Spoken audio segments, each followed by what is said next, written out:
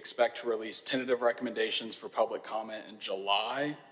Following those public comments, the governor will submit the state's recommendations to the IRS in August to be made official by the IRS in January of 2027. So a little background on our process. So primarily this was a working group made up of staff with the planning department, the housing department, and then the Economic Development Corporation. We went through and made recommendations for tracks based on projects or initiatives that staff in planning and housing were aware of, as well as EDC. Sent those recommendations as well as some alternatives to the city manager's office. And we've been collaborating with the Mid-America Regional Council, as well as local partners with UMKC, University Health, and even the Missouri Department of Natural Resources on some of our submissions. So for this submission, we identified 25 tracks. So Kyle mentioned we had around 30 last year.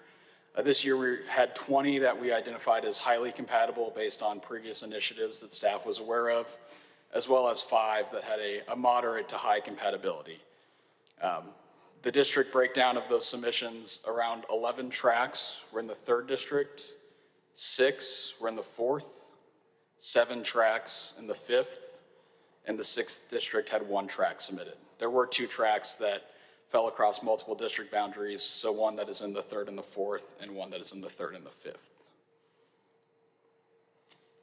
So here's a big picture view of the city. I know this is a little hard to read, but the tracks in blue were tracks that were submitted by the city.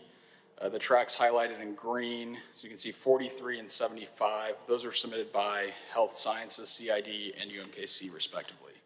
So I have some zooms as well so that you can get a better sense geographically. So here's kind of the northernmost portion, north of South Loop.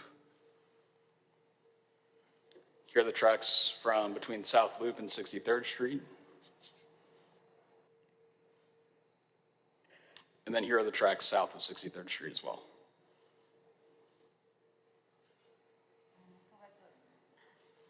Can you go back, please? Yep. This one or one more?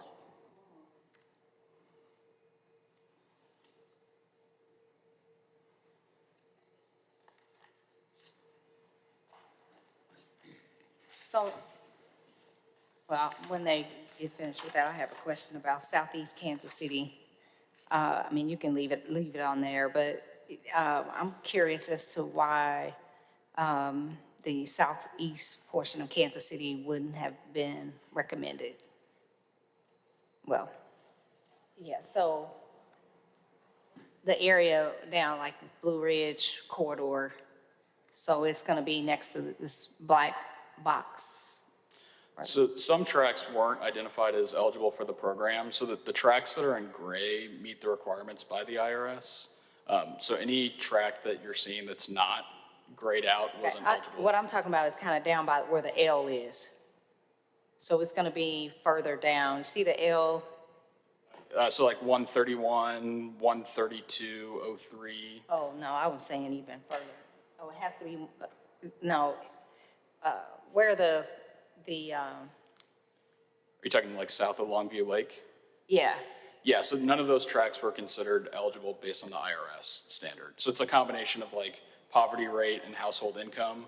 So the IRS essentially is telling us, here are the tracks that are eligible for these programs, and those are the tracks that are highlighted in gray. oh, maybe I'm, okay, all right, thank you. I think you're in there. Yeah, so if you look at the bigger map of all of them, anything that shows up gray, blue, or green were eligible tracks. Anything that's not one of those colors wouldn't even be one we could consider. Where's 132?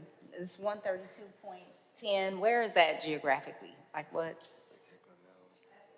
Area I'm Ruskin Hills, just south of Robandy. Ruskin and, yeah, okay, well, that's the area I'm, Yeah, Ruskin High School. Ruskin's there, but like, this is great. Yeah, that's great. Oh, yeah, so, This is not in the city. yeah, all right, I think you covered it. I think it's in there, it's late. Good. Okay, thank you. It's been a long committee. Yeah. All right, did you have other questions, Councilwoman? Yeah, I was trying to locate just the kind of 3rd district area. Yeah. Did we get this email to us in color? I don't know if you did or didn't, we'll make sure you do get it. Okay. We've got it, and we can also put an aerial underneath it and some street names too. Okay, thank you.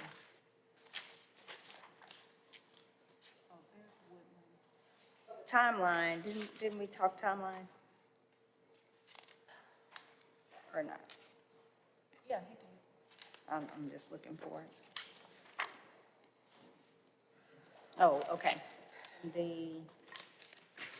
Okay, January 2027. Yep. And I guess the thing, because, you know, we've had opportunity zones, you know, as you've already specified, but I can't see that we really use them to our benefit. I mean, I don't see that we have much investment that occurs. Am I out of my mind here? So one of the things we wanted to be able to provide you too, which would be a regular, I would think a common question would be, how successful are these? Are they, Yeah. are they a tool that, that benefits certain types of developments that would help us figure out where we need to place them? Well, they are federal programs. We don't track them. We wouldn't necessarily know whether or not somebody that's exercised that option or not. That is one of the things that they found through the federal program they've started to correct.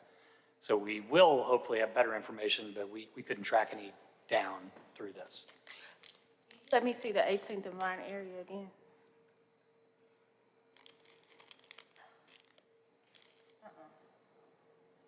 There you go.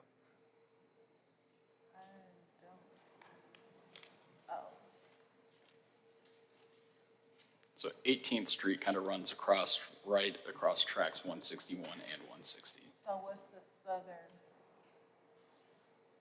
It's like 22nd. 23rd Street is the southern bound of track 160. Okay, and then you take it a little further to where? Armour.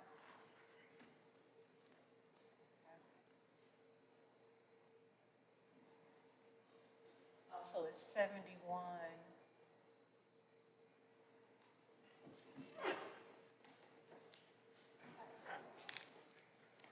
And so why did you choose, or why was this selection made, or, How was it made? well, why were there some areas that were not submitted, actually, is the, So around 30 is what they told us we should basically shoot for. So we tried to stay around that ballpark. We also looked internally, based on the questions they asked, which of these would be the most compatible. So those are things like where development pattern occurs, where there's a bunch of ownership patterns that make the most sense, like out of vacant lots and things like that. So we compared those where infrastructure were, where our capital investments are, and we basically did our best to come up with the right answers for these. Which normally on these, we would come present to you before we present. We never could, unfortunately, get in front of. sure, okay. Yep. All right, well, thank you. Anybody else have more questions? Thank you for the presentation. I would say we definitely want to have you come back once, once everything's finalized and we know what has been approved. If you'll come back to the committee, provide us more insight, and then also let us know whether or not we'll be able to track whether or not they're successful. Because I do think there's probably some opportunity we could we could take advantage of, or we could leverage this better for the development that we need here in Kansas City, the investment we're looking for. I think one of Matt's first questions and one of Dion Lewis's first questions is who implements these? And working with the EDC, that's one of the groups that will help know, or investors know, these are an option that could be beneficial. Sure, okay. Thank you so much. Well, thank you, everybody, for hanging in there. It's been a long committee, so we appreciate it. Thank you. I will adjourn unless there's additional business. We're good? Okay, we'll Oh, I adjourn. forgot. Too late.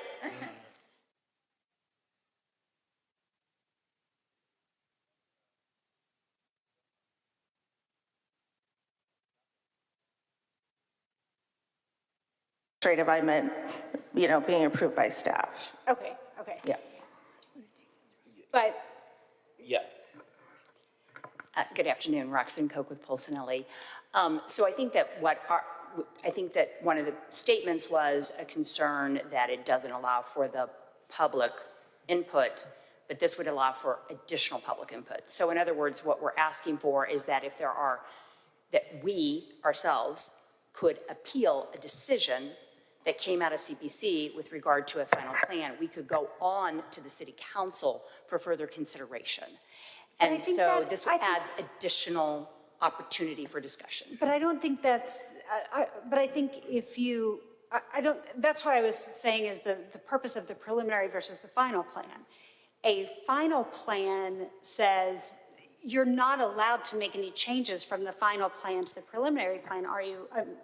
So we would not be asking for changes to the preliminary plan at that stage. It would only be because we could be in a situation in which we bring forward a final plan and additional conditions be placed on that aren't necessarily something that would be required by the preliminary plan.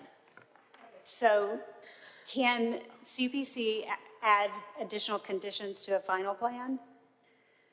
CPC would probably add additional conditions to a final plan to ensure that the development is consistent with the preliminary plan and other standards of the zoning and development code. So is that possible? Yes, but they would be based on what's approved in the preliminary development plan and other applicable standards. In any other final plan that goes to CPC, what is the appeal procedure? So if CPC does not approve a final development plan, that can be appealed to the city council within 60 days if it's not approved. Conditions cannot be, so if it's approved with conditions, that is not appealable to the city council. Again, Ms. Baxter may have more details about legal requirements, but in general, the place for conditions to be discussed and approved is at CPC. Right, and the code allows an appeal to council, though, when there's a disapproval. I'm just looking, I mean, we just received some of these requested changes. Yesterday, it looks like it's been modified to allow appeal of disapproval or approval of conditions. I think I'd have to ask the development team to explain that. And we can, once, I know there was a lot of changes to the ordinance, but I'm trying to understand the normal process, and we can talk about that later, but I think Yeah. just in a normal final plan, the process would, because the intent of a final plan is so there would not be significant changes. And really, you don't normally want public, I mean, you don't, there shouldn't be the need for public testimony on a final plan because a final plan should not change anything significantly from the preliminary plan. Or you would need to go through the process again. Right. Right, yep. So to be clear, the concern that we have is that at final plan, there could be added conditions that make it more restrictive than what the underlying preliminary development plan would have considered. And so that is where we would like to have an appeal. It doesn't mean that we would necessarily be appealing to change the preliminary plan and to lessen conditions that would be required by the preliminary plan, but we don't want it to necessarily be more restrictive and not have the ability to appeal to the city council. Well, I think that's possible, but I think I mean, has that ever occurred? Have conditions ever occurred? I mean, I don't think that is it possible? Is it realistic? Maybe it's realistic because you have a plan that covers such a significant amount of space over a long period of time that you're trying to do an MPD plan on an area where you don't necessarily know what you're going to build right now. And so you want to come back with a final plan on an area and make some changes later on that, For example, we could be on Block M where we are asking for that additional height. Council may grant that. We could come for a final plan at CPC and they say, well, we're okay with it, but we want you to restrict it to something less than what's authorized by the underlying preliminary plan. And that could be a condition that they could add.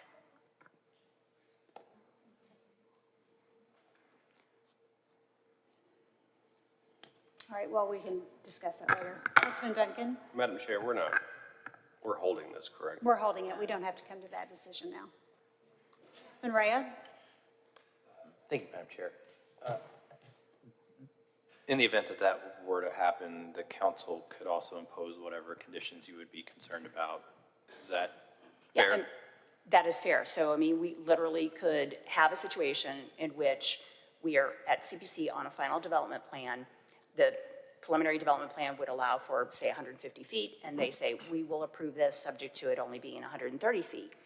And then we could come to council, and we would not expect to ask for 160 feet. We would expect to potentially ask for the 150 feet. I mean, that's the broadest type scenario. There could be smaller conditions than that, Yeah. but that would be, you know, one that would merit, I think, full council review to be able to come back to the council and ask for the conditions to not be additive to what's already in the preliminary development plan. So I guess my point is, no matter what CPC does, it comes before us to ultimately decide. No, Yeah. MPD final plans do not come before city council in the course of normal business. They're approved by the CPC. Okay, I see, and that's at the core of And we're what the asking, request is, okay. yeah, and we're just asking for the additional opportunity to come to the council to appeal a CPC decision on a final plan. All right, Councilman Curls. Thank you, Madam Chair. So that I'm clear, what's the next steps? We're holding this Yes. today. We're bringing it back to committee next week. Yes. And are we voting at that time, or there's more, are we looking at more plans coming, or some, what's? I think that we could possibly entertain a committee substitute. I think they have presented several, and I would love it if we could get your slides. They have presented some additional recommendations to change from the additional, from what we have before us right now, which was what came out of CPC. I think you will probably hear some testimony very soon of some suggestions of possibly alternatives to what we have before us now from the So we're community. getting, Go ahead. Go ahead. so we're getting ready to hear public testimony Yes, now? yes. And will we have public testimony next week? No, No. So this is the only opportunity for public testimony? yes. Yes. All right. Anything else? All right. If there are no other questions, I will go to public testimony. I'm going to call, I have several, not a lot, but I'll go ahead and call, just so you'll know the order that you're in. Uh-oh. Sorry. That's all right. Amelia, you have walk-up music. We'll have Amelia McIntyre, Thomas Davis, and Marshall Miller. We have a Stand live, back. we have a Stand very back. live microphone here. You will have 2 minutes when Howard gets the timer going here. All right, go Amelia ahead. McIntyre. I am a resident in the North Plaza area and a member of the Plaza Westport Neighborhood Association.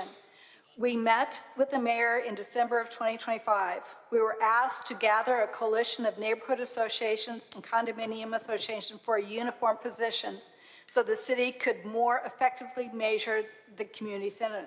We did so. We have provided in the testimony a letter that is from multiple neighborhoods and condominium association, including Plaza Westport, Rock Hill Homes Association, Hyde Park, Southmoreland Neighborhoods, Parkway Towers, Hemingway East, 46 Jefferson, Townsend Place, and Oakwall condominiums. We supported the staff's recommendation to the City Plan Commission, in which they recommended 5 to 6 stories.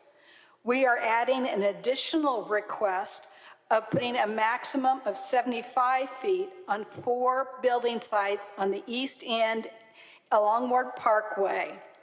Those sites are labeled in the MPD as D, which is the Commerce Bank site, O, which is the Hall site, J, Jack Stack, and M, the True Food Capital Grill block.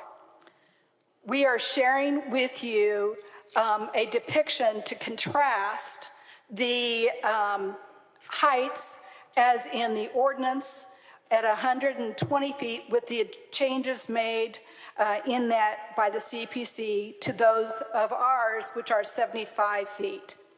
We are specifically requesting that there be a committee sub to change section B12C of the ordinance to limit those 4 sites, J, O, M, and D, to 75 feet.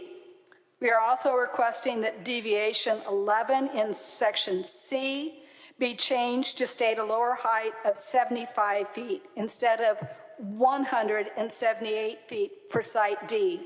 For some of you will recall that that site was limited to 45 feet as recently as 2017. If there's more density that is needed to support their financial investment, I would encourage you to look at sites M and F, which are closer to the 275 feet at Seville West, which we would note we did not object to because that was intended to hold locked in place, even though that was now a failed effort. Thank you. Thank you. And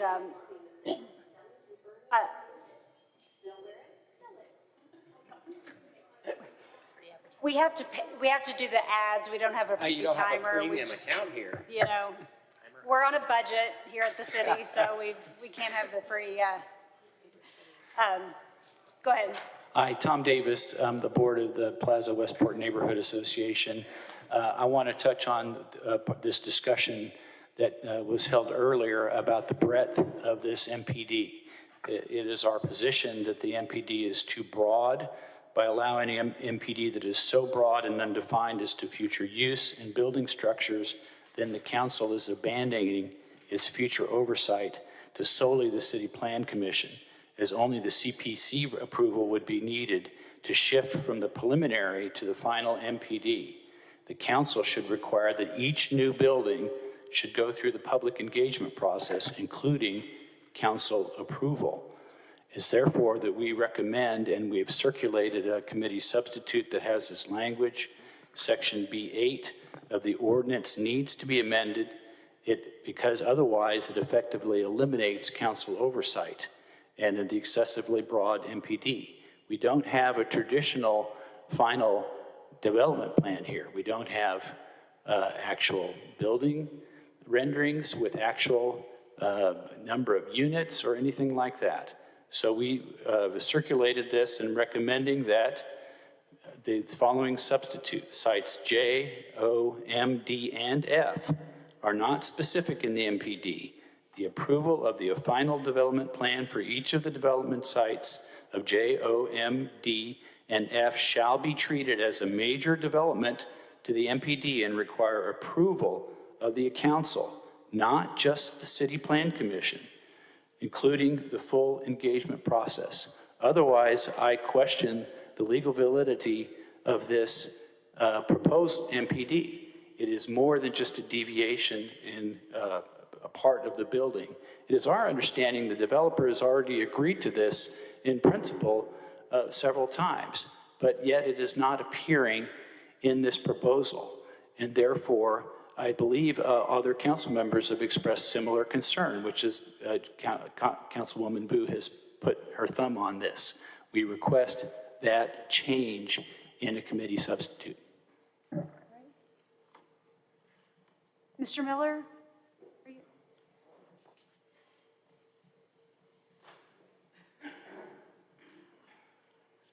My name is Marshall Miller. I live at 701 East 45th Street. I've been in this room since the 1970s on exactly the same issues. I also own a building at 4929 Main Street. I've lived in my home for 51 years, my building for 31 years, half a city block. I was the first person to ever give back 353 status when I bought my building and didn't need it and didn't want it. I'm not here to oppose this project, But I'm here to stress that while I welcome, and the organizations I've been involved in welcome development, there's a reason for these plans. And that was the last time there was a height issue at the plaza, was the Sailors Project. I organized and chaired the committee that opposed the Sailors Project in 1984. That was a long, drawn-out event, 33 hearings in this room. I have the videotapes. The reason then, when that project had a 53-story building and 4 40-story buildings, and the city had no height restrictions or controls whatsoever. As a result, the city hired very expert people from New York that came in. There was a community effort of everyone involved, developers, landowners, and the community, and we spent literally several years arguing out exactly what Midtown Kansas City should look like from a height. And the interesting thing about the bowl concept that nobody thinks about is that was J.C. Nichols' concept. He wanted apartments to support the buildings, but they were 1 block away, so people could walk to, not in the center.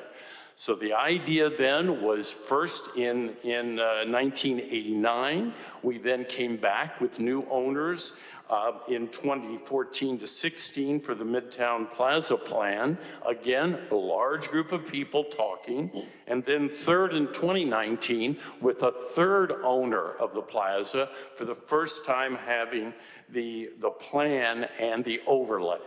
So there has been a long, long history here. There's nothing new. It's exactly the same. It's a treasured area, but all of Midtown needs to be carefully considered. Thank you for your time. Thank you. Christy Wilson, Dan Ryan, and Vicki Notice.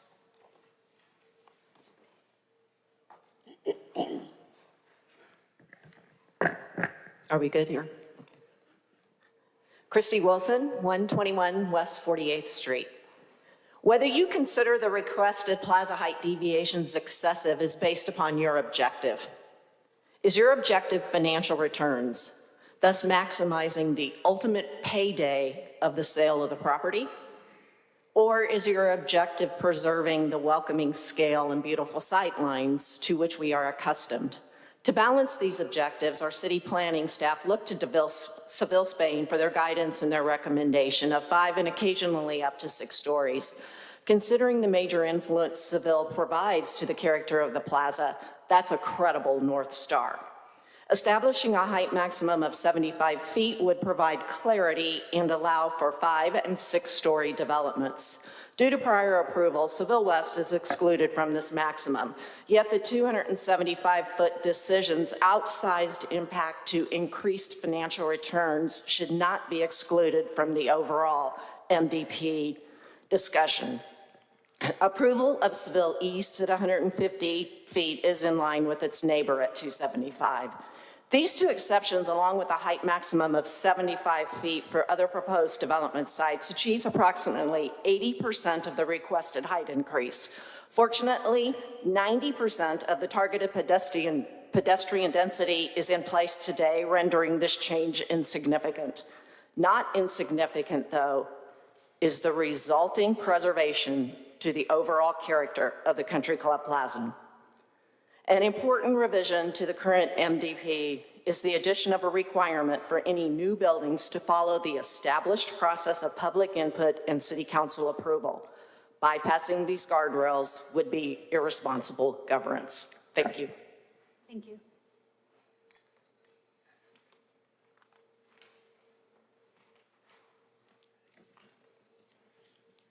Good afternoon. My name is Dan Ryan.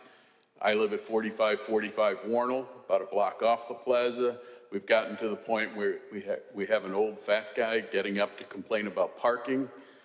More seriously, my wife and I moved to Parkway Towers 5 years ago, block off the plaza because we love this area. We chose it for our retirement years. I'm not here as somebody who wants the plaza frozen in amber. I really want it to thrive, but I am concerned about the parking situation. The proposal I've seen would cut plaza parking from 5,000 spots to 2,500 spots. I understand the argument that a lot of the parking is poorly designed. I agree that garage by O'Dowd's is an escape room with oil stains. But badly designed parking is still parking, and those spots are used every day and they are necessary. The plaza is not just a neighborhood shopping strip. It is a regional destination with 1 million square feet and of retail and commercial space.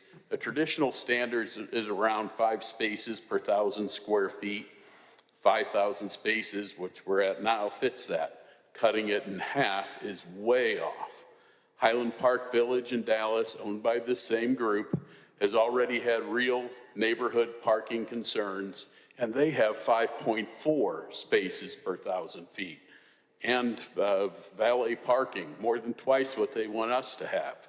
Their mayor in Highland Park said residents were upset not only about parking, but about losing community charm and not being able to get in and out. That's our warning sign. That's twice the parking and they're having trouble.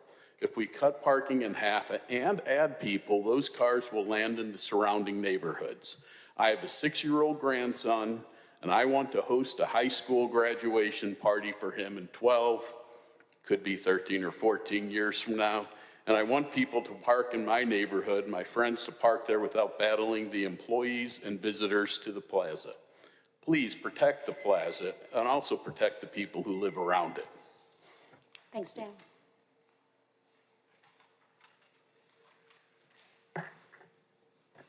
Good afternoon. My name is Vicki Notice. I live at 14 East 55th Terrace. I'm an architect and planner and currently president until tonight of the historic Kansas City.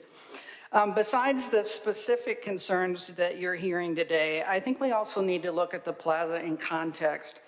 It's 100 years old. It's never been stagnant. It's survived through floods and the Depression and wars and all kinds of things that have continually kept it changing, including changes in the market for retail and office and housing. The city has always taken the lead in managing this growth and using the plans that Marshall Miller has talked about, using the original plaza plan, its update, and then the plaza district overlay zoning. Even under those guidances, we have built more than 1 million square feet of office, retail, and residential and hotel in the plaza within the last 35 years. We've never, I don't think anybody's opposed to change. I think we all recognize that it's going to change.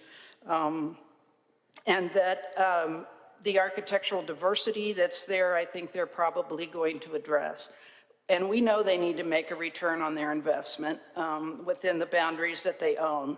And that's why this coalition of neighborhoods in HKC have agreed that raising the heights from 45 to 75, which the staff recommended, or even 90, which CPC recommended, is a huge compromise. That's more than double what the zoning requires now.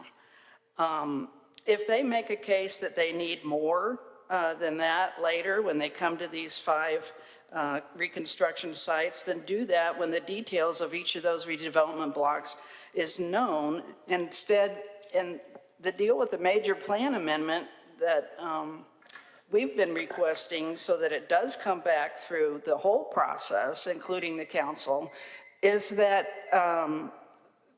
as Ms. Koch described, if it goes the other way and you treat these empty blocks that are nothing right now, we don't know what they're going to be, as minor amendments, and it only goes through CPC, they're the only ones who can appeal it to the council.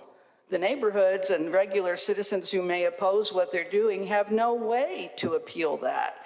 You need to take care of that now while you have the chance, and the city leadership has always been there to guide complicated development on the plaza without making huge mistakes. And I think if this goes through with these heights and no way to correct them later, this could be an unfixable 100-year mistake. Thank you. Jim Wansner, Ethan Starr, and Mike Talboy.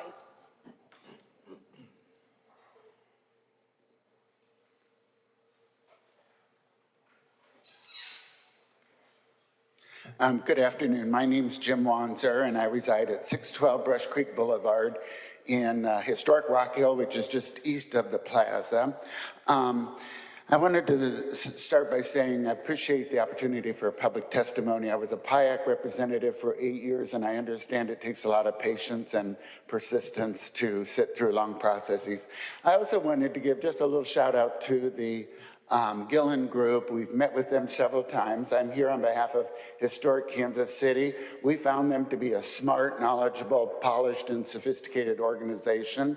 And, but they came to town and they got the purchase of the century. They got 15 square blocks of prime real estate in Kansas City for $175 million, I believe, that had just sold 8 years earlier for $660 million. So they, by everybody's standard, they got a rock bottom price. They also hired one of the best real estate development attorneys in the city, that's you, Roxanne, and they've been engaging. But when we've engaged them, nothing seems to change much from their original MPD. And so they play their plans very smart. They ask for the moon, and I think they hope to settle for some stars, because they're asking for exemptions to almost everything. The height, the process, the sidewalks, the list goes on. We had a 2-page list of deviations they are seeking, and probably the density and the height are the most important.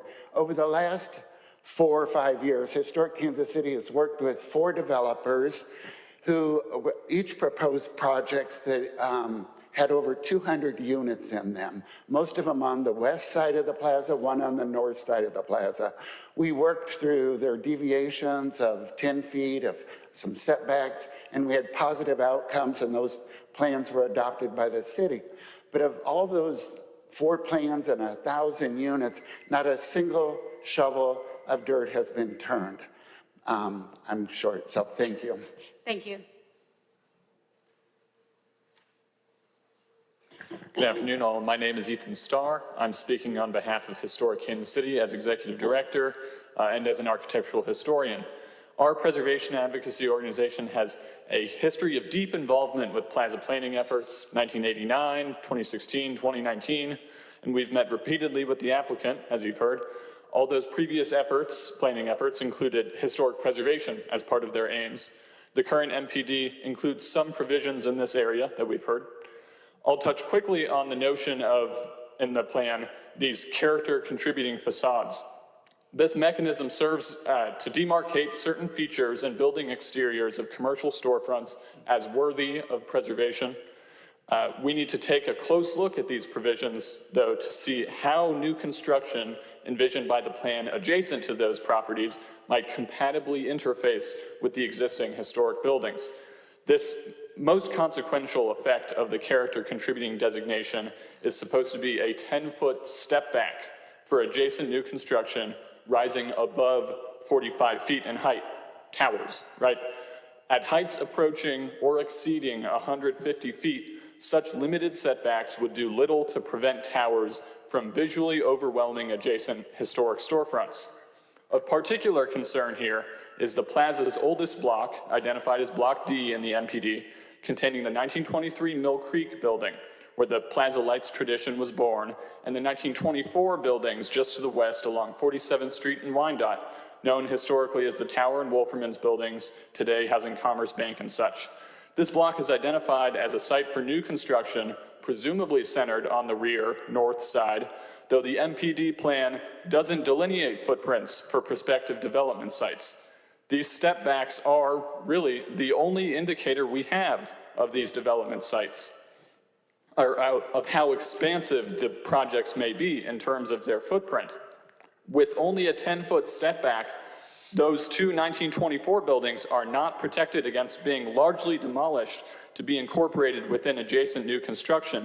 The 1923 Mill Creek building, likewise, is not safeguarded by its 20-foot step back. Each of those buildings, I should note, is 75 feet deep and should have at least 45, 50 feet protected, right?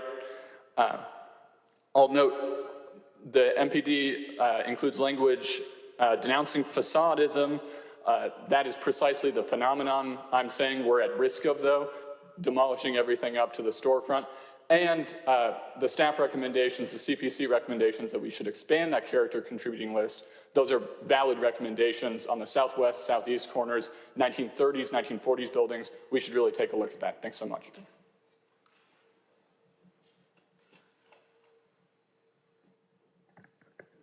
Thank you very much. Mike Talboy, the Greater Kansas City Building and Construction Trades Council. I'm just going to go on record in support of having that development plan move forward. The development team has been very supportive of the working men and women in the area. They have been engaged with us for several weeks and months, and we've had great discussions on how to team up moving forward. And so I just want to go on record in support. So thank you. Thank you.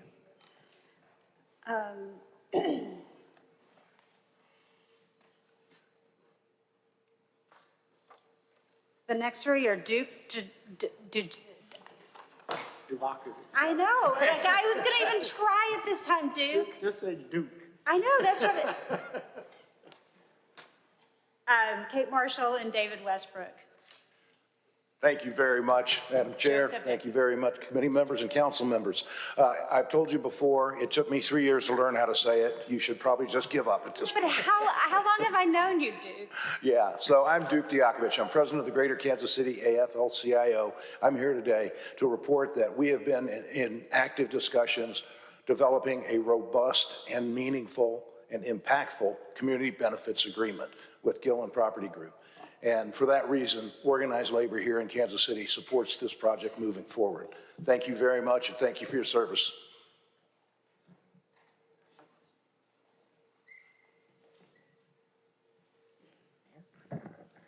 Thank you very much. Good morning, or good afternoon, I should say. I'm David Westbrook. I am chair of the Plaza District Council. We have offices at 420 Nichols, and we are delighted to be here to offer enthusiastic and cautious support of the proposal that's on the table.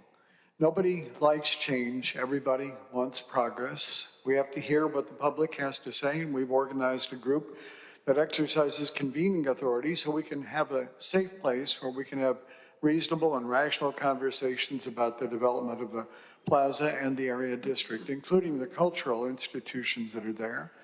I was the family who gave birth to David Westbrook.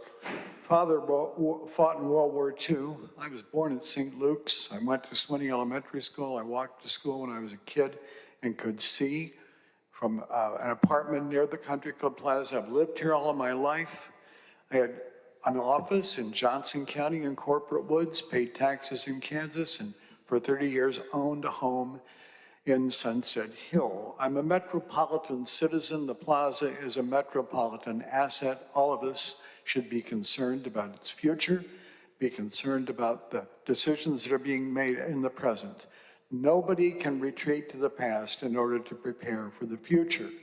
Nobody can live with a future that is so distant from the present that it brings us no sense of heritage or a sense of belonging to community. I'm here because I trust the people who are developing this project.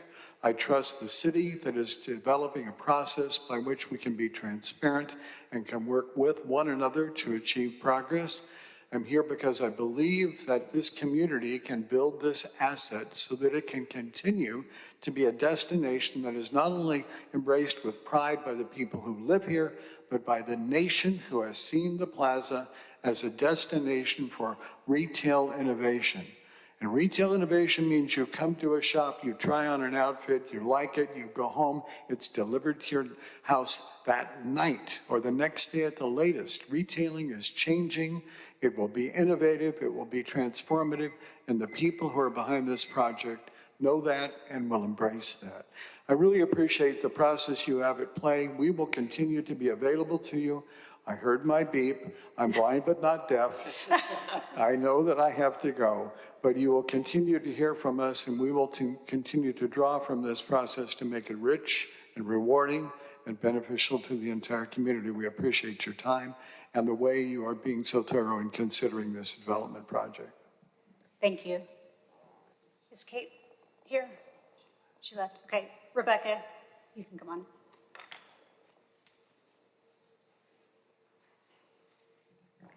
Good morning. My name is Rebecca Page. Thank you for allowing me to speak. I am a resident of the plaza at 4508 Mill Creek. My husband and I own a condo only 2 blocks away, and I'm here on behalf of the Mill Creek Homeowners Association. I'm also employed on the plaza and have worked on it for many years. Forgive me, I am a layman, and this is my first time addressing a city council, so I'm gonna just let my address speak for itself. I came here today to speak out loudly in favor of Gillen Property Management regarding their plans to refurbish the plaza. And add height, with not just my own voice, but the authority of 8 other owners actually on the plaza. I hear a lot of these people talking and see them, and not only are they in the later stages of their life, they're talking about Hyde Park and Southmoreland, and that's not the plaza. I hear about them harping on the concept of Gillen making a profit.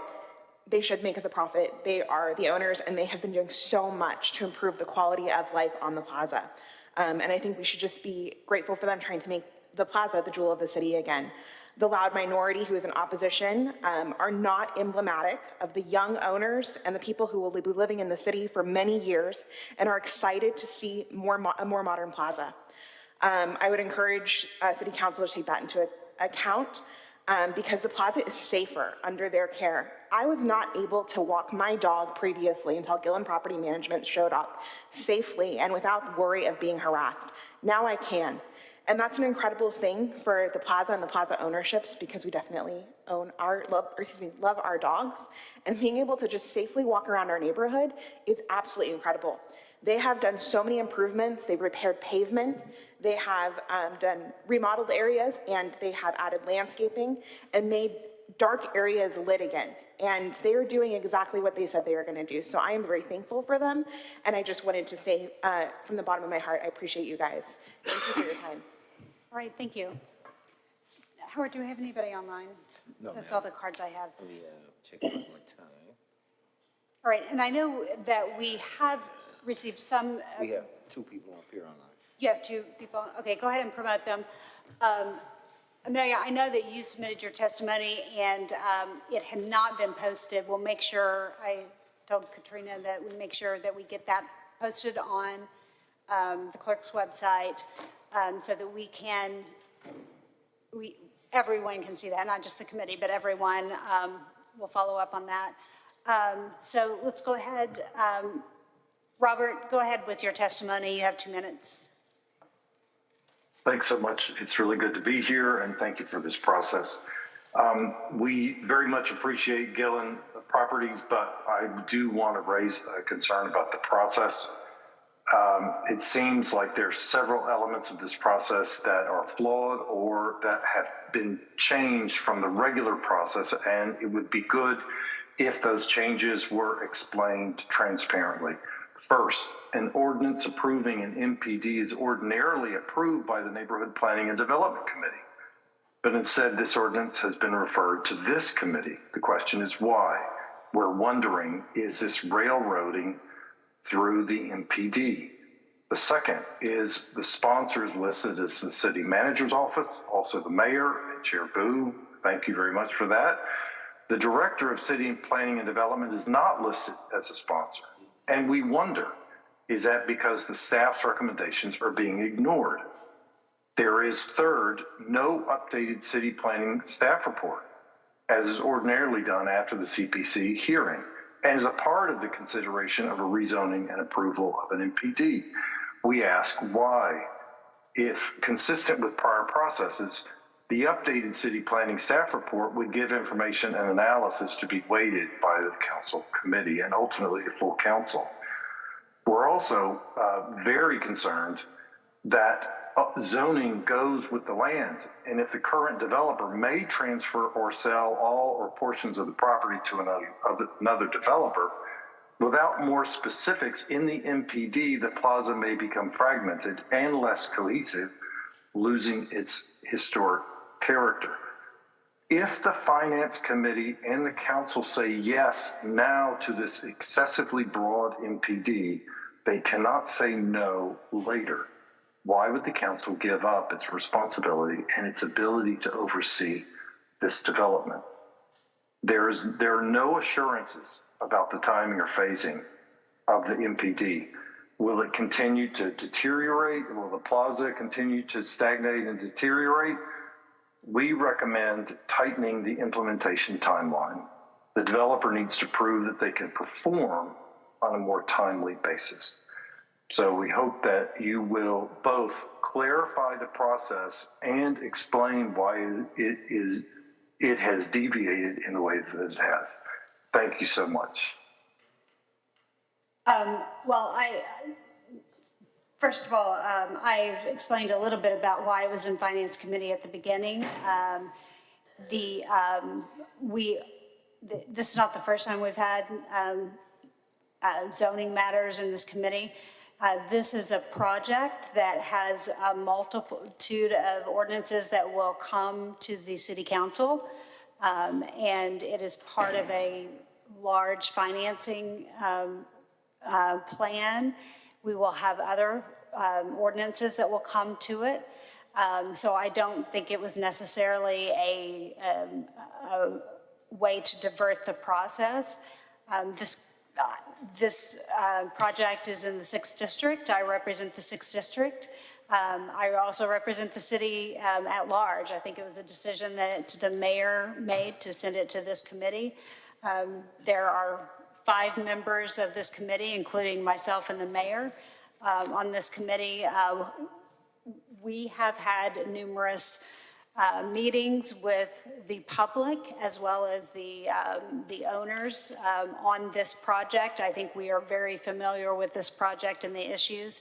And I think the mayor made a determination to send it to finance because of all of the component parts of this project. And not only the finance, but the development. Just from a personal standpoint, I do have some experience in the area of planning and zoning, and I think that members of this committee have seen ordinances like this before. So I think that this was not at all intended to divert the process, but to have this committee who's going to see ordinances related to the plaza be able to have some consistency moving forward. So I said it at the beginning so it would be clear, and I just want to say it again in response to that, those questions. So Chris, I think you're next. Thank you. Yeah, Chris Koch, speaking today as an architect as well as the president of Hyde Park Neighborhood Association. Good afternoon, council members. Thank you for allowing me the opportunity to provide our community's feedback to you all. We still have significant concerns about preserving the view corridors from the east and the south specifically. We feel that even the 125 or 120 foot heights recommended by the city CPC would effectively seal off the plaza to the east and the south. And this potentially sends the wrong message to residents outside of the plaza core, including the nearby lower density residential neighborhoods, such as Hyde Park, Southmoreland, Rock Hill. The plaza would become insular and focused only on those residents that can afford to live in the high-rise multifamily residences. By walling off the plaza, it becomes exclusionary to other residents and even the visitors that this district attracts. A maximum height of 75 feet on the 4 sites would help preserve the investment of the adjacent community's residences and other property owners. We do support an increase in the height from east to west, enhancing the visual corridor from the east, which draws people into the Country Club Plaza and reduces the impact on that historical character, while still encouraging the enhancements that we are excited and welcome to share with this community from Gillian Properties. Thank you for your time. Thank you. Is that it, Howard? Pierce. All right. As I said, we will hold this ordinance. I do think we have to go to the street vacation since you waited patiently. Let's go ahead and take that up. And Howard, this is locked. Just so we will be prepared next week with that. And we still have 45 minutes before the next committee. Right on time.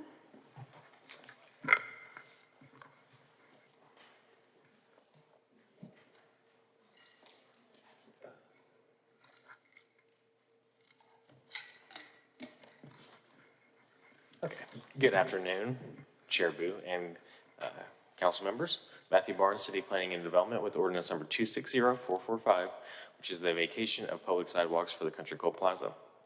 Site is located within the Country Club Plaza in the 6th District, which is the Midtown Plaza area plan.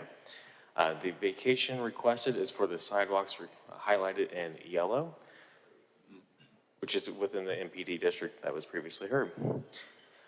This does not include any sidewalks or right-of-way under the ownership of the Parks Department, so Ward Parkway or Mill Creek Parkway are not under consideration today. This also does not include any of the public streets, so this is strictly the sidewalks. If the applicant does want to come back in the future to widen the sidewalks or reconfigure or create pedestrian plazas, that will come before you again. This is strictly for the sidewalks. An approval of this vacation will allow for the property owner to assume all full control of the sidewalks, including responsibility for maintenance and the ability to install elements within that, such as planters, benches, public art, and similar amenities. So here's just a site plan showing the sidewalks again in orange. Blue sidewalks, teal, are not under consideration. There are several utility companies that do have utilities within this right-of-way. So they are requesting that utility easements are placed and those facilities are protected. And there's KCMO Water Services, traffic signal equipment, AT&T, Evergy, Spectrum Charter, and Spire.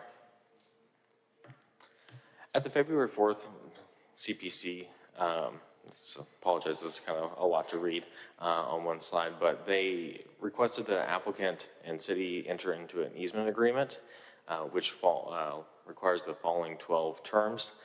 These are generally the public pedestrian access that allows for continued pedestrian access 24/7, 365. This doesn't prohibits any checkpoints or controlled access, as we've seen at like Westport. The reservation of utility easements, as I previously said, for water services, traffic signal equipment, and other utility companies. Coordination between the landowner and the city for any improvements, contacts for the landowner and city, and then requirement that the landowner maintain and the private improvements within that vacated right-of-way. Decorative streetlights maintained by the owner, the landowner comply with all ADA requirements, that the landowner make public its code of conduct, a good neighborhood provision, and that this agreement runs with the land, no matter the owner. The applicant has provided that easement. I'm not sure that it has been reviewed by our law department thoroughly at this time.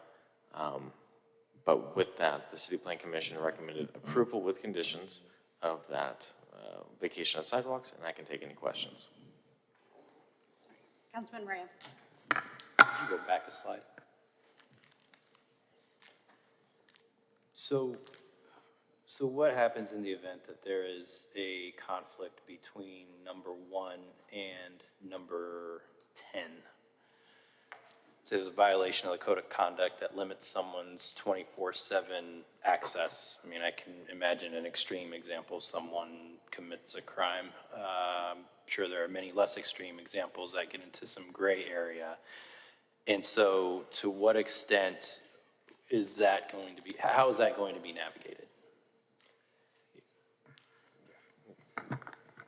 I'll take a stab at that, Councilman.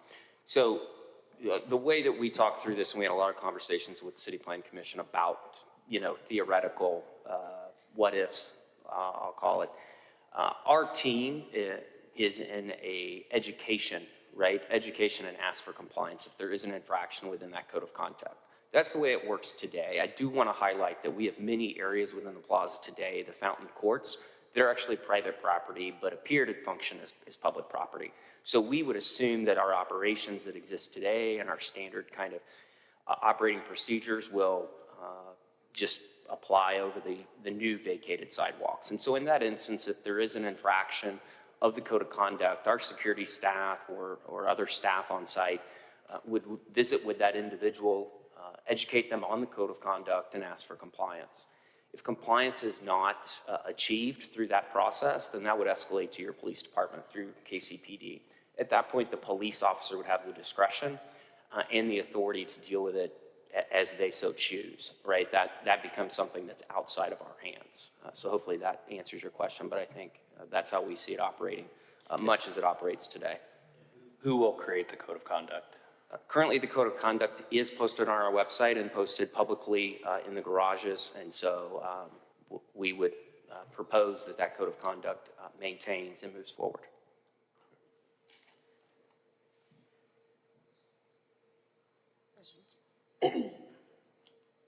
Right. Is there any public testimony for 260445? No one appears. Please, Duke. I think you wanted to testify on this one. Go ahead. No one appears by Zoom, and there was no further testimony. All right. We will hold this one as well and take it up when we take up the MPD. All right. We do have one item to go back to.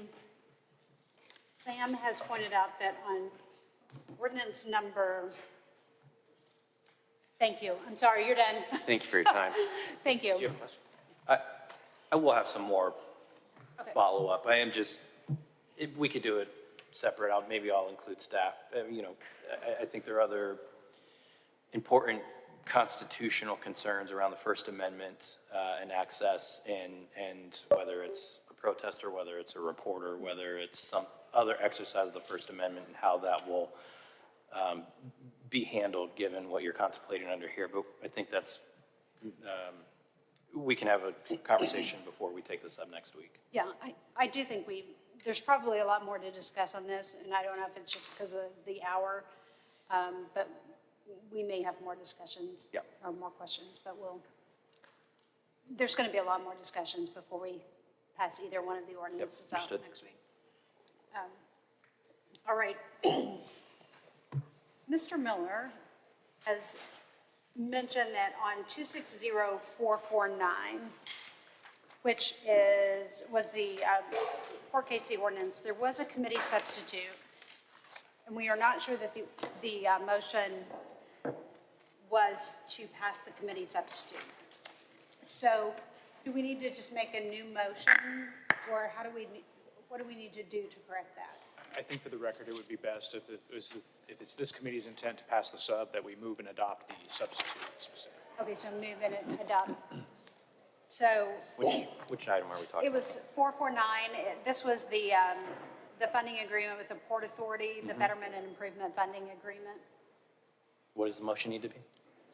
The motion that was made was to advance and do pass on the original ordinance, but there was a committee sub that was read by the clerk as the ordinance was taken up. So I'm just seeking clarity on which version the committee wants to advance out of. Madam Chair, I move that Madam Chair, I move that committee sub for ordinance number 260449 be reported out of committee with recommendation of advance and do pass. Thank you. It's been moved and seconded that committee sub for ordinance number 260449 be reported out of committee with a recommendation of advance and do pass. All those in favor, please say aye. Aye. Any opposed? Okay, that motion passes, so we will hear the committee sub. I think that was, thank you, bringing that to our attention. With that, I believe that the business before the committee is concluded, and we will adjourn. Thank you, Sam. I was still too focused on the entertainment district. 20 years ago, our district didn't look like this. Downtown was quiet and dark at night. Nobody stuck around past 5 p.m. 20 years ago, this city was getting ready for a rebirth. And 20 years ago, the ambassadors took to the streets. 50 men and women, the bumblebees, working 365 days per year, took to the downtown streets. They had a clear and simple mission: to clean, to keep people safe, and to make the city attractive. And the results? 145 city blocks revitalized, 41,600 hours of work, 260,000 bags of trash collected, 28,000 graffiti tags erased, 1.5 million meals served to those in need, 156,000 citizens assisted, and they're just getting started. Today, our district is thriving, and in the midst of a $9.8 billion renaissance, the population downtown has increased 147% since our ambassadors hit the streets, making it the fastest growing neighborhood in the region. Our district is now the premier location in the city for entertainment, epic celebrations, world-class dining, and boutique shopping experiences. The ambassadors helped lay the groundwork for this transformation. Relentlessly invest in making our streets clean and safe, laying the groundwork for who we are today. And we are just getting started.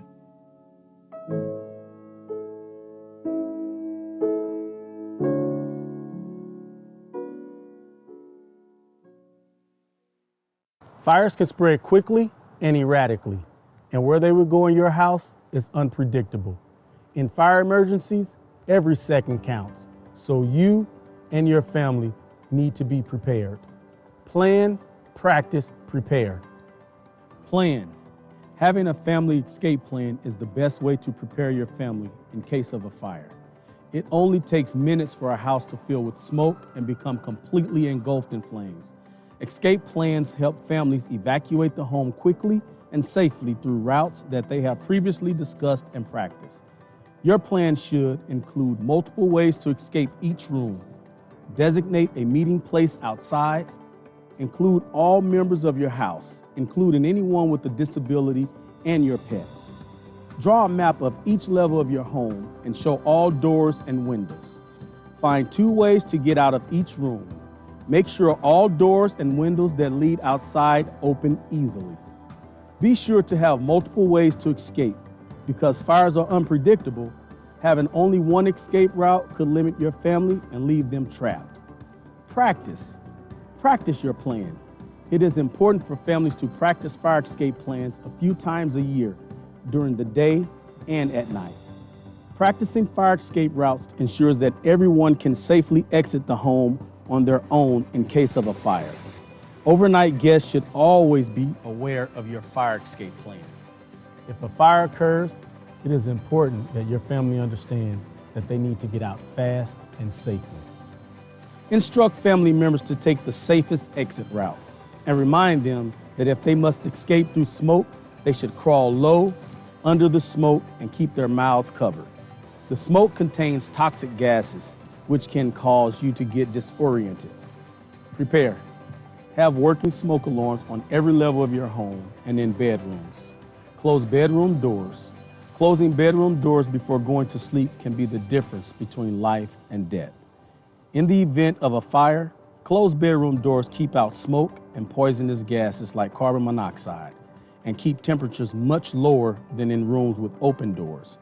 That gives occupants more time to survive and get out.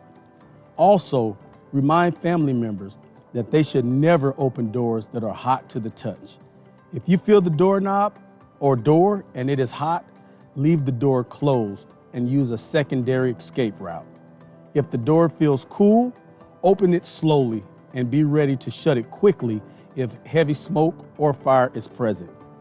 If all of your escape routes are blocked and you become trapped, close the doors and cover vents and cracks around the doors to keep the smoke out and call 911 immediately. Stay where you are and signal for help at the window with a light-colored cloth or flashlight. Remind family members that once they're out, it is important to stay out. You should never go back into a burning building for any reason. If someone is trapped in the home, allow firefighters who are equipped to enter the home to rescue them. KCFD wants you and your family to stay safe and healthy. Plan, practice, prepare your escape plan today. Hi, I'm Tyler Haney, firefighter EMT with the Kansas City, Missouri Fire Department. Each year, we treat hundreds of children related to accidents that occurred in the home. Many of the most common accidents and injuries can be prevented.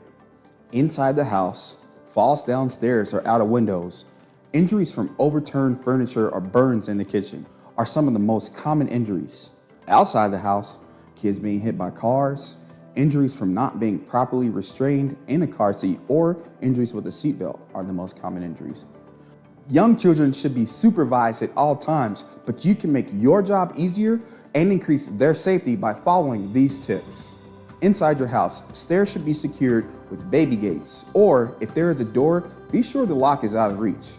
Railing spindles should be no wider than 4 inches to prevent infants or toddlers from squeezing through. Make sure there are no objects near the stair gates or railings that would allow an adventurous toddler to climb over. Furniture can also cause injuries to children. Children may run into a corner or the edge of a piece of furniture, or may become trapped under a piece of furniture that is tipped over. Cover sharp edges with foam guards or pads. It also helps to point out to the children that as they get taller, they need to look out for these things. Make sure tall furniture that may look like an attractive thing for a young child to climb on is secured to the wall, keeping it from tipping. For windows, make sure all windows are secure or have guards on them. And when windows are open, make sure children do not have direct access to the window. Most window screens are not rated to bear the weight of even young toddlers leaning or banging against them. Outside, kids being hit by cars is the third leading cause of death in children. To prevent this, it is important to remember that young kids are short enough that often they are not visible over objects that taller kids and adults can see over. You may see the car over the parked cars at the curb. The car may see you behind those cars, but does the driver of the car see your small child standing on the other side of those parked cars? If not, your child could dart out from in between a line of parked cars, and drivers are unlikely to see them until it is too late. Around any kind of moving vehicle, have a hand on your child. If you're driving or getting ready to drive, make sure you have cleared the area around your car. Often, kids playing in a driveway or on a driveway or sidewalk are too short to be seen in the mirrors or over the hood. It also helps to educate your child about the dangers of cars. Even small children are capable of grasping the concept of danger, and they will feel empowered if you include them on the steps to help keep them safe. The best way to prevent injuries while riding in a vehicle is to make sure that all occupants are wearing the appropriate restraint device for their age and size. For infants and children under 2 years old, that means they should be properly secured into a rear-facing car seat in the back seat. Children 2 to 5 years old should still be in a car seat, but it can be a forward-facing car seat, and in the back seat is still the best location. Once children outgrow their forward-facing seat, they should be buckled into a booster seat until a seatbelt fits them properly. A proper seatbelt fit usually occurs when children are just over 4.5 feet tall, somewhere between age 9 and 12. Seatbelts fit properly when the lap belt lays across the upper thighs, not the stomach, and the shoulder belt lays across the chest, not the neck. We want you and your family to stay safe.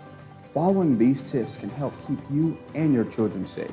For more information, go to kcmo.gov/fire.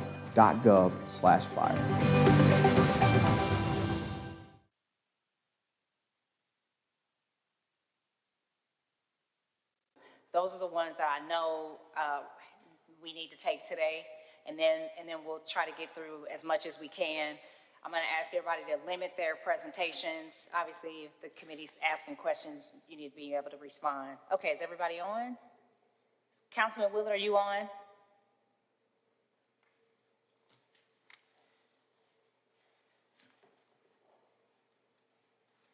Madam Clerk, can you see if Councilman Willard is on, please?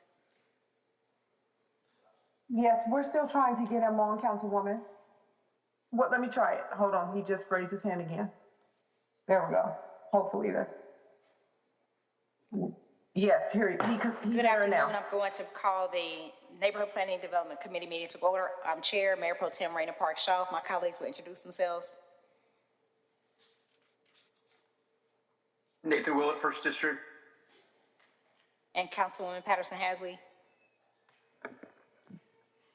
Patterson Hasley, 3rd District at large. Staff. Bertha Ross, City Clerk's Office. Sarah Baxter, Law Department. Travis Kiefer, Casey Water. Kyle Lick, Kansas City Planning. Yep, all at once. You have to read them all. Okay, thank you. Madam Clerk, if you'll move forward with all the consents. Yes, ma'am. 260428, approving the plat of flex caves in addition to Jackson County, Missouri, on approximately 4.38 acres generally located on the north side of East 135th Street, approximately 150 feet west of Oak Street, creating one lot for the purpose of commercial development, accepting various easements, authorizing the Director of City Planning and Development to execute and/or accept certain agreements, and directing the city clerk to facilitate the recordation of this ordinance and attach the documents. 260411, resolution appointing Alice Ellison and Albert Kelly as successors Director to Linwood Square Shopping Center Community Improvement District. 260412, appointing Jared Campbell as a successor Director to the 906 Grand Community Improvement District. 260413, appointing Matthew Iway, Cheryl Gimbelvo, and Stephanie Porter as successor directors to the Pioneer Center Community Improvement District. 260414, appointing Tim Harris and Kelly Harris Klein as successor directors to Valley View Community Improvement District. 260415, appointing Candace Hayes, Christian Scarecross, and William Vega as successor directors to Historic Kansas City Club Community Improvement District. 260416, appointing Mark Mobley, Bob Coates, and Mike Beal as successor directors to the Pioneer Plaza Community Improvement District. 260417, appointing Jake Baker, Trevor Stevens, and Trip Moore as successor directors to the West Bottom Central Community Improvement District. 260421, appointing Russ Klein and Ryan Klein as successor directors to the Flint Lock Shops Community Improvement District. 260422, appointing Mike Levitt and Kylie Brooks as successor directors to the Tiffany Square East Community Improvement District. 260423, appointing Leonard Maribel and Jordan Maribel as successor directors to the Watts Mill Improvement District. 260424, appointing Amy Eller, Angie Rogers, and Jamie Block as successor directors to the Landing Mall Community Improvement District. 260425, appointing Ryan Klein, Russ Klein, and Angie Rogers as successors directors to the Skelly Community Improvement District. 260426, appointing Josh North and Rita Burke as successor directors to the 1707 Locust Community Improvement District. And 260427, appointing Mark Moberly, Mark Heller, Haley Bruner as successor directors to the Wall Street Garbage Community Improvement District. Thank you for that. Is there any public testimony? These items are in accordance with state statutes and codes. We recommend approval. All right, any public testimony? Okay, I will entertain a motion on all of these ordinances to place these on consent.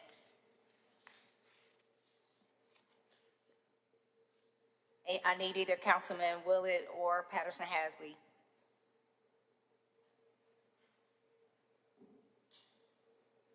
I can make the motion. Okay. 1 second. I'm going to get the actual legit numbers. There's a lot. Actually, let me read it, and then you can just say it. So ordinances 260428, 260411, 260412, 260413, 260414, 260415, 260416, 260417, 260-421, 260-422, 260-423, 260-424, 260-425, 260-426, 260-427. Pardon me, I'm sorry to interrupt. I just want to note, aside from the first item, they're all resolutions. The first item is an ordinance. Yes, thank you. Thank you for that clarification from our attorney. Okay. So, Councilman Willett, do you make that motion to approve? Yeah. Those, okay. Recommend advance and do pass and be placed on the consent agenda. Thank you. And I'll second. All in favor, please say aye. Aye. Any opposed? Okay, those motions carry. Okay, next, we are going to take, 260440. no, let's see. 452. Let's do 452 next. I'm sorry about that. I had a request to change it. 260452. 260452, approving a council-approved signage plan on about 42 acres to allow the various signage to serve current landing in District MPD, generally located in the north and south side of Berkeley Parkway. Good afternoon. Good afternoon. I do see the applicant out in the hallway. Here, I think we're all good. We had a good pre-meeting on this. Can we just go? Yeah, go ahead. Kyle, can you get the applicant in the hallway? Roxanne. Go ahead. Just go ahead. Because we really only got like 15, 20 minutes. Okay, Matthew Okay, I Barnes do here. want to, I mean, it is a zoning matter, so we do have to have I a hearing. understand. I understand. I'm just telling them to go ahead and go. Matthew Barnes here from City Planning and Development, the ordinance 260452, which is a council-approved signage plan for the Berkeley Riverfront area. It's in the 4th Council District within the greater downtown area plan. The site that is looked to be for the signage plan is highlighted in yellow. It's not for the entire Berkeley Riverfront area. This is for the space that is strictly the current landing. There is actually 2 other existing signage plans within the Berkeley Riverfront area, highlighted by blue and green there. This is the proposed signage plan. It shows tenant signage in pink, development signage, there's blue, digital wayfinding signage in the yellow, as well as the north-facing entertainment district sign and a south-facing sign side. So these are the intent of the council-approved signage plan. It's for creating, integrating with the architecture and uniformed. I won't go over the timeline due to requested that. So proposed signage, this is the wayfinding signage. They did work with staff to reduce the overall size from 18 to 6.5 feet for more pedestrian scale. This is the existing entertainment district sign, which is facing the internal courtyard there. They are proposing to have signage on the reverse side towards Berkeley Parkway. These are the overall permitted sign types. It really does permit for any sign type that is allowed within a non-residential district. They aren't proposing any pole signs, banner signs, or digital menu signs, or any digital signage, including the wayfinding signage, must auto-adjust the brightness and avoid traffic glare and interference. They are proposing up to 100 maximum commercial messages within the district on signs. There's no limit for signs without a commercial message. For signs, digital signs up to or equal to 100 square feet, there's a 40 max. Over that, up to 1,200 square feet, there's a maximum of 10 within the district. For wall signs, it's 75 square feet or 20% of all cumulative signs. And then monument signs, 200 square feet. They did update the plan today to have 15% of window and door coverage. Anything over that must be transparent between the 3 to 6 foot range. The applicant is proposing offsite advertisement. They have resubmitted plans. Offsite advertisement is not generally permitted unless there's strict signage, locational standards. The City Plan Commission did add a condition that allowed for offsite advertisement on the digital wayfinding and south-facing entertainment district sign. The applicant did revise plans today to be consistent with that language and has updated that plan. I do not know if that's part of the package that has currently been provided to council though. With that, the City Plan Commission recommended approval subject to conditions of the Berkeley Riverfront. Thank you very much. Any questions? Okay, is there any public testimony on this ordinance? Okay, I will entertain a motion. Mayor Pro Tem, I move that committee sub for ordinance number 260452 be reported out of committee with the recommendation of advance to pass. Second. Pardon me, if there's a committee sub, I don't have a committee sub prepared, so I would need to understand what is in your proposed committee sub. So we are hearing the legislation that was presented to the committee that the clerk read. If there's an amendment that needs to be made, they'll have to do that on Thursday because we got like 5 minutes before we lose our quorum. Okay? Any objections? We'll just do it the original, we'll just do original ordinance then. Thank you, Mayor Pro Tem.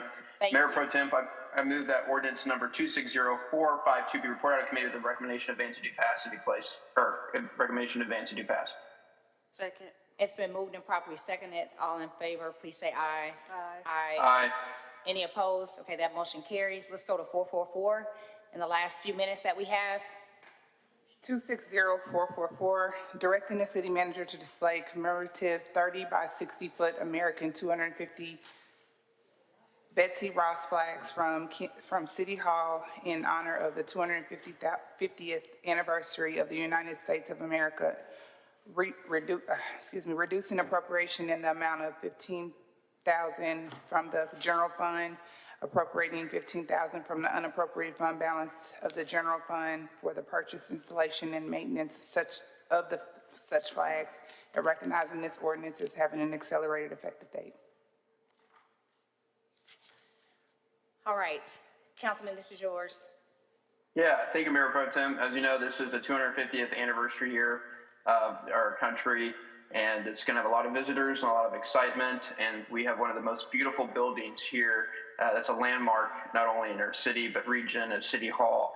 And we worked with the city services to identify 2 different spots that we could hang American 250 flags to celebrate our country's great anniversary year. And Councilman, what is the $15,000 for? To install the flags properly. They are bringing in an outside crew that they know that will be able to do it and not have any worries about it. Okay, thank you. No other questions? Is there public testimony on this ordinance? Okay, I'll entertain a motion. Thank you, Mayor Pro Tem. I move that ordinance number 260444 be reported out of committee with the recommendation of advance and due pass. Second. It's been moved and properly seconded. All in favor, please say aye. Aye. Aye. Any opposed? Okay, that motion carries. Let's do 440. 260440, accepting $5 million grant from the U.S. Environment Protection Agency to fund the Kansas City Organic Waste Improvement Project from March 1st, 2026 through February 28th, 2029, authorizing an agreement with the EPA to administer such grant, estimating and appropriating $5 million in the general grant fund, authorizing cooperative agreements with Canby Markets, Pete's Garden, Urban Produce Push, KC Can Compost, Bridging the Gap, Missouri Organic Recycling, and Compost Collective KC to implement such grant, and recognizing this ordinance is having an accelerated effective date. Mayor Pro Tem, members of council, thank you so much for hearing this. Jensen Adams, Chief Environmental Officer, Stephanie Drazen, Natural Systems Coordinator. In essence, EPA selected Kansas City for a $5 million grant award under the second round of the Solid Waste Infrastructure and Recycling Grants for political subdivisions. The city is budgeted for $500,000 of this for food collection, refrigeration, and 1 FTE. There's $4.5 million of this that's passing through. So what you see before you is intended to accept, authorize, and then authorizing cooperative agreements with the partners for this pass-through grant. Any questions? Thank you very much for that presentation and for your excellent work. Any comments? Any public testimony? Okay, I'll entertain a motion.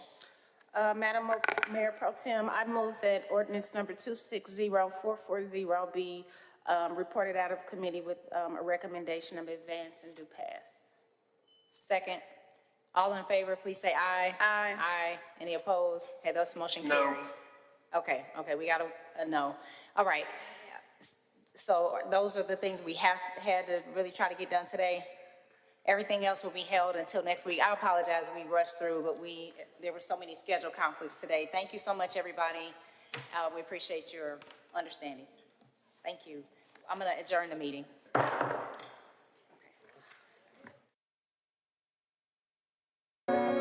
20 years ago, our district didn't look like this.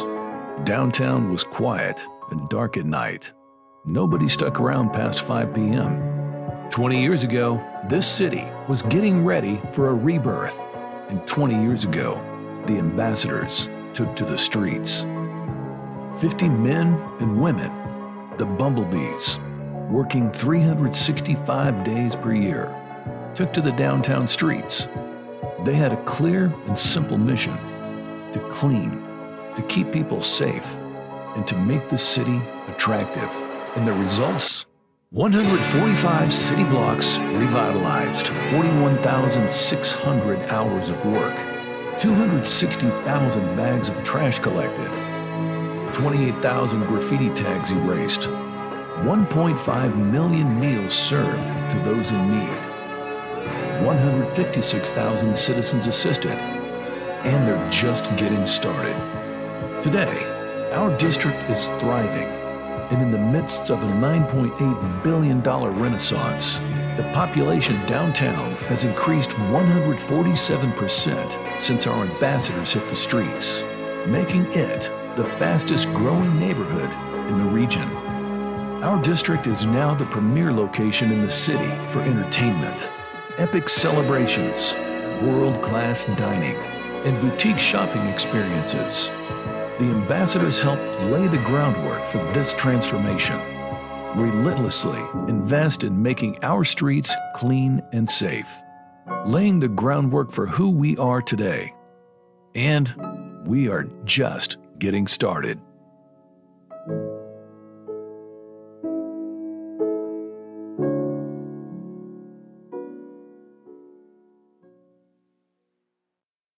Fires can spread quickly and erratically, and where they will go in your house is unpredictable.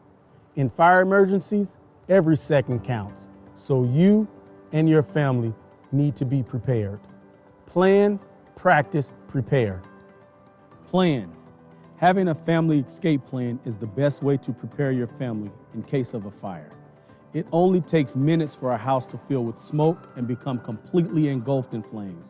Escape plans help families evacuate the home quickly and safely through routes that they have previously discussed and practiced. Your plan should include multiple ways to escape each room, designate a meeting place outside, include all members of your house, including anyone with a disability and your pets. Draw a map of each level of your home and show all doors and windows. Find 2 ways to get out of each room. Make sure all doors and windows that lead outside open easily. Be sure to have multiple ways to escape. Because fires are unpredictable, having only one escape route could limit your family and leave them trapped. Practice. Practice your plan.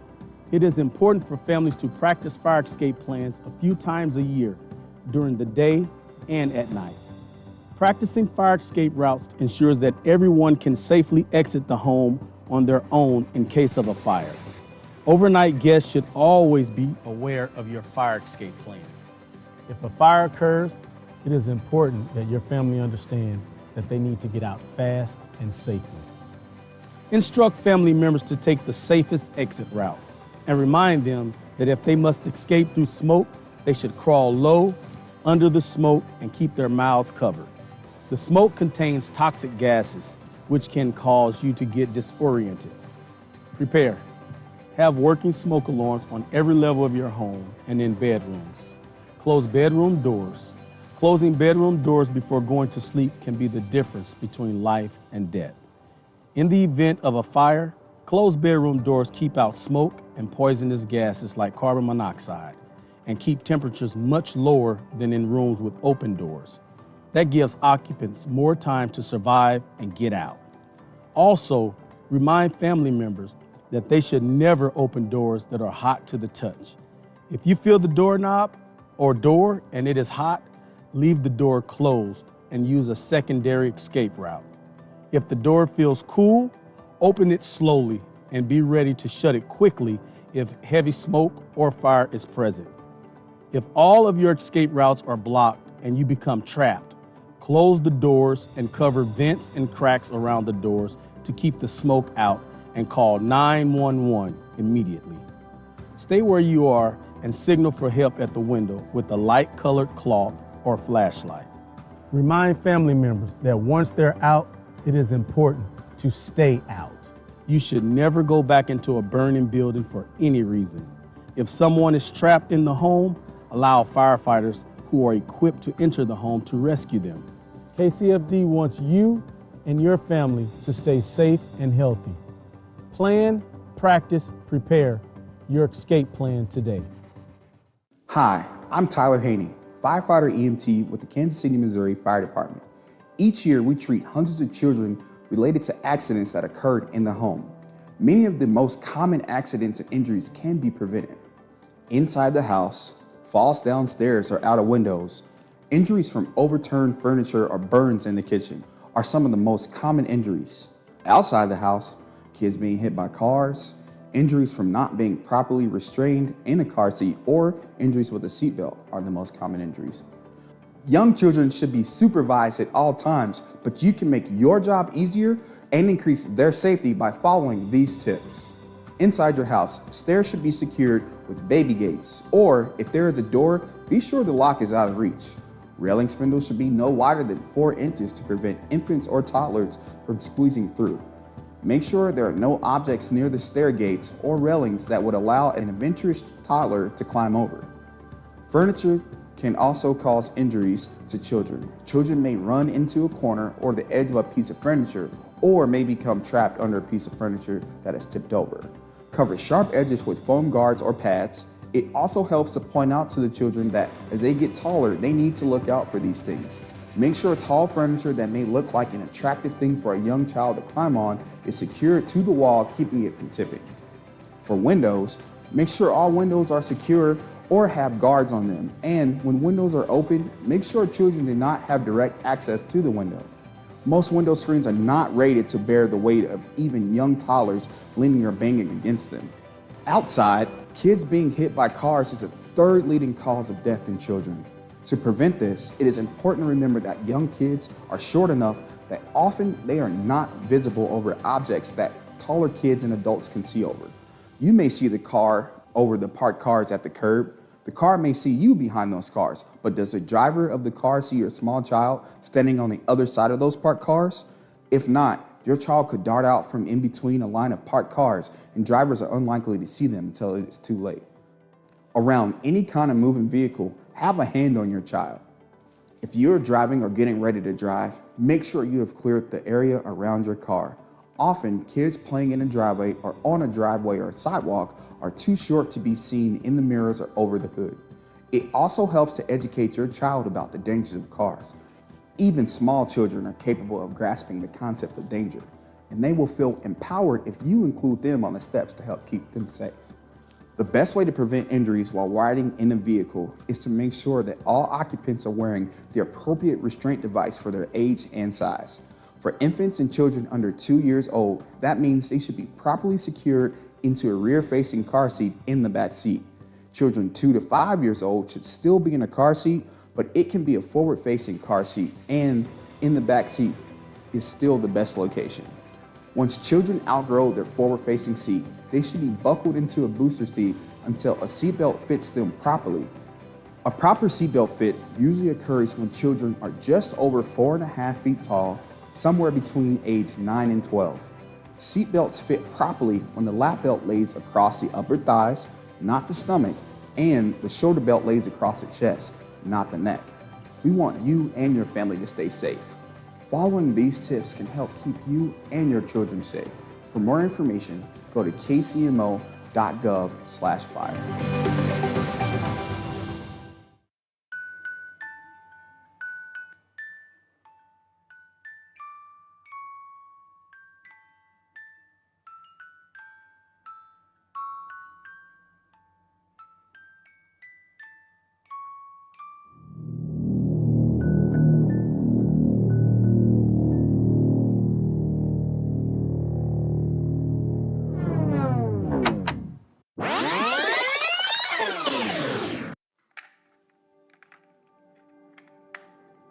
Smoke detectors save lives.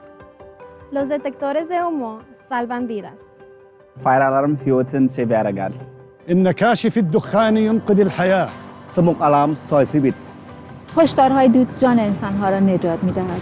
Detectores de fumaça salvam vidas. Ng smoke alarms, magkatuwas ug kinabuhi. Fire alarm lo mi ప్రాణాలను కాపాడుతుంది. Smoke detectors save lives. If you need a smoke detector, call 816-513-4648 or go to kcmo.gov/fire. The Go KC program has accomplished a lot in the last 5 years. In 2017, voters approved $800 million over 20 years to fund infrastructure improvements throughout the city, including streets, sidewalks, flood control, and more. Since then, Go KC bonds have made several improvements for the city's parks, museums, and landmark fountains. The Kansas City Museum underwent full restoration and renovation of all floors of the Corinthian Hall thanks to Go KC bonds. Go KC bonds were also used to reconstruct Maplewoods Parkway from Northeast 96th Street to Shoal Creek Parkway. This included new roundabouts, a grass median, new bike lanes, and a storm system. Go KC bonds made it possible for Kansas City to receive a new Kansas City campus for animal care, the Kansas City Pet Project constructed in Swope Park, and the renovation and new ADA-compliant landscaping for the Spirit of Freedom Fountain was a product of Go KC bonds. These are only a few of the improvements made possible with the Go KC bonds, and more improvements are on the way.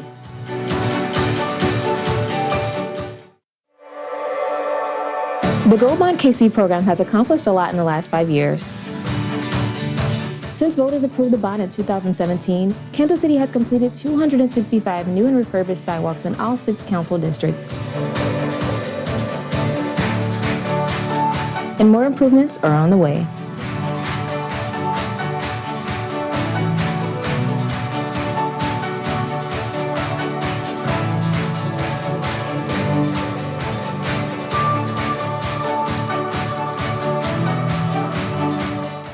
My name is The Royal Chief. I'm a hip hop artist from Kansas City. You know, we're naturally a jazz city. Like, I literally grew up a few blocks down from 18th and Vine from the Jazz District. So, you know, you got the legends, the Charlie Parkers and Count Basie and them, but like, even as it, you know, went into hip hop, you look at people like a Tech Nine. For me, Ron was my guy. He was a big rapper in Kansas City in like the mid 2000s, and he was a big inspiration for me. You know, when you really get to the essence of music, it's feel, you know, it's what comes from your soul. And so I like to speak on those things so people just know, like, there's somebody out there who's going through what you went through. And here's how to get through it, or here's just somebody who can relate to you and, you know, give you something that you like, okay, it's not just me. I just bring who we are. Like I said, we're a grind and go get it city. We're put our head down and come together. We homers. And so everything I do is just about bringing pride to this and giving the essence of us on what we do and what we bring to the world.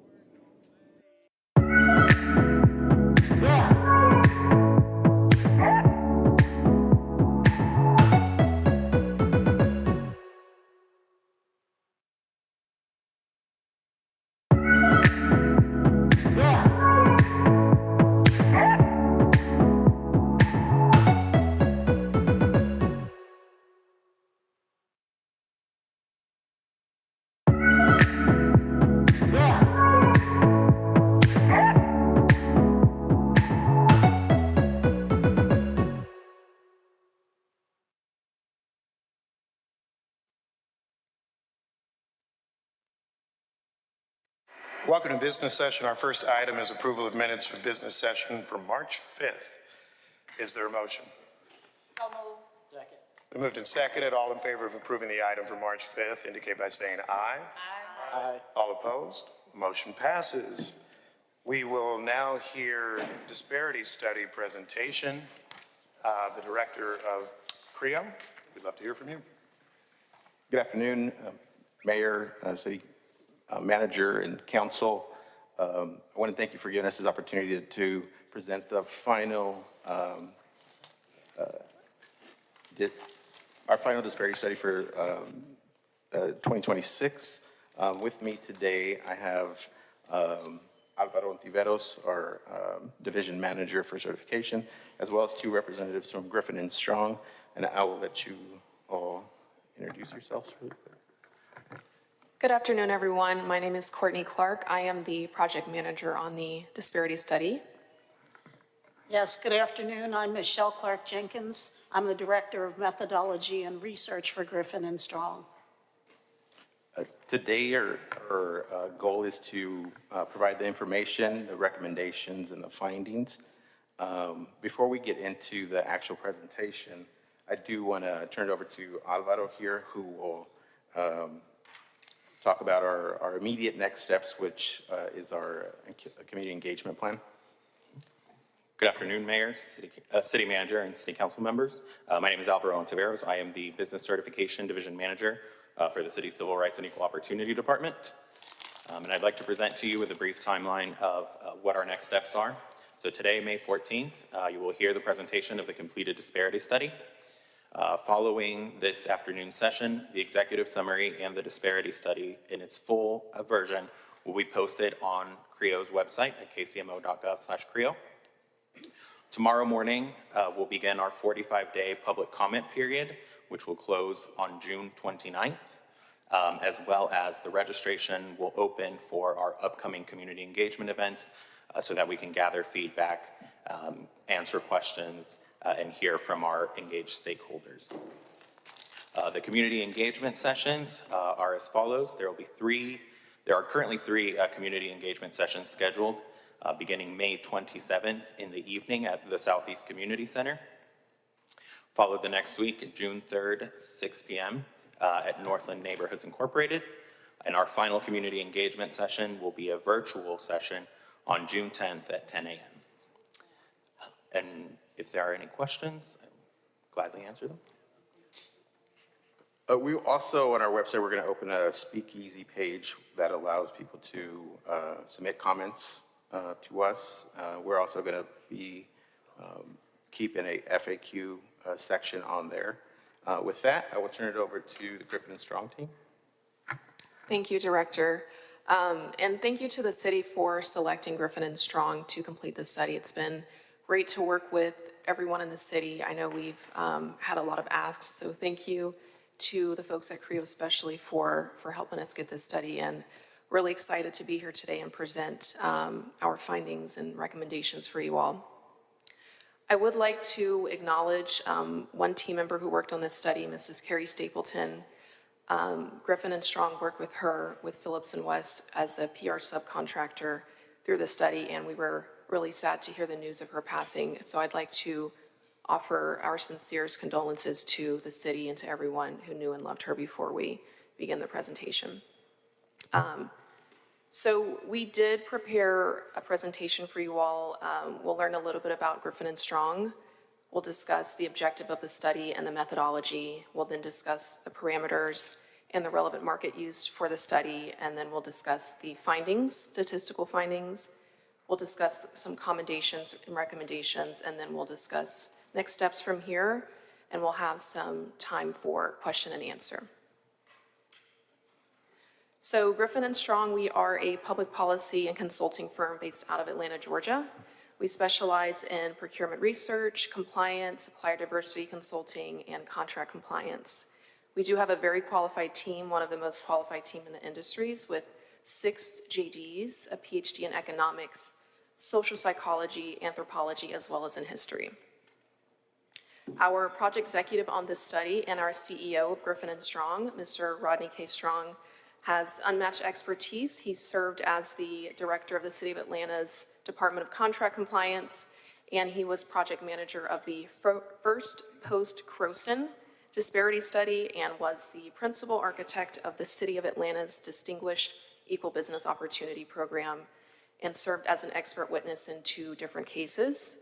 Our senior economist, Dr. Gregory Price, on the study, he has 25 years of experience in economic analysis and discrepancies in employment in the private sector, and was named as one of the top 40 Black economists in the last 30 years.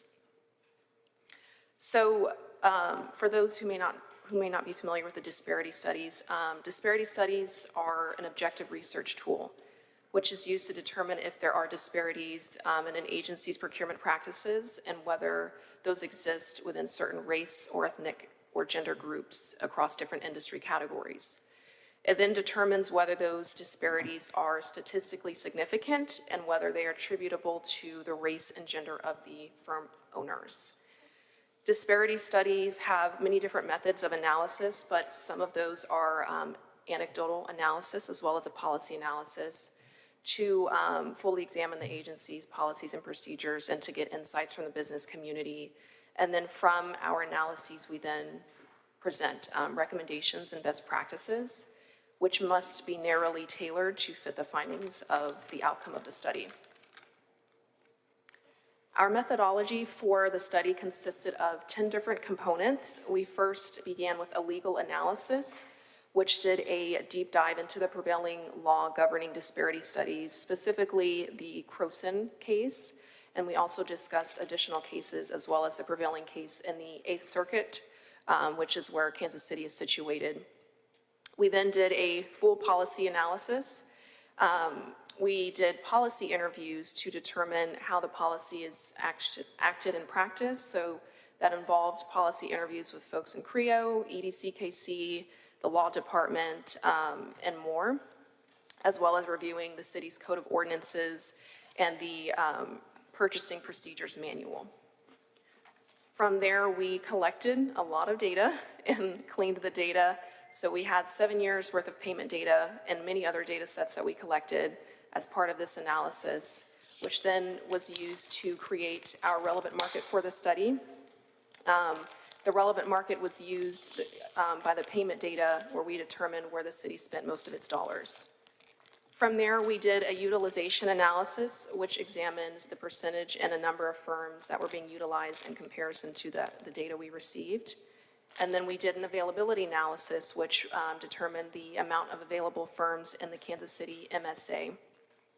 Those two compared together is what creates the disparity analysis, and that's where we start to see some findings really emerge from the numbers. The private sector analysis is another component that was completed. This was done to determine if there are any barriers that we may not see in the agency's procurement policies or practices. If there are things in the private sector that might be contributing to businesses entering the public procurement space. We also did an anecdotal evidence collection and analysis. This is where we hear the perspectives of business owners. Sometimes numbers can say one thing and the community might say another. So as part of this analysis, we had many different outreach events that we did. We had 4 community engagement sessions. This is kind of like a public hearing where we invited business owners to share testimony about their experience doing business with the city, maybe reasons why they haven't done business, if there's anything that they would like to see improved. We collected all of their insights in these sessions. We also did 60 different anecdotal one-on-one interviews to hear insights that way. And then we also met with the organizations in the community, those who work with the business owners every day. We had 5 different organizational meetings as part of this study. We also did focus groups. Those are more targeted sessions where we discussed specific topics with business owners across different ethnic categories as well. All of these items compiled together is what we put in our final report, and that's how we offered our recommendations and our findings. So that was the methodology and the process for our disparity study. The parameters for this study and what we looked at is the study period from May 1st, 2015 through April 30th, 2022, which is also the city's fiscal years of 2016 to 2022. We looked at 5 different industry categories of construction, architecture and engineering, professional services, other services, and goods and supplies.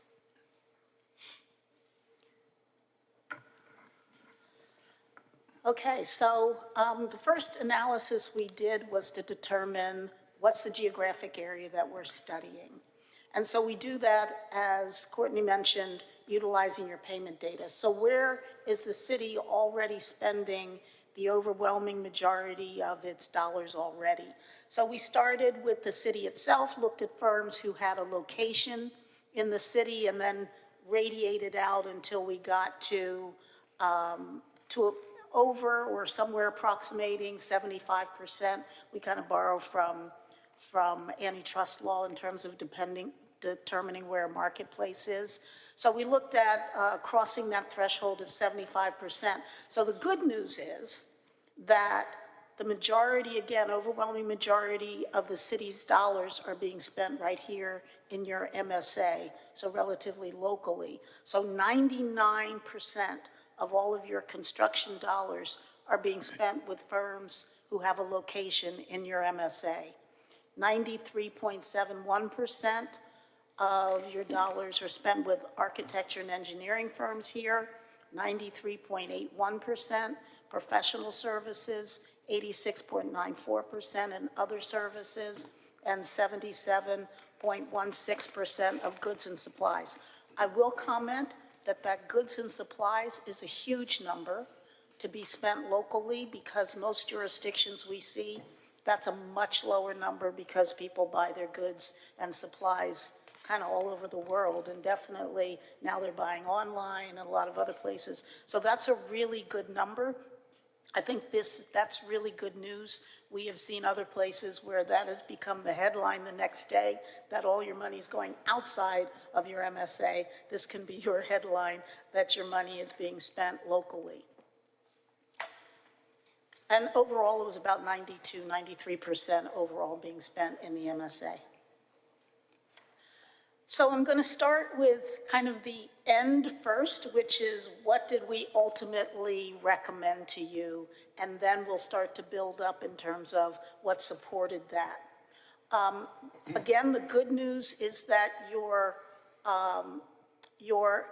MWBE programs have been successful. You have had a substantial amount of participation. The other side of that is that when we see as much participation as you've had, you don't withstand sometimes the requirements of CROSN to continue a race and gender conscious program. So there are some areas and there are some choices that the city will have to make. If you were to continue your present MWBE program with race and gender conscious goals, this list that you're seeing would tell you who could participate in that based on the data. So in construction, none of the minority or women groups could participate in a race and gender conscious program. In architecture and engineering, only Asian American, Hispanic American, Native American, and women-owned firms could participate. In professional services, African American, Asian American, and Native American-owned firms. In other services, none of the MWBE groups could participate. And in goods and supplies, Asian American and Hispanic American-owned firms.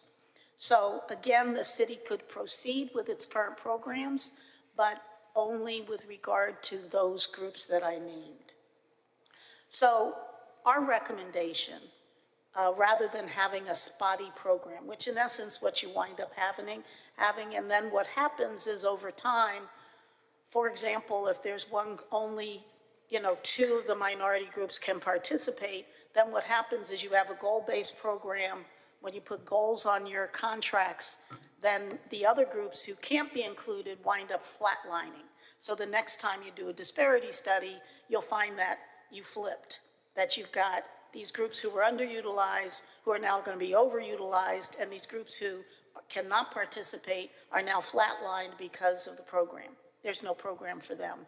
So what we suggest is that to mitigate both the legal and kind of the administrative hardships of trying to administer just a kind of spotty MWB program, is that you consider transitioning away from a race and gender conscious program and instead having a race and gender neutral program, and instead of having MWBE goals, have SBE or SLBE goals.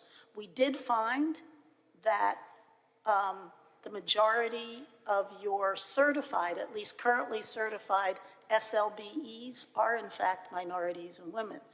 So if the goal is let's maintain or make sure that we've got the appropriate participation of minority and women-owned firms, then you can do that and still get to the same place, we believe, with a race and gender neutral program. And this is pretty much across all your industries.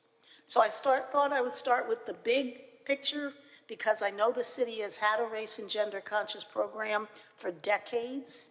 And so this would be a big transition. We're not underestimating that, to go from a race and gender conscious program to a race and gender neutral program. But again, with the goal in mind that you want to get participation from all demographics, this would still, we believe this would still get you there. You've obviously had a very successful program to date. You probably have trained your prime contractors that if they're going to do work with Kansas City, that you want to see participation. So again, at least for this study, we're seeing that that's been a successful process. Next slide, please.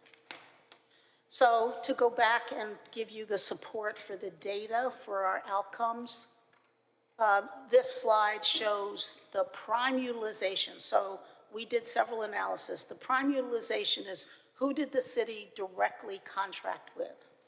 And so these dollars demonstrate, broken down by each of the industry categories, we've got a total, you'll see, of 5.8 billion all the way to the right.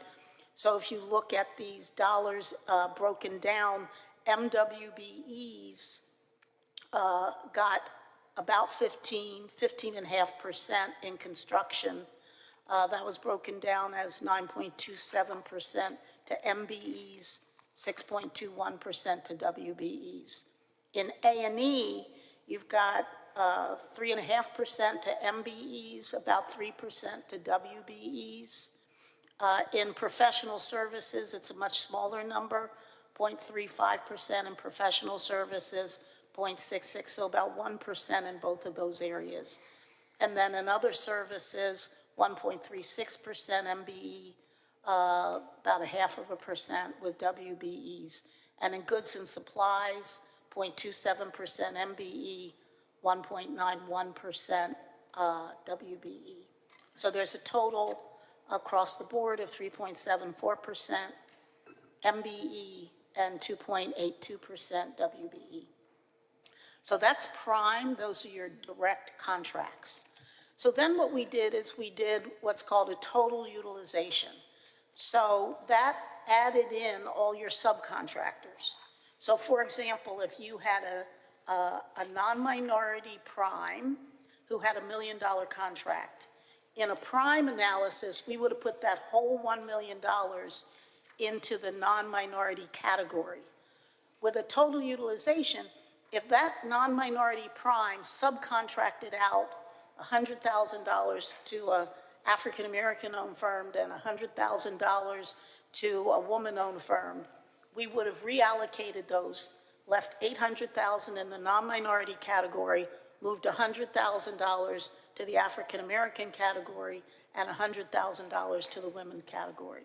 So this takes a bigger snapshot of where did those dollars end up ultimately. So when we did this total utilization analysis, you've got 17 in construction, 17.52% went to MBEs, 10.20. Now remember, this is prime plus sub.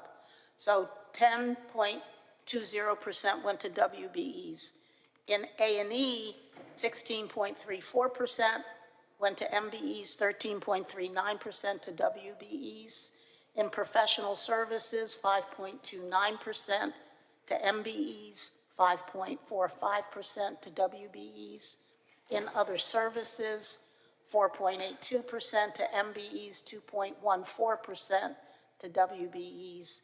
And then in goods and supplies, 2.77 to MBEs, 3.67 to WBEs, and then total, about 10% went to MBEs, 7.02% to WBEs. So that's our utilization using payment dollars. So what was actually paid out to firms located in the relevant market, which is your MSA. So then we did a disparity analysis that compared utilization to availability. Where you see X's is where you see underutilization.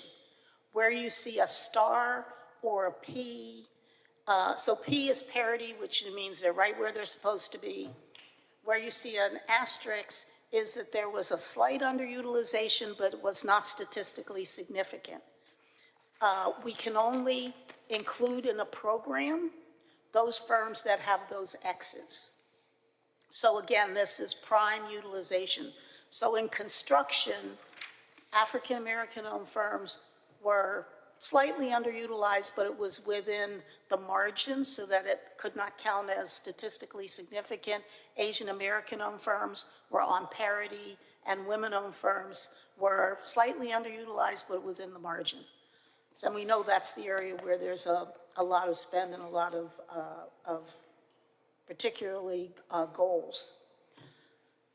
So then we did the same thing. You want to go to the next slide? Total utilization, and it looks a little bit different. If you look at construction, where you see those blanks means there was overutilization. It means that your utilization exceeds your availability percentages. So Asian American, you notice there's an asterisk. That means Asian American and as well as non-minority owned firms were slightly underutilized, but not still within the margin. So across the board, you'll see that there are a lot of blanks there, and that means there was overutilization. We also did, we looked at size, so we controlled for size. So a lot of times we hear a disparity study really looks at all dollars, but then we also looked at smaller contracts. So we took out the large over $1 million contracts to say, is there still a disparity?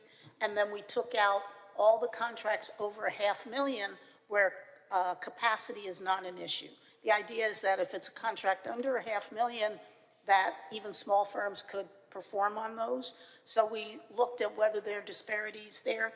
Wasn't much of a difference. It's pretty much this disparities or the overutilization we found were the same regardless of the size. So then we looked at your SLBE utilization, or your SLBE total utilization disparities.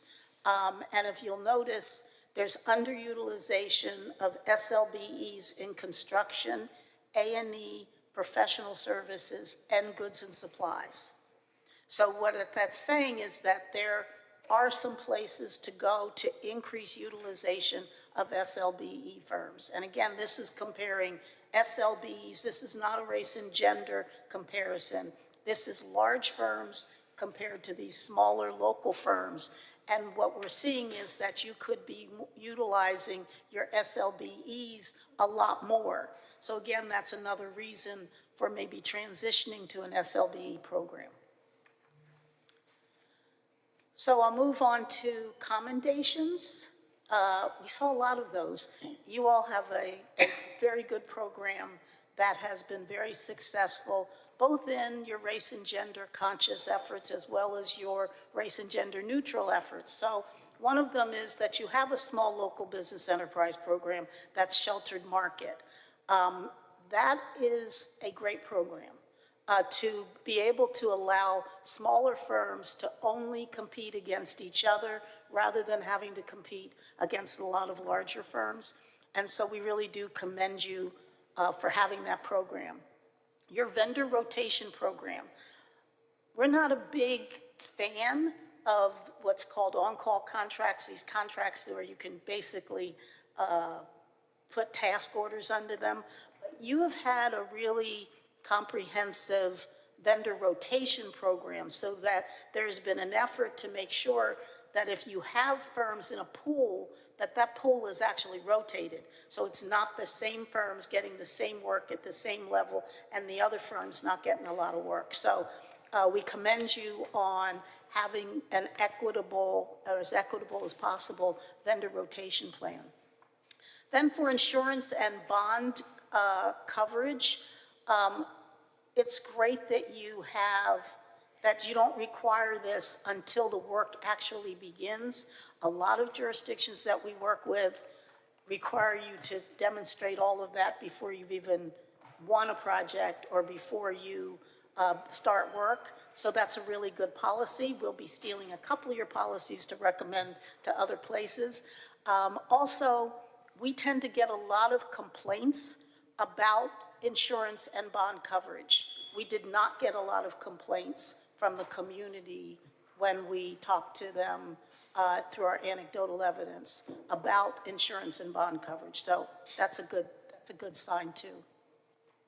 Joint ventures, I will talk about joint ventures in our recommendations, but you're commended for encouraging joint ventures. That is a great way to grow the capacity of your local firms and getting firms to grow larger in your marketplace.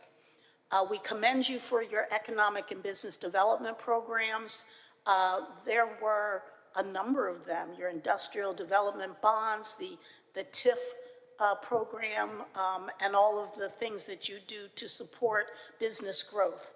There are some model programs actually that you have here. The CREO Assurance Addendum, we're stealing this one because you outline and particularly make sure that firms are well aware of the city's policy that outlines your non-discrimination policy as well as supporting equity in contracting. So we commend you on that.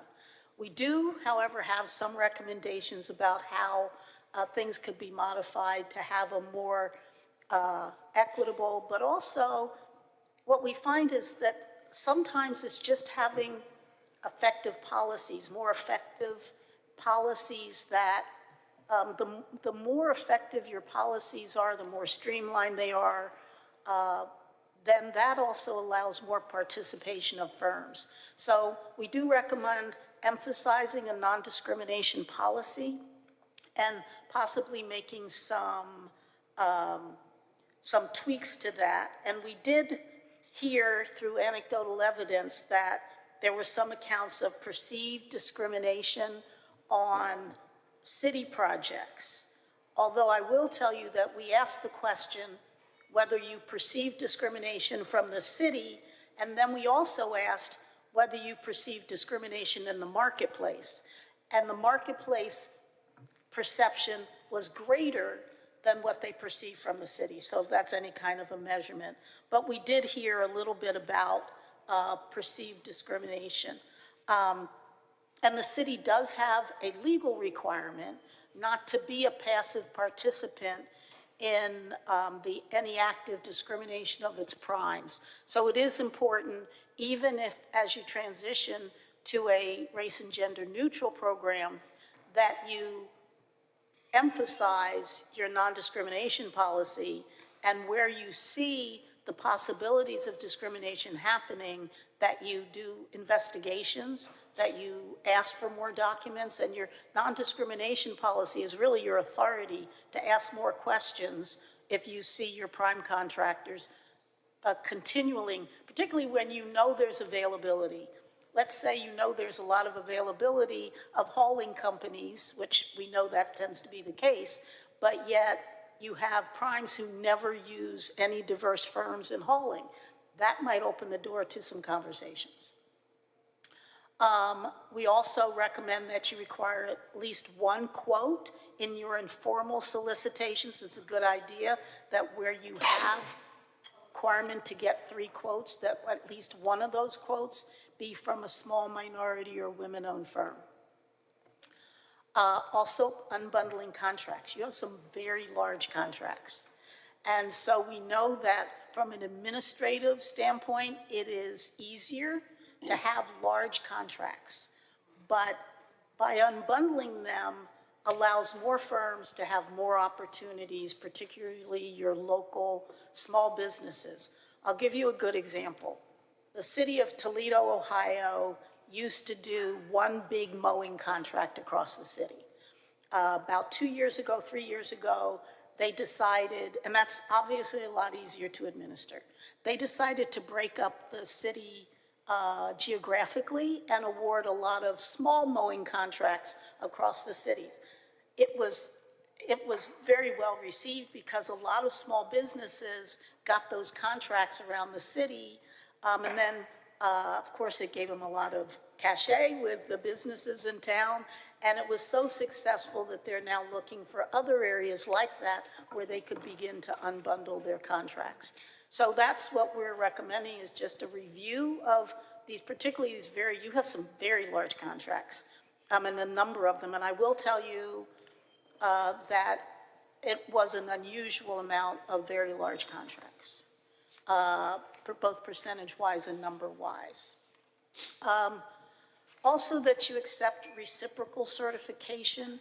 At the moment, there isn't an acceptance of reciprocal certification, and that doesn't mean that you can't ask more questions or have more requirements, but it keeps firms from having to certify with the state, certify with the county, certify here and certify there.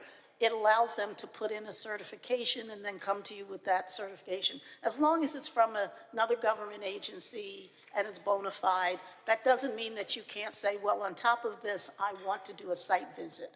Or on top of this, I want to do. So you can always add to that, but it keeps firms from having to resubmit on a regular basis to get certification. And initiate a targeted vendor registration campaign. We did find that there were a number of firms who mentioned that registering with the city was either they didn't know there was a registration, or that they didn't know how to do it, or it was cumbersome.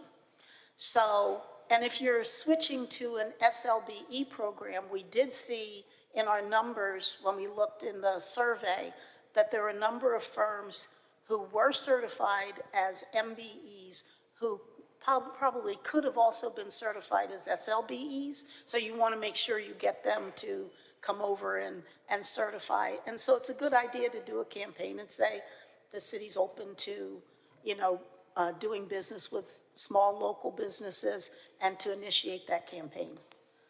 We did get a number of comments about the administrative burdens and accessibility to being able to go through the procurement process. We did hear about paperwork and excessive paperwork, particularly when it comes to sizes of contracts. So the idea is that $1 million contracts paperwork is not the same as a $100,000 contracts paperwork. So to look to streamline your procurement processes as well as the paperwork. We did hear an awful lot about the process being confusing, the procurement process. Also forecasting. So we heard a lot about, and by the way, this is not unusual, that the same people are getting the same contracts and there's a good old boy network and some people get information that nobody else has. One way to shortcut that is to do forecasting so that at least by the time the budget's been approved, you kind of know what you're going to be looking for in the coming year. And even though you're not putting out a solicitation, you can say these are the things coming up in the coming year. 18 months is great, but if you can do a year, that's good too, to say these are the opportunities. Then you're not going to hear, well, these people over here who had access knew this was coming, but we didn't know about it until the last minute. It also allows you, if you're doing forecasting, to do some target marketing, which is, you don't have to wait for firms to come to you. If you know there's a firm down the street who does the kind of work that you have upcoming, and they're not registered or certified with the city, there's nothing that stops the city from saying, oh, this is coming up, you might want to get yourself certified. It also allows for teaming and those joint ventures we talked about to actually be real, rather than, well, we only have 8 weeks to try to put together a joint venture. And then review repeat awards for fairness. Again, we heard same firms get contracts over and over and over again. Our study does, if you want to look at it, there's a table in the full study that shows in each category who got, what number of firms got those contracts. So it's just something to review for fairness. Lots of complaints about slow pay, both from primes and from subcontractors. So we are recommending that you implement a prompt pay provision.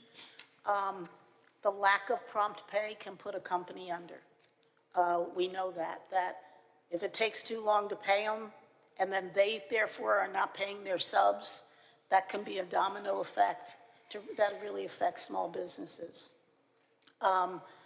These term contracts that you have, we are recommending that you limit them to no more than 3 years and with no more than two one-year renewal options.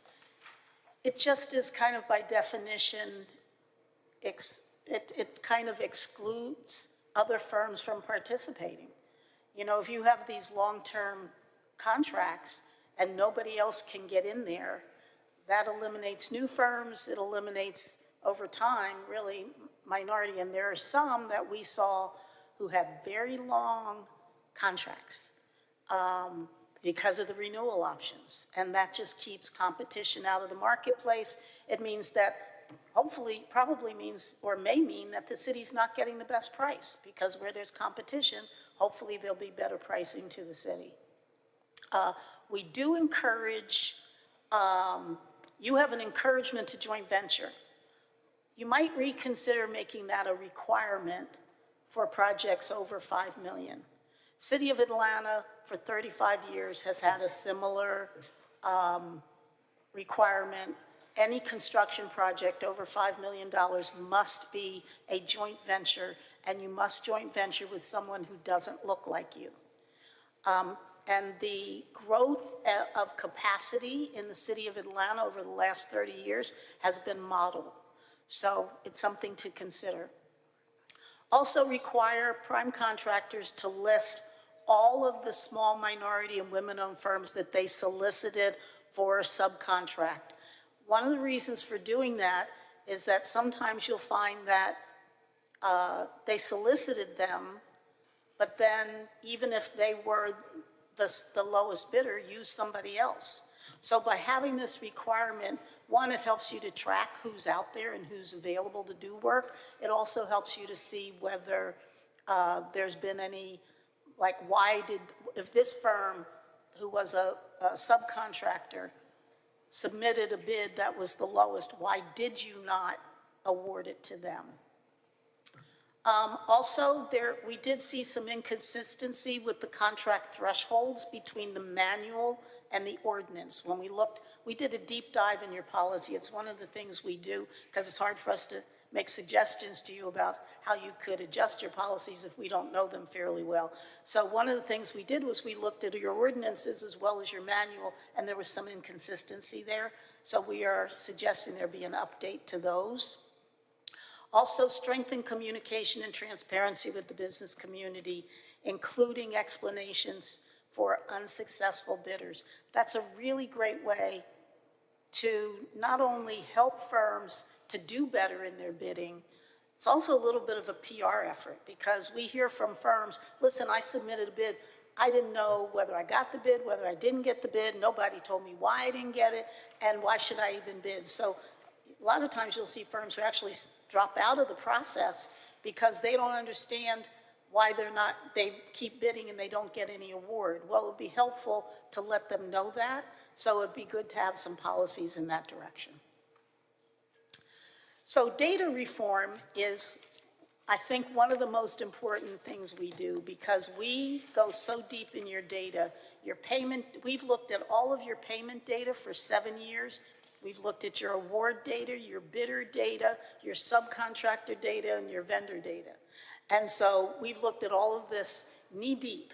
And so there are some things that we have recommended, and I won't go into a lot of detail here, but are things that we think would be helpful, because if we can't properly measure the data, or you're not maintaining the proper data, then some of your programs are for naught because you can't properly track them.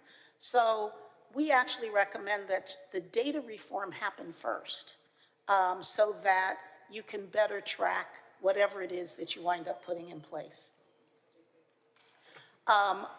one of the things that we did have a problem with is joint venture data was really difficult for us to discern in the data that we were provided with. So that would be helpful if those could be properly attributed, because joint venture data, we actually count joint venture data as we split it up based on the split with the joint ventures, but that's difficult to do if you don't know, if you don't have the joint venture agreements and know the splits between the joint ventures. So next steps is to finish reviewing and accept the study and its recommendations, conduct a gap analysis. So what is it that you want to implement that doesn't need new authority, and what is it that needs new authority? There should be an implementation plan, like what steps, what phases, creating a new program plan and policy, determine whether there needs to be more of a budget, does there need to be more staff to do some of the things we're talking about? Actually, that should probably be the first thing, because if you don't have all the staff you need, then you may need to phase in some of what you're recommending, and then ultimately do a training protocol and train staff. And if you do a transition from race and gender conscious to race and gender neutral, that'll be really important. Okay, so we're open to any questions you have. Questions from council. Councilman Duncan. Thank you, Honorable Mayor. Thank you for a very comprehensive and thorough study. The recommendations I find particularly interesting about unbundling contracts to increase access to smaller firms. I'm clear on why the recommendations to move from a race-based or race-conscious program to a small business based program. I understand the recommendation. So don't take my question wrong. The city of Kansas City was chartered in 1850, 176 years. There has been disparity for over 100 years. I don't know how long we've had this program. Just because we have parity in some avenues now, why do we have to rush to change the program? So in 1989, there's a case called J.A. Croson versus City of Richmond, Virginia. And up until that time, there had been programs all around the country, really followed after Nixon put in place the DBE program so once the federal guidelines were met, everybody started putting in their local programs. So this case, J.A. Croson, came before the court, and it was the first time that the court equated malevolent discrimination under the 14th Amendment with benevolent remediation of discrimination, basically put them on the same footing.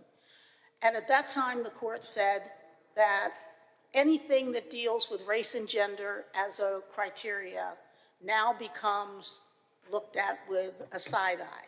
In other words, it's tested at the highest judicial scrutiny, which is called strict scrutiny. For anybody who's a lawyer, you know when you were in law school, they said strict in theory, fatal in fact. So what happened is Justice O'Connor, who wrote the majority opinion, left some room and said if we could demonstrate these disparities, that you could possibly maybe have these kind of programs. You could find that out under the strict scrutiny requirements. By the way, if you've never read Thurgood Marshall's dissent in that case, it's historic. But in any event, since 1989, the court at that point told us what we had to do, but didn't tell us how to do it. So that's why disparity studies kind of became a thing, and we started demonstrating this. The problem is that you have to have that factual predicate. You have to have, under the 14th Amendment, you have to have a compelling government interest in order to override why you're not treating people equally. So it's not rushing to do it. What it's saying is you no longer have a factual predicate under the requirements of Croson. Now, Croson, followed by Adarand, 1989, last time really the court has really opined about this. Some of you have heard of Students for Fair Admission. Doesn't have anything to do with this, really. It doesn't, if anything, it just confirmed the requirements of CROSN. So to answer your question more directly, you just don't have a factual predicate, which makes the city more vulnerable in terms of not transitioning. Now, what I will tell you is that you had some overutilization in prime contracting as well as in subcontracting. And so to the extent that that prime contracting moves the needle, you might want to keep a lookout, because generally these disparity studies are done every 5 years or so. We didn't put this in our recommendations, but what you might want to do is keep an eye on what's happening in terms of your utilization. Your availability is going to kind of stay where it is until you do your next study, but you might want to look at that utilization to make sure that needle doesn't change substantially, because that may reestablish a factual predicate for you. But right now, those numbers don't bear up. Thank you very much. Councilwoman Robinson. Thank you, Mr. Mayor, and thank you for your thorough presentation in getting this over the finish line. I know that this is something that we have been talking about for a couple of years now, and I'm glad that we have this information so that we could make decisions based off of it. Can you speak in your, I know you talked a lot about Atlanta. Can you speak to, in your expertise, what other municipalities have moved to a race and gender neutral program, and what have been some key actions that they've done to help the community democratize this, to understand it, to have some level of acceptance and buy-in. But I am very curious about what other municipalities have moved to this. Yeah, so the hard part about that question, the answer to that question, is that there have been a number of municipalities who have, through intimidation, and I'll say it is through intimidation, have moved to a race and gender neutral program, not because their disparity studies showed that they should, but because of the lack of clarity about what illegal DEI means, which I'm happy to talk about at some point if anyone would like me to talk about that. But because they were unsure, there are lots of jurisdictions who in the past year have switched their MWB, race and gender conscious programs, to small business programs. Not all, like I said, not always because of their disparity study outcomes. So every municipality in Florida pretty much has done that. Counties and cities in Florida, as well as, so I will tell you, we did a study for Memphis, for City of Memphis, as well as Memphis Shelby County Schools. City of Memphis paused its program, as well as Memphis Shelby County Schools transitioned to what they called a small minority and women-owned program. So that's been kind of, I'm seeing that trend, which is to go to a small minority and women program. And so it includes minorities and women and small, but women and minority only if they're small. So in essence, it's a small business program, but because by calling it a minority and women and small, they also continued to track and certify. And so that's probably the trend I've seen in terms of how to transition. By leaving MWB in the name of the program also lets firms know that you're not going away from wanting to see minority and women participation. You're just going about it a different way. And that if they're small, you're still tracking, you're still encouraging, and you still want to see that participation. I know you didn't ask me this question, but I'm also going to add there are some places that have never been able, like it's in the Constitution in both California and Washington State that they can't have race and gender conscious programs. So the city of Seattle, Washington, I think has had a really good way to, and they get participation. What they've done is put in their special, in the special language in their solicitations, they put the availability of minority and women-owned firms. And then they say, here's the availability of women and minority-owned firms. We want to, this is the level of participation we want to get to. You tell us, Prime, how are you going to help us get there? So it's a little more of a voluntary participation. And then if firms come in substantially under that availability, you still have the ability to test for whether there's been discrimination or whether, because if there's availability of 20% and yet nobody used anybody, I think that opens the door to say, why not? Why wasn't there? The other place where I've seen some utilization, particularly of that non-discrimination policy, is the Port Authority of New York and New Jersey sometimes uses it as a negotiating tool. That the apparent winner, they'll say, what have you done to get more participation of minority and women-owned firms or small firms? And they'll, so as part of, once there's an apparent winner, they'll sit down and really negotiate whether there's an ability to have more participation. So again, it becomes more of a conversation, more of a negotiation, some more voluntary participation, but at the same time, letting your primes know where your expectations are. Okay, and Mr. Mayor, I do have a couple more questions, and but in the interest of honoring my colleagues' time, I'd just like to ask them, and then if there are responses that you could get to us, that would be great. First, as you know, and thank you for meeting with folks, giving people an opportunity to meet in advance of this discussion, I'm very critical of this work because while I'm glad that we've gotten to this point, I want to make sure that we put the pedal to the metal as it relates to economic inclusion and ensuring all of our businesses thrive. I am curious about the airport.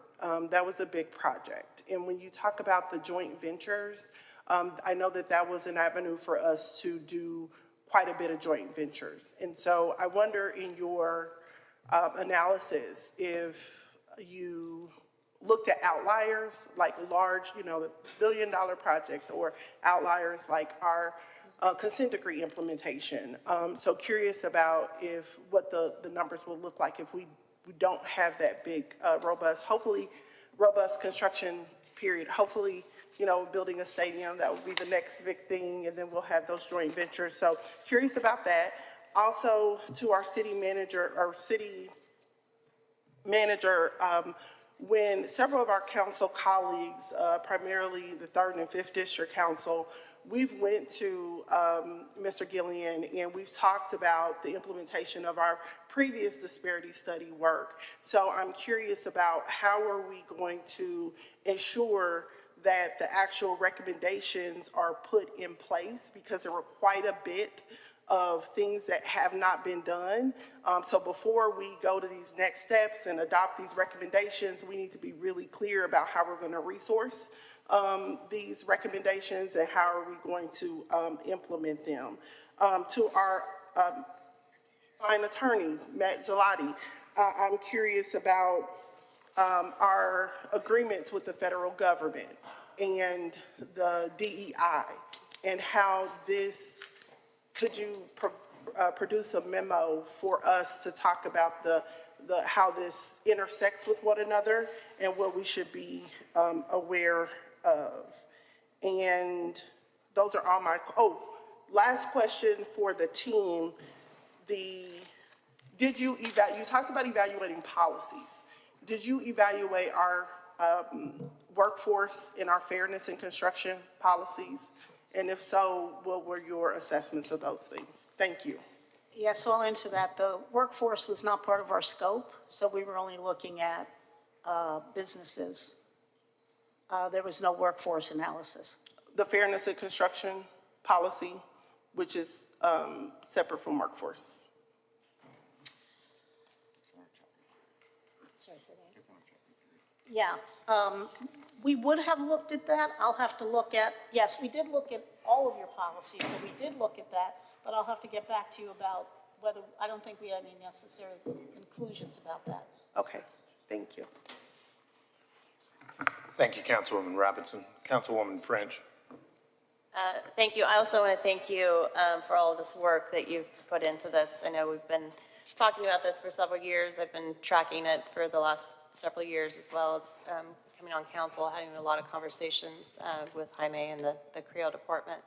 So I really appreciate very much advocating for this study and very much appreciate that we're here now and we have this, and it's very detailed, and a lot of the recommendations go off of a lot of the conversations I've been having in the community as well with business owners and contractors and architecture and engineering firms. A lot of their concerns are addressed in a lot of your recommendations. I know you talked about an engagement strategy that we have for public engagement sessions.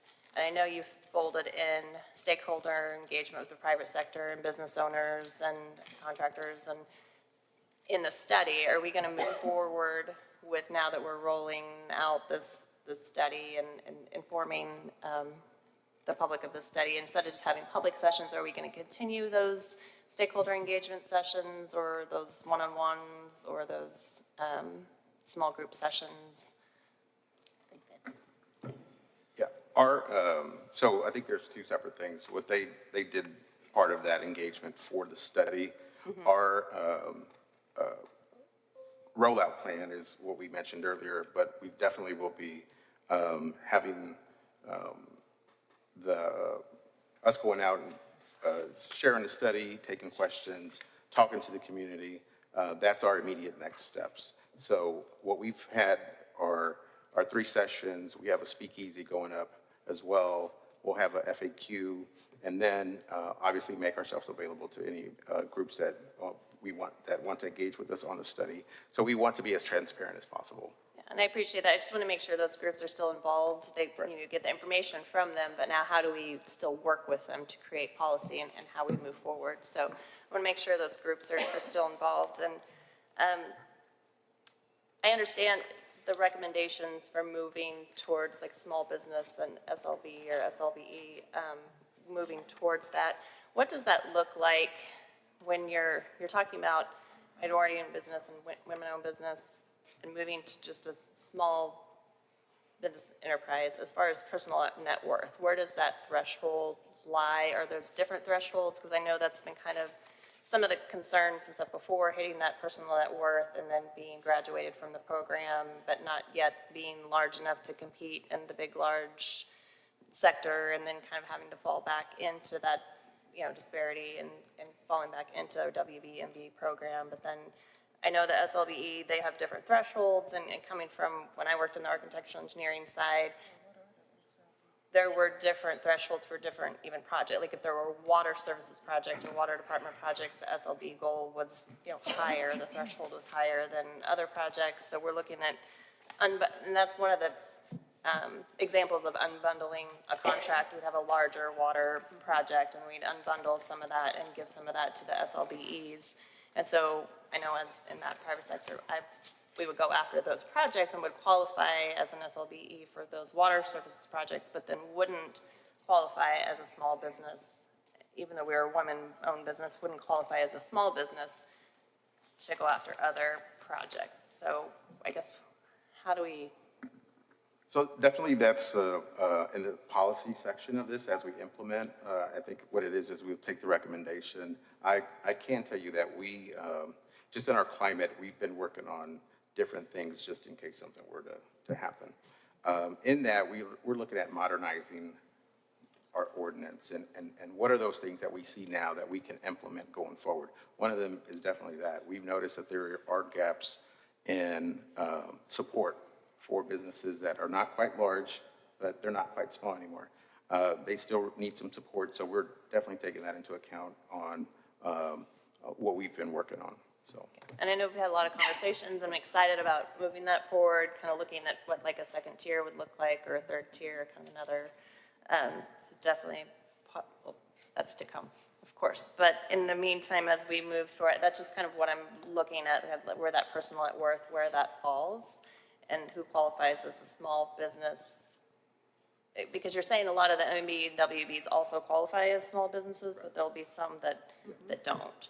And so then that will not give the opportunity to those MBEs and WBEs if they don't obviously necessarily qualify as an SLBE. So I'll yield the rest of my time. I think that's. Councilman Rogers. Very briefly, and I may be misunderstanding, but how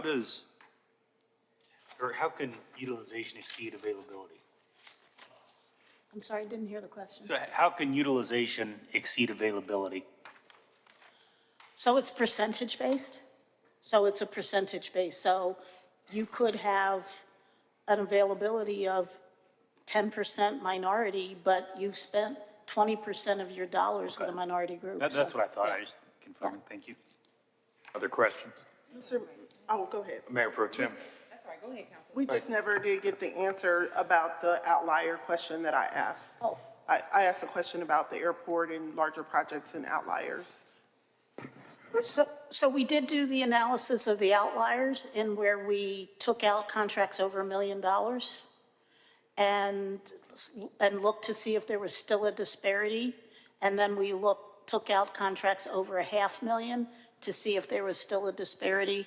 And it was about the same analysis. It's in the report itself. There's a breakdown of us taking out all of the size. We did not do it specifically about the airport. And remember, federal contracts were not part of our scope. So we did not look at that. So if you're including airport federal projects, those were not, we would not have looked, all the federal dollars were taken out. So this was only your local and state dollars that were being spent. So they were combined with everything, so we didn't look at them separately. So was the airport 100% DBE? I wasn't around when those contracts were. Was that 100% DBE? Yeah, I believe it was DBE because it was DOT funding, but we'll run that down to just make sure. Okay. It's been a minute. And the DBE analysis would be a different analysis. As you know, there have been some changes there lately. But the DBE analysis, and usually the airports do their own study of their federal dollars when they do their goal setting. Mayor Pro Tem. Thank you, Honorable Mayor. Thank you so much for the presentation.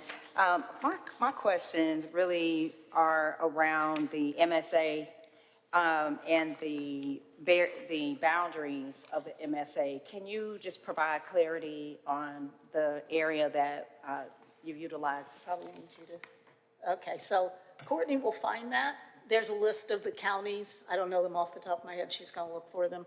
But it goes into Kansas City, Kansas. I do know that your MSA includes those counties as well. She's going to look for it right now. Or you can simply say a number. Mr. Gillian, I don't know if you know the boundary. According to our ordinance, it's 7 counties. It's Wyandotte, Johnson, Leavenworth on the Kansas side, Clay, Platte, Jackson, Cass on the Missouri side. Okay, so understanding that, can you clarify whether or not the available analysis included all qualified firms or only those that were M&WB certified?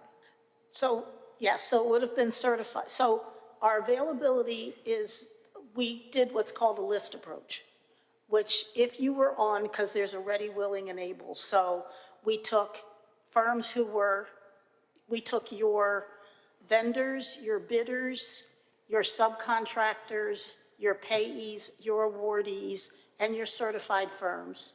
We also took we also took information from the Unified Government in Wyandotte County. We also looked at state and DOT from the Unified Certification. So we took all of those, and that became a pool. And again, there's a list of all of the pool that went into our availability list. And then we took all the certification lists we could find from anywhere, matched it against that to determine the ethnicity and gender. Because the only way you can really determine whether a firm is owned and controlled is whether it's certified or not. There's really no other way to determine that. However, we did look, and Councilwoman Robinson asked this question once before, and I did look at did our survey, and that went to kind of everybody, certified, not certified, and we asked them how they identified, and then we asked if they were certified. And about 70% of all of the MBEs were certified as something. They were certified as something. So there are about 30% out there who at least identified as being minority owned, who may not have been certified. 88% of those who identified as women owned were actually certified. Okay, so if the availability analysis, it sounds like it primarily included certified businesses. However, in your recommendations and your comments that you've heard through your community engagement, you stated that a significant number of the organizations specified that they maybe are available to do the business, but they're not certified, somewhat in part to the barriers or challenges that they have with being certified in the city. And so I'm wanting to understand if that, in my view, that could mask some of the inequities if you're only counting primarily those organizations that are certified. There could be, a significant amount of businesses that that could be available to do the work, but because they don't have the maybe administrative capacity to do the paperwork to become certified, they're not counted. And so can you just speak to that, first of all, clarify if that summation is correct or not, and then clarify. Right. So I wasn't saying that we saw significant barriers to certification. What I was saying is that it was talking about reciprocal certification, that it would be helpful if they didn't have to certify all over the place, because most firms, they got to certify in 3 or 4 or 5 different places. But we didn't necessarily hear problems about certification itself. But when we looked at the survey, where we had, several hundred firms who responded to the survey, and we asked them, how do you identify? And then we also asked them, are they certified? We also asked them why they weren't certified. And so I think sometimes, there was not anything that was overwhelming as to why they weren't certified. We did ask that, and if you look at the report, its last appendix has all of those individual answers. So some would say, well, because I didn't know there was a certification. Some will say, well, it was paperwork, but there wasn't one overwhelming, like, why am I not certified? But when we put the two together, we just saw that it was about 70% who were certified as something. They were an SLB, they were a DBE, they were a WB, or they were an MBE. So yeah, is there a gap between firms that told us they identified as minority and those that are certified? Yes, there is a gap. So could there be better efforts in getting firms certified? Yes. But in terms of our disparity study, we can make a recommendation that you can, just like we said, you could do a campaign on registration, is to get a campaign on firms getting certified. But in terms of being able to count them, there's no way for us, unless we did a certification effort, to know that firms that say that they're minority owned are in fact minority owned. And what our experience has been, because we have done studies where we've had to use for whatever, there's a really high error rate of firms that identify versus firms that are certified. So to answer your question more simply, yes, there could be a gap there. Yes, there could be more efforts, but statistically, there's no way for us to close that for purposes of the study without knowing that they're certified. Okay, so, okay. So if there are So you answered- recommendations on how you move forward. You answered my question, but I believe you actually increase, you give me hesitancy or concern about the validity of the study, about the validity of the study. In that if there were more firms that were certified, that were actually certified, it probably, the results would be different, or could be, if there were, because we primarily looked at firms that were certified. And so, I understand you're saying you couldn't necessarily get to the number with the way that our system is set up today. But definitely I would be interested to learn how we potentially can move forward. Right. What would be a recommendation to move forward to ensure that we're truly capturing adequate and accurate data? Because I believe that without that information, it can mask the inequities and disparities that we may actually have. I absolutely agree with you on that. And so those are recommendations moving forward. The problem under the Croson requirements is that the burden is on us to prove that the burden is on us to prove that there are these disparities with firms. And the problem is that unless we were undertaking to certify firms that claim to be minority and women-owned firms, kind of difficult to do that. So that's why we make it as a recommendation moving forward to undergo some campaigns to get people to certify, to get people to register, to get people to demonstrate who they are, because the burden is the proof that there is the disparity, not kind of the other way around, which is if there's a gap in data, well then you should get what you're saying is this study should have given us the benefit of the gap in data. And I'm saying the problem is that the proof has to be made that there is that, and there's no way to do that unless they're certified. Okay. I understand your point, I but don't know that I again, agree, we have the but burden, okay, thank we you. have the burden of proof. Okay, thank you. Councilwoman Patterson has. Thank you, Mr. Mayor. So I have a couple of just kind of logical questions. What program are the non-minority firms in? When you say what program are So they in? you said that you analyzed the firms that are in the MBE, WBE program, because that's how you captured that data.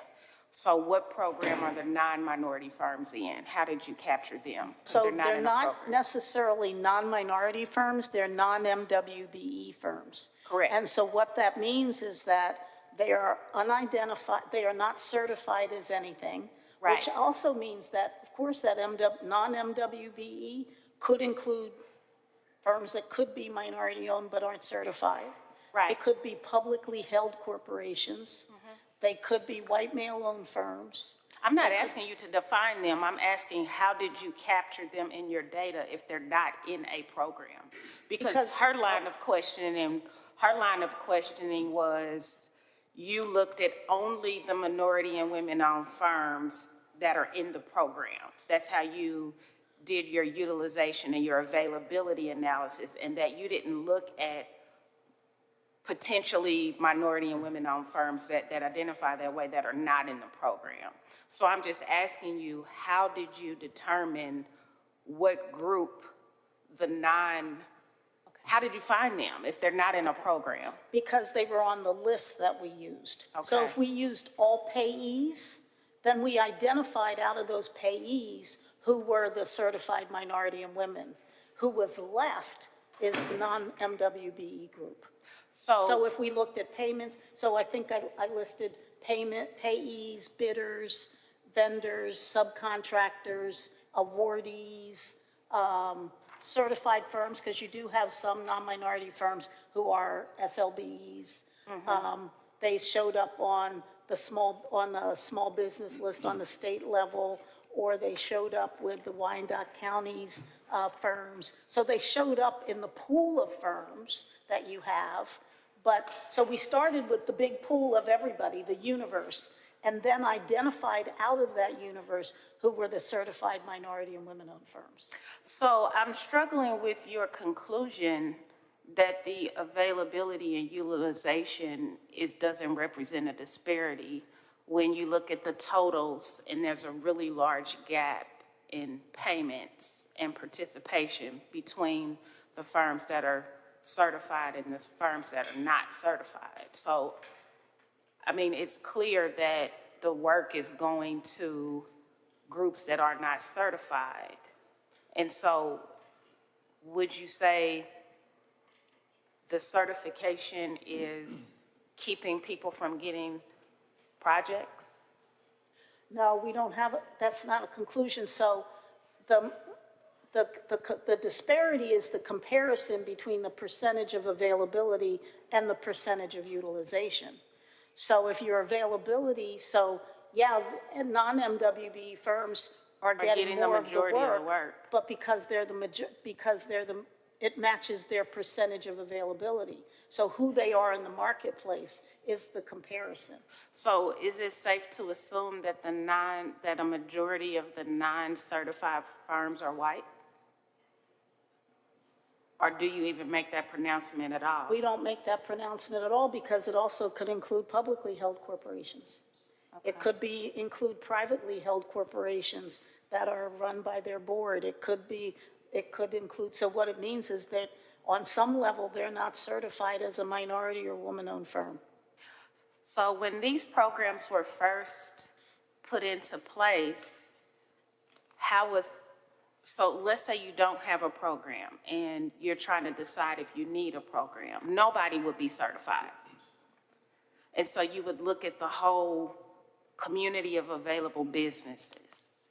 And so now, if you are limiting it to the certified firms, but logically, it is not addressing the initial purpose of the disparity study because you are not including companies that potentially are qualified because they haven't labeled themselves. And so that's why I have a problem with the recommendations, because you didn't include the larger universe. First of all, let's just say nobody should have to be certified anything to be able to do the work. They should just be able to compete. And so that's what we're trying to correct for, because obviously people are being shut out of the competition. And so this study doesn't include the companies that are potentially still being shut out, because it's only 6.9%, 2.73%, and that may not represent the universe of companies that are available and that are just competing regularly and are not represented in the work. So there's another way to do, so to answer your first question, how did this kind of all come about? So there's another way to do an availability, and I don't know if you can pull up the D&B analysis. So there's another way to look at availability without using certified firms. I don't think, but your numbers are always going to be much smaller. So the other way to do it, if you didn't have a program, to answer your question, what would we have done? We've done a D&B analysis. You go in Dun & Bradstreet, a Hoover's, and you pull all the Hoover data out of Hoover's for the firms who do the work in the categories, and then you telephone those firms and you ask them whether they are, who their ownership is. And so in some jurisdictions, you kind of have to do it that way because you don't have any kind of program to support it. The problem with that is that once you pull in all the firms in the marketplace who may or may not even do business with government, who may or may not be any of those pools, your availability is always going to be lower than when you use a pool of government's registered firms.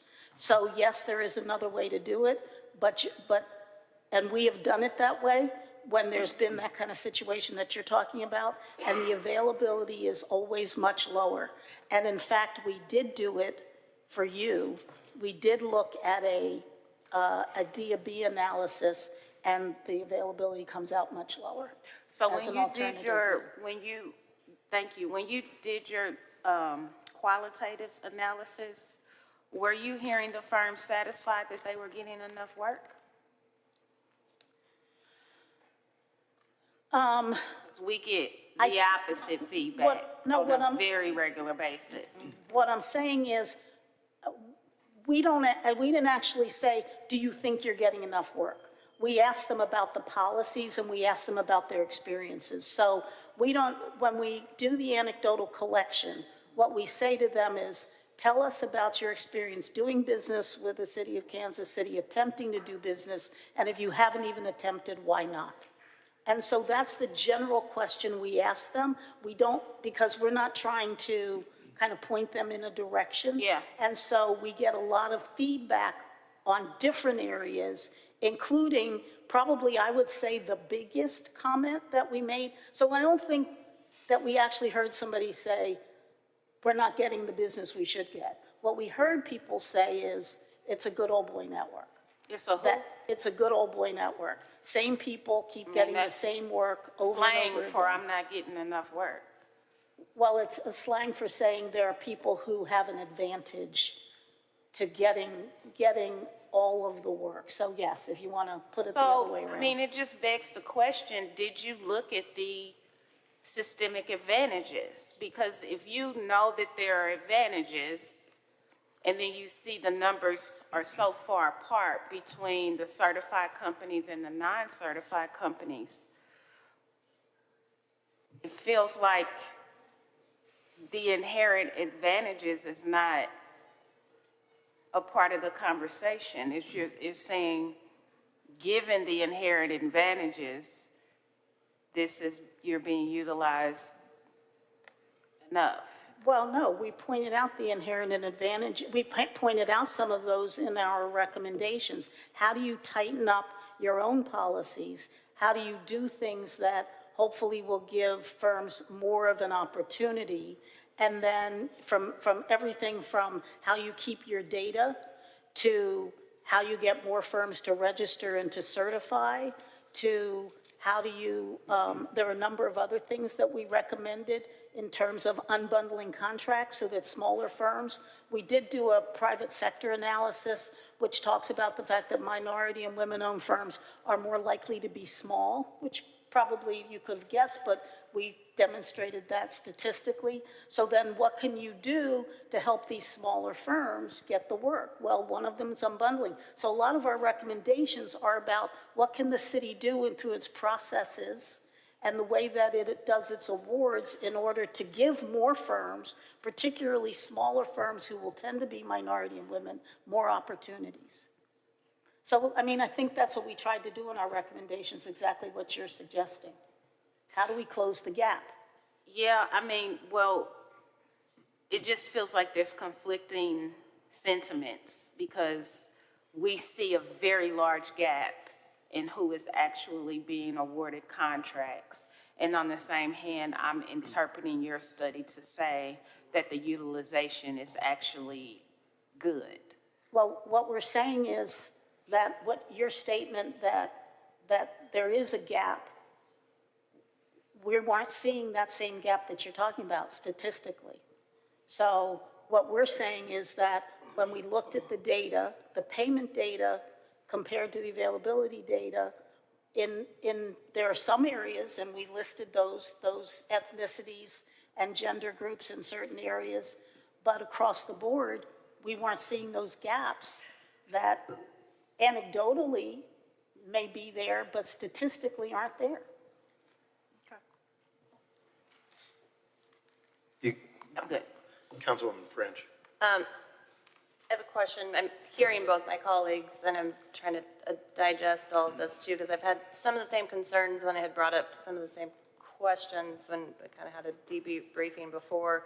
So you're looking at, you know, a larger pool of firms, but then what's actually in the data were the actual certified firms. And I agree that you shouldn't need to be certified in order to get the work, and we should make it a lot more streamlined to be able to get certified. And that's some of the frustrations that I've heard as well, just that the city makes it a little more difficult to be certified. But in your data, my question is, I'm trying to understand, in your data, you're looking at the percentage of availability versus utilization, and that there were some firms that did receive work but weren't necessarily certified. And I guess I'm just putting it together that, right, a lot. And so I'm putting it together though, had they been certified, our percentage of availability would have went up, and our utilization would have went up, and we're already high in our utilization, so then those numbers would have just went up, and so it would have made us look even more successful. Is that Not true? necessarily, because again, we applied the same data to both sides of the equation. So again, if I added more, and again, we don't know this because the data is not available to do that.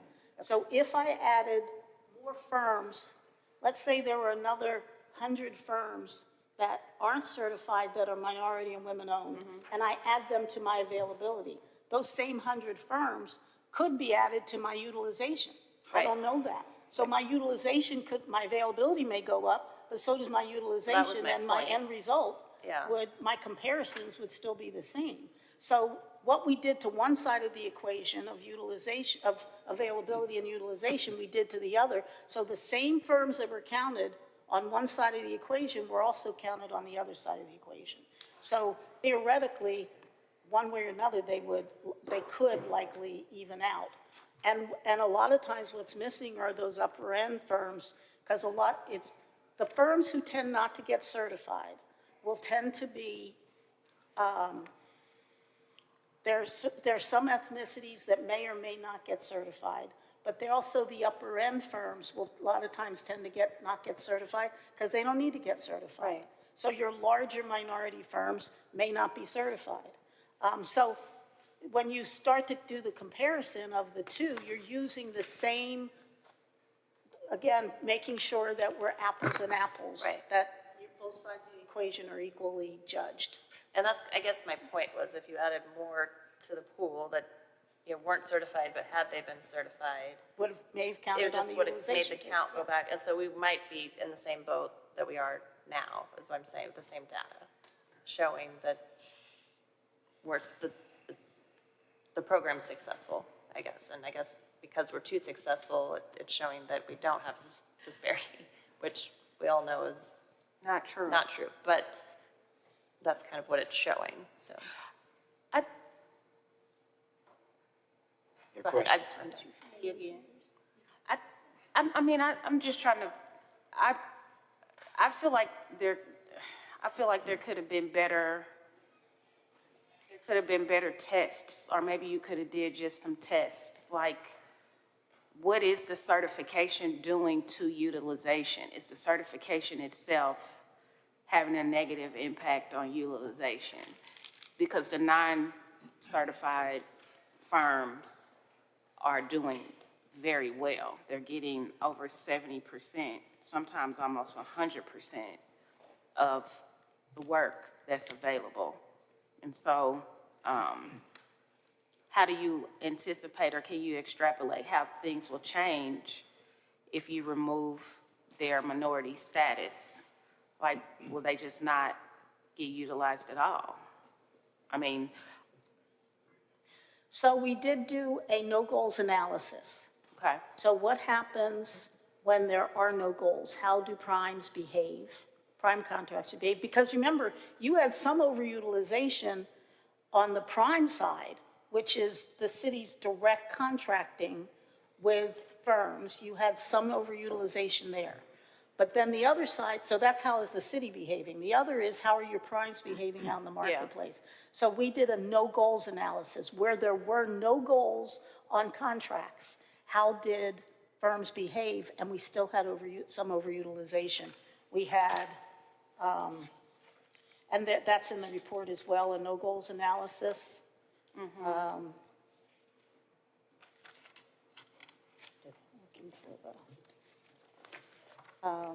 Yeah. In the no goals analysis, where there were no goals on contracts, in construction, only Native Americans and women-owned firms were underutilized. And then in A&E, only Asian American, Hispanic American owned firms were underutilized. In professional services, only Hispanic American owned firms. And in other services, only Asian American, Native American, and WBE firms. So where there were no goals, you still had overutilization. So that's how, the reason we want to do a no goals analysis is to see, is the reason there's overutilization is because you have a program. Well, the way to test that is you look at what happens when there are no goals. One thing that I would like for you, if it's possible, do you know how long we've had a program? Almost 30 years, I think. So 25 what to I would 30 like years. to see actually is a bar graph of how the companies in the certification program have performed over a longer period of time. I suspect there's a number of companies that have just went bankrupt and not been able to keep up due to underutilization, and so they're out of the pool. So, I mean, it would be helpful to know over time, did minority and women-owned firms actually get too big to be in the program? And so now are they out and they're in the other pool? I think to me, it's not helpful to look at such a, I mean, especially since you're recommending a really drastic change, in my opinion. It feels like over time, what did the program actually do to firms? Because I know at least 3 firms that went out of business. I know about shadow banning. I know about bidding, disparity in bidding, where bidding is too high with smaller companies because capacity, and then change orders with the company that is selected. But we don't capture any of that in terms of what is because the program is supposed to grow the amount of qualified firms that are available, but this looks really small. So if there's 6% compared to 92%, then I can't tell how program is having an impact over time. So we did do a private sector analysis, and we did some regressions, all of that meaning that we did come out. Some of what impacts you is the marketplace itself. So is the marketplace providing, because for you to have firms to utilize, they have to be available in the marketplace. So if you look at the study, are some outcomes, particularly if you look at the findings. I didn't go through them just for the expediency of time. But for example, minority and women are less likely to be self-employed in your marketplace. And as a matter of fact, black households are substantially likely to be less employed than white households. So households headed by women are also less likely to be held. So there are a number of things that affect the marketplace that is your feeder of firms who are going to be ready, willing, and able to do work with you where there are problems in the marketplace. Well, that's my point. So if you've had the program for over 30 years, it should be improving the marketplace. It should be making companies more available because they're prosperous. And it looks to this in 2026 looks like we haven't grown as a community. That it's remained, so far behind the non-certified companies. So what is happening as a city that people aren't catching up at all? Like, they're not catching up. So I think that's a big problem, Manager Vasquez, that people aren't catching up. And we're reducing the goals, and we haven't even caught up yet. So that's strange. And there are a lot of firms who reported, like one of the things is that controlling for other factors, we found that African-American-owned firms, 6% and 12% of SLBEs are less likely to report that they themselves feel like they're ready, willing, and able to do work as primes or subcontractors.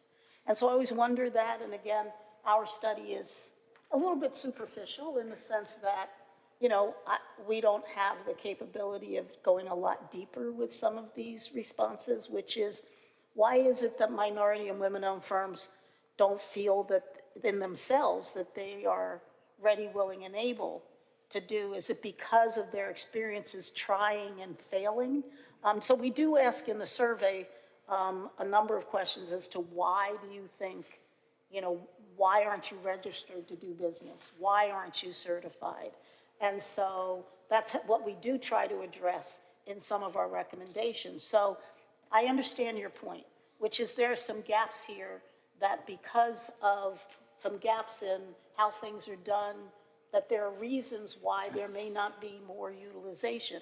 Well, that's why we make the recommendations to try to improve the utilization, even if it can't be on a purely race and gender conscious basis. A lot of this is we're finding that small firms, minority and women-owned firms, tend to be small. We also know that at least right now, your certified SLBEs tend to be minorities and women. So when you put in goals and you put in accessibility to the process of SLBEs, you are in fact hopefully starting to get to the same places with minority and women-owned firms without it being tested under the Croson test for a race and gender conscious program. So I understand the difference. There's this legal kind of compelling government interest that you have to do in order to continue a race and gender conscious program. That doesn't stop you from putting in remedies to help to increase participation. You just have to go about it a different way. Okay. So, and I agree with you, by the way. I mean, when we went back, because... Well, Atlanta had 35% goals 30 years ago, so I don't know how y'all got to 35% out the gate. And we're struggling to maintain 14%, so I'd love to know about that. You're talking about City of Atlanta? Yeah, when y'all built that airport back in the day, y'all started y'all's goals very high. Well, you know, that was pre-Croson.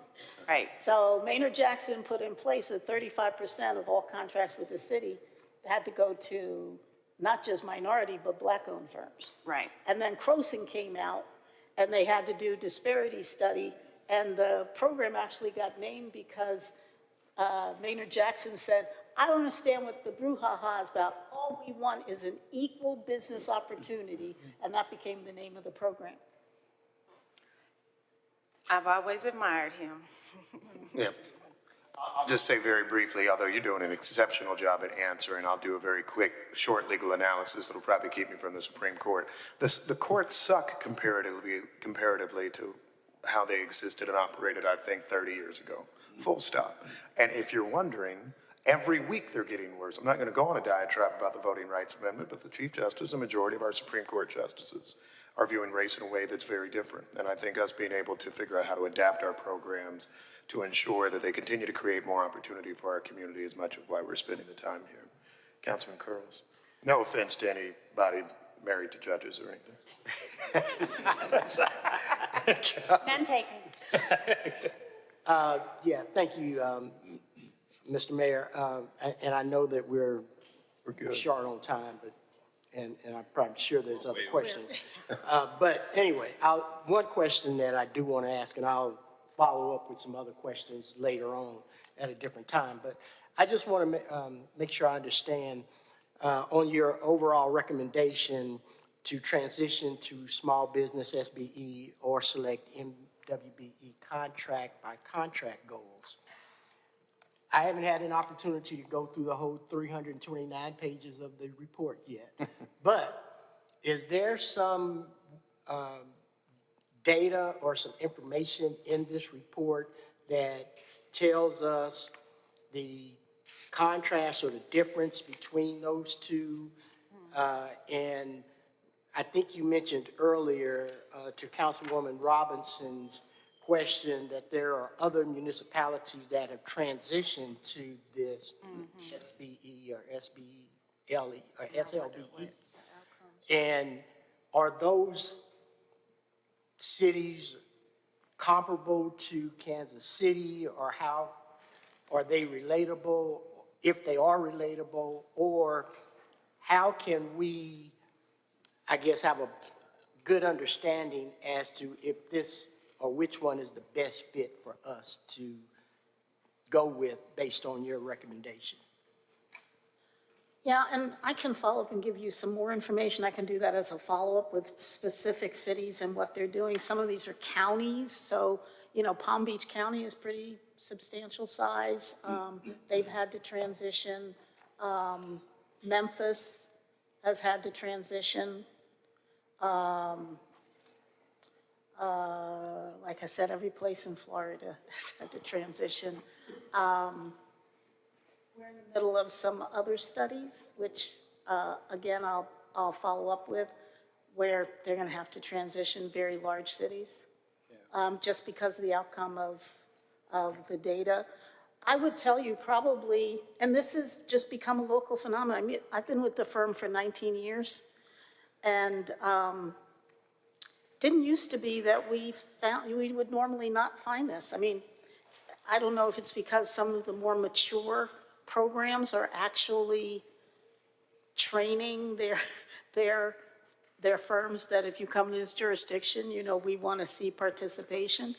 But it's only been in just the past several years that we've begun to see some overutilization in some major metropolitan areas.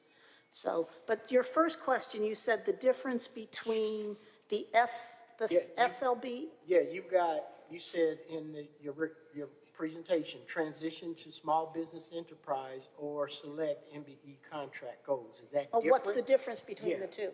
Okay, so there are still certain groups who were underutilized. So if you continued your MWB program as it is, you could still continue it for those groups in those categories, but not for the groups who were not listed in those categories. And in construction, that was no groups. But for the other categories, you could continue your program for those groups. It's just that it's a checkerboard. You know, you'd have to eliminate Asian Americans out of this category, and you'd have to eliminate African Americans out of that category. So that list that's on, and I don't know if we have that slide again, but that's who you could keep that program in place for, the same way you've had your program to date. Okay. And yeah, if you could follow up with that other information for me, and that data, I'd appreciate it. Thank you. Mayor Pro Tem. Okay, thank you. I have one last question. If minority firms are primarily functioning as subcontractors, how did the study reveal that there is no disparity? Because ultimately, you know, the prime is these non-M and WBE firms are getting 84% as prime. So how did it determine there's no disparity when the M and WBE organizations or businesses, firms are only getting, what, 15%, 15.48%? So we didn't just look at subcontracting. So we looked at prime contracting. There was some overutilization of MWBE firms in prime contracting. But then when we put the subs in there too, and we looked at all dollars. So what we looked at, so we looked at prime only, and then we looked at when all dollars are spent, whatever the city's budget was, when all dollars were spent with vendors, whether it was primes or subs, what was the outcome? So it wasn't just subs, it was looking at the totality of the awards. Right, and so then looking at the totality of the awards, when you compare prime, when you look at the specifics, I don't understand how if the minority women-owned businesses only represent a portion, a small percentage of that, how was no disparity established? How did you determine there was Because you're no disparity? comparing availability to utilization.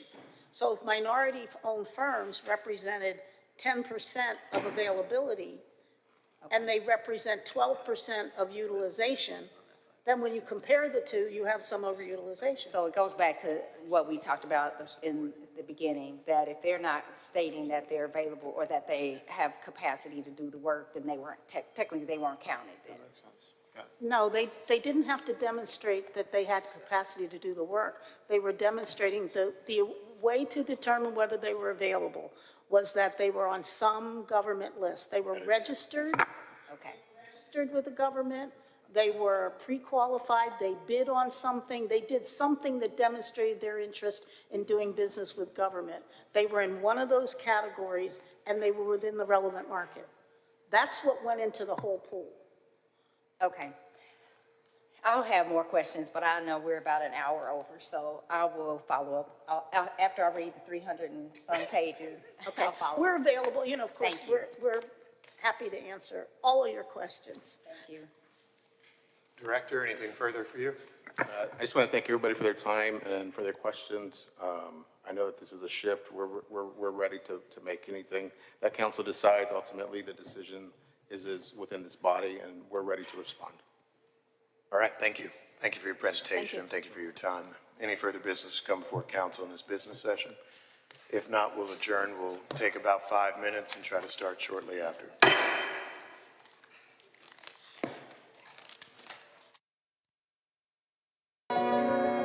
"20 years ago, our district didn't look like this. Downtown was quiet and dark at night. Nobody stuck around past 5 p.m. 20 years ago, this city was getting ready for a rebirth. And 20 years ago, the ambassadors took to the streets. 50 men and women, the bumblebees, working 365 days per year, took to the downtown streets. They had a clear and simple mission: to clean, to keep people safe, and to make the city attractive.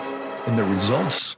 145 city blocks revitalized, 41,600 hours of work, 260,000 bags of trash collected, 28,000 graffiti tags erased, 1.5 million meals served to those in need, 156,000 citizens assisted, and they're just getting started. Today, our district is thriving, and in the midst of a $9.8 billion renaissance, the population downtown has increased 147% since our ambassadors hit the streets, making it the fastest growing neighborhood in the region. Our district is now the premier location in the city for entertainment, epic celebrations, world-class dining, and boutique shopping experiences. The ambassadors helped lay the groundwork for this transformation. Relentlessly invest in making our streets clean and safe, laying the groundwork for who we are today. And we are just getting started.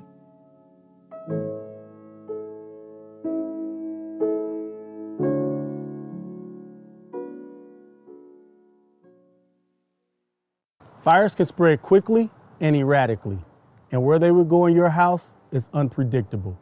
In fire emergencies, every second counts, so you and your family need to be prepared. Plan, practice, prepare. Plan. Having a family escape plan is the best way to prepare your family in case of a fire. It only takes minutes for a house to fill with smoke and become completely engulfed in flames. Escape plans help families evacuate the home quickly and safely through routes that they have previously discussed and practiced. Your plan should include multiple ways to escape each room, designate a meeting place outside, include all members of your house, including anyone with a disability and your pets. Draw a map of each level of your home and show all doors and windows. Find 2 ways to get out of each room. Make sure all doors and windows that lead outside open easily. Be sure to have multiple ways to escape. Because fires are unpredictable, having only one escape route could limit your family and leave them trapped. Practice your plan. It is important for families to practice fire escape plans a few times a year during the day and at night. Practicing fire escape routes ensures that everyone can safely exit the home on their own in case of a fire. Overnight guests should always be aware of your fire escape plan. If a fire occurs, it is important that your family understand that they need to get out fast and safely. Instruct family members to take the safest exit route and remind them that if they must escape through smoke, they should crawl low under the smoke and keep their mouths covered. The smoke contains toxic gases, which can cause you to get disoriented. Prepare.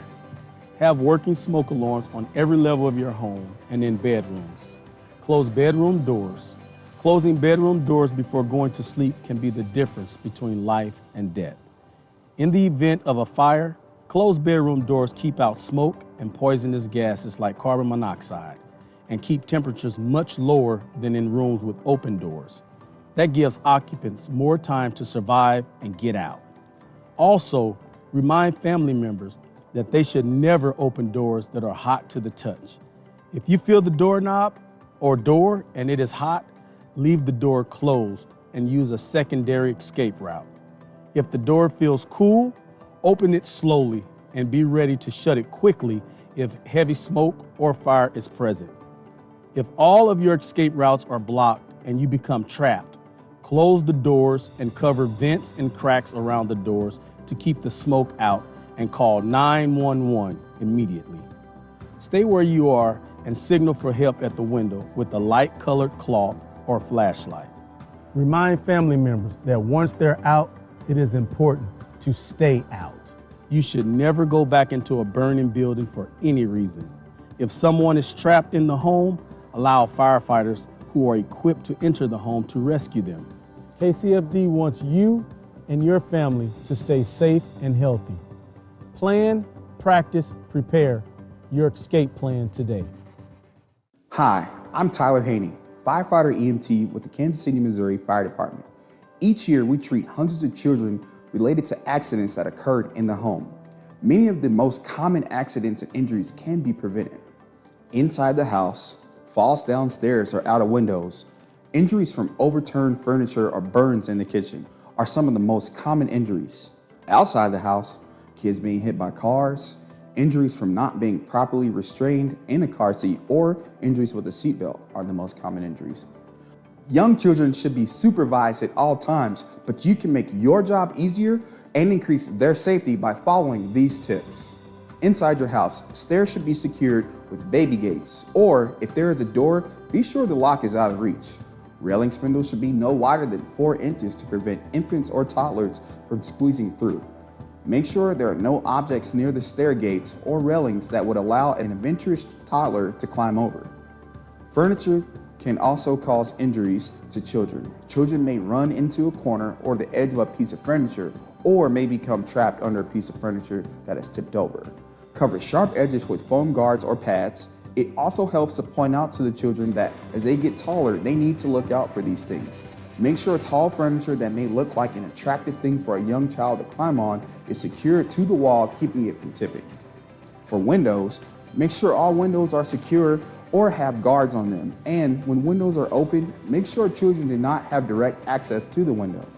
Most window screens are not rated to bear the weight of even young toddlers leaning or banging against them. Outside, kids being hit by cars is the 3rd leading cause of death in children.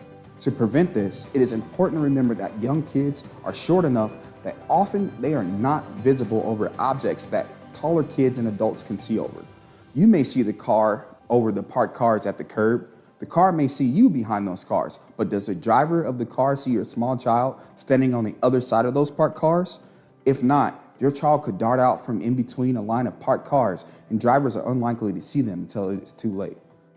Around any kind of moving vehicle, have a hand on your child. If you're driving or getting ready to drive, make sure you have cleared the area around your car. Often, kids playing in a driveway or on a driveway or sidewalk are too short to be seen in the mirrors or over the hood. It also helps to educate your child about the dangers of cars. Even small children are capable of grasping the concept of danger, and they will feel empowered if you include them on the steps to help keep them safe. The best way to prevent injuries while riding in a vehicle is to make sure that all occupants are wearing the appropriate restraint device for their age and size. For infants and children under 2 years old, that means they should be properly secured into a rear-facing car seat in the back seat. Children 2 to 5 years old should still be in a car seat, but it can be a forward-facing car seat, and in the back seat is still the best location. Once children outgrow their forward-facing seat, they should be buckled into a booster seat until a seatbelt fits them properly. A proper seatbelt fit usually occurs when children are just over 4.5 feet tall, somewhere between age 9 and 12. Seatbelts fit properly when the lap belt lays across the upper thighs, not the stomach, and the shoulder belt lays across the chest, not the neck. We want you and your family to stay safe. Following these tips can help keep you and your children safe. For more information, go to kcmo.gov/fire.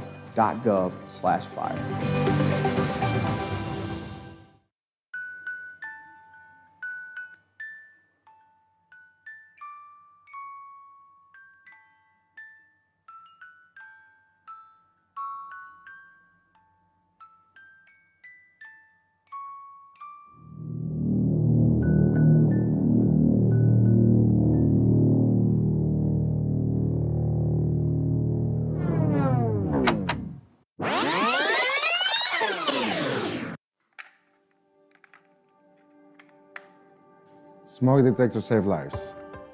Los detectores de humo salvan vidas. Fire alarm حيوة سيفيارة قال. إن كاشف الدخان ينقذ الحياة. Smoke alarm سوی سیبید.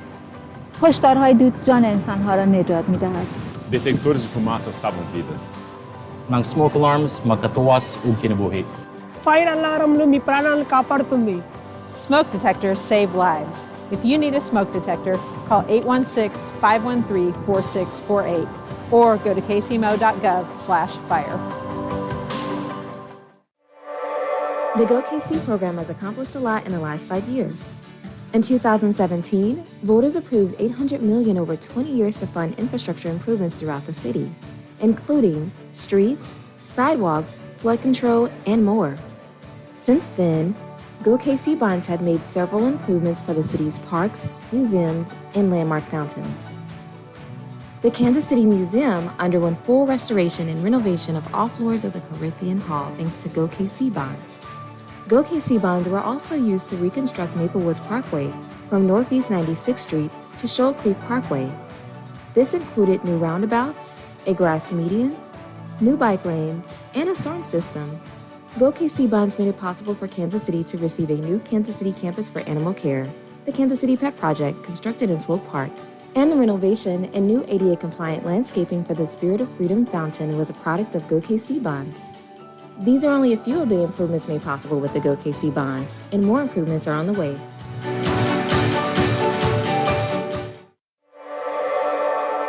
The Go Bond KC program has accomplished a lot in the last 5 years. Since voters approved the bond in 2017, Kansas City has completed 265 new and refurbished sidewalks in all 6 council districts. And more improvements are on the way.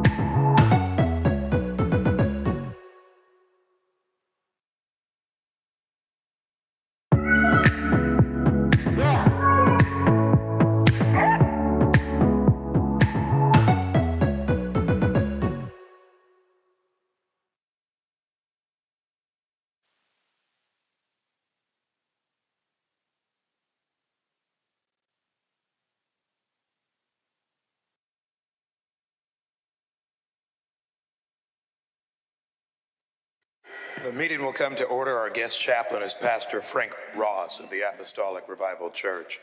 Would all who are able please stand for the invocation and remain standing for the Pledge of Allegiance. Pastor. Let us pray. Almighty God, we acknowledge you today. You are sovereign and omniscient. We are standing in need of prayer today. We trust that as we acknowledge you, that you will in turn direct our path as your word declares. Gracious God, we are so appreciative of the liberties that we have in America, the freedom to pray in public being one of many. This wonderful, beautiful city adopted this spiritual tradition of prayer before the council meeting in the year of 1995. Now Congressman Emanuel Cleaver instituted prayer before the weekly city council legislative sessions. Thank you, God. You tell us in scripture that if we humble ourselves and pray, that you will hear from heaven and you would heal our land. Lord, we need that healing. In the words of Mayor Quentin Lucas, we're proud in Kansas City to stand up for our values, our laws, and all of our people. In 1 Timothy chapter 2, you exhort us that supplications and prayers, intercessions, and giving of thanks should be made for all people. Then you mention civil authorities. That prayer should be made for them. And God, you tell us in verse 3, for this is good and acceptable in your sight. And so, dear merciful, kind, and loving God, I want to pray for our city and our mayor and the 12 council members represented here today. All the decisions and policies and legislation and budgets and city affairs and oversight of city departments that will be meted out today. These officials experience the intense pressures, oh God, and the weight and the stresses of their leadership. Lord, do not let them buckle or fail, but undergird them and endow each one with strength to press forward. Lord, give these elected officials wisdom, balance, and direction to make the proper choice for their respective districts. And as they pour out energy, effort, and intelligence, Lord, please renew and replenish this council board. I pray peace and health and prosperity over our mayor and his family, and the 12 council members and their family. Lord, we all have the same love and interest, and that is Kansas City. And because of consistent, committed, dedicated leadership from this council, Kansas City continues to thrive and be a blessed place. Lord, please keep our city protected and safe, a safe place to call home. And Almighty God, let honor, truth, and justice continue to rule within these walls. It's in the mighty name of Jesus we pray. Amen. United States of America, to the republic for which it stands, one nation, under God, indivisible, with liberty and justice for all. Clerk will call the roll. Yes, sir. Curls, Present. Parkshaw, Great to meet you. Boo, Here. O'Neill, Here. Willett, Present. French, Here. Rogers, Here. Patterson Hasley, Present. Robinson, Here. Rhea, Here. Bunch, Lucas, Here. 12 members present. Will the clerk please call the special actions? Yes, sir. 260455, declaring May 2026 as Older Americans Month in Kansas City.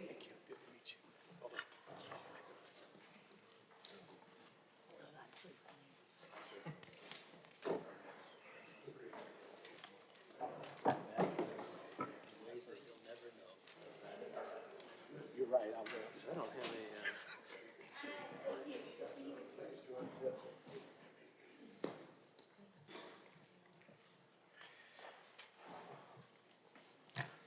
Take your time. Always the man to remind us of great days at Seventh Heaven, and all things relating to some good age. Councilman O'Neill. Well, it's not liquor by the drink. Got it. Mr. Mayor, in my privileged position as being the eldest member of the council. And the wisest. What? I am proud to introduce this resolution declaring May 2026 as Older Americans Month in Kansas City.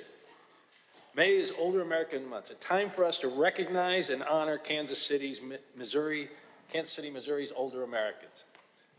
Contributions, highlights, aging trends, and reaffirm our commitment to serving older adults in our communities. Whereas through their wisdom, our wealth of life experiences, the things we've seen, I have to say, I often think about a lot of the people I went through life with, right? And I'm 30 years old and I meet a 70-year-old. And now I look back at that and think in 1970, that person went through the 20s and 30s, and I could have had this great information to garner from them, and I had something else to do. So there is some great things that the older people can teach. Older Americans are exploring the many opportunities for staying active and engaged, and I think our generation, those of us are living different lives than maybe our parents, where I think we're healthier, we're not eating as much fried foods, all those various things. So I am proud to announce that, just because you're 70 doesn't mean you're old. It just means you're 70. And I'm proud to acknowledge this, and I'm grateful to everybody that's bringing this together. This is Older Americans Month in Kansas City, and I just want you to know I do support it. Thank you. Thank you, Councilman O'Neill. Well said. You're not just 70. You're great. Councilman Rogers. I just want to thank all of you for being here. I've had the privilege to work with each of you actually going all the way back to the prosecutor's office, Debbie, when you were the public administrator. So it's incredible to see all the good work that you have done, and including my own grandfather who sometimes watches us on TV, and if he's watching today, I say hi, but I know you've gotten to be great friends with him over the years and done a lot for older Americans, and I could go on and on and on, but I'll just say thank you to all of you. Any other comments on the resolution? I will just add, and Councilman O'Neill, I appreciate you bringing this. This week for the Truman Foundation Luncheon, they had Wynton Marsalis, the jazz artist, as the speaker. And he in many ways made the exact point that you did. He talked about how when he was a young man, he got to play with the greats, and talking about meeting great traditional jazz artists, being here in Kansas City 30, 40, 50 years ago, and encourage everybody in the audience to take the opportunity to listen to somebody with some knowledge, some good stories. So we will encourage every young person to come talk to you about everything under the sun. But I want to thank you all. We know the services that you work in our community to make sure that every Kansas Citian is appreciated, is loved, and more than anything, to make sure that everybody knows their value to all of us in the community, no matter their age. If there are others who wish to speak to the resolution is now before council. All in favor indicate by saying aye. Aye. All opposed? The resolution is adopted. Whoever would like to speak. Thank you, Mayor Lucas and council members. Thank you for honoring older adults today, and I specify older, not old. It is a journey, it is progressive, and we like to think about longevity. I'm not sure when we officially become an older adult, but we know the changing demographics and the pace at which the aging population is growing. You've seen the data, you know the dilemmas in housing, transportation, nutrition, and caregiving services. We learned at a recent gathering that our greatest asset is the human experience. There is a richness in communities who hold the older adults in high esteem. And in fact, ensuring healthy aging and longevity is, at the end of the day, economic mobility for families. Support for the growing aging population benefits us all in this great city. And so thank you again for recognizing Older Americans Month.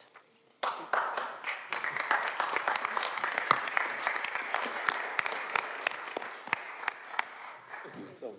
Appreciate it.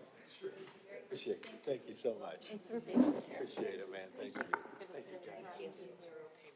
you, guys. Good. My doctor says they're not. He does every doctor. Thank you. Thank you so very much. Yes. Thank you. Thank you. Good to see you too. Thank you. Appreciate you. Thank you. Thanks a lot.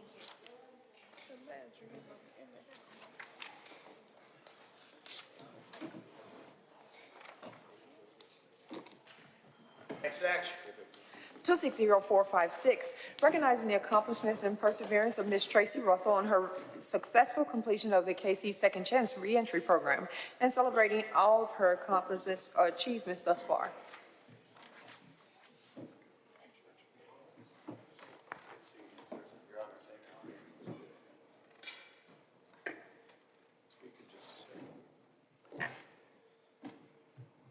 The pride of Platte County High School, Councilman Rogers.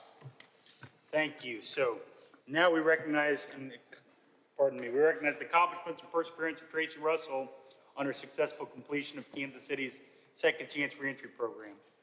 The Second Chance Reentry Program is a small pilot program made possible through a partnership with the City of Kansas City's Department of Community Safety and other community organizations.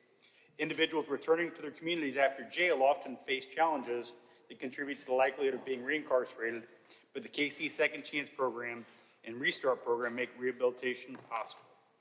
The Second Chance Reentry Program's vision is to reduce recidivism, homelessness, and unemployment by improving access to and delivery of services prior to offenders leaving jail. And I will tell you, there's two reasons this is it's close to home for me personally. Is Judge Corey Carter, who's here behind the mayor, was actually my mentor at the prosecutor's office. So we prosecuted, at the time, the most violent offenders in Clay County, and we dealt with some heartbreaking things, and it was a hard way to learn how to be a lawyer, but I was very lucky for the mentorship of Judge Carter, who is a fantastic trial lawyer, now a great judge, and I'm not surprised that he's been involved in such an important program for helping people get back on their feet. And it's second reason it's important to me is something I don't talk about publicly very often, is that my own dad was a second chance citizen, and it's always incredible when somebody does well. So Ms. Russell, today is not about any of that background information. Today is about you and your accomplishments. And Ms. Russell's recently been released to the supervision of the municipal court and a corrections reentry specialist. She's remained compliant with her prescription medications for almost a year, obtained a birth certificate and state ID, began to receive benefits, been featured in a photo exhibit by Shirley Stiles entitled The Road Home, which captures individuals and their unique stories and continues to mend and strengthen her relationships with their own family. So, Ms. Russell, you're an excellent example of the successes associated with this program, and for your success and for your achievements. And we cannot tell you how proud we are of you as a city. We've got your back, Judge Carter has your back, and today we get to celebrate you. So congratulations for all your work. Amen. Thank you. Thank you, Councilman Rogers. Councilman Duncan. Thank you, Honorable Mayor. I have the great privilege of having known Tracy for many years. Tracy has always been an advocate for others. And I'm so proud that you're being an advocate for yourself. And I'm so proud that this city has stepped up to give you that helping hand up. So I am just in awe. So thank you for all that you're doing. And Judge and the court, thank you. This is a true testament to what happens when we invest in our people.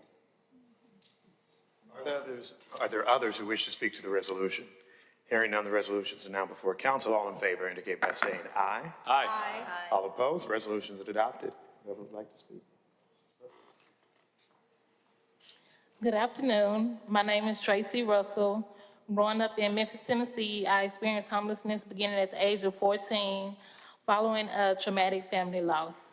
I endured significant challenges, including abuse and instability, but remained resilient through it all. After arriving in Kansas City sometime later, I connected with shelter services and the Restart Program through the municipal court and corrections department reentry program. Through these supports, I gained access to mental health services, stability, and housing resources. I successfully earned my GED, and now I'm working towards continuing my education. I am also a past advocate with KC Tenants, where I supported others facing housing insecurity. While I continue to heal from past trauma, I remain focused on building a stable future. My greatest motivation is my son, and I am determined to create a safe, loving home so that we can one day be reunited. Thank you.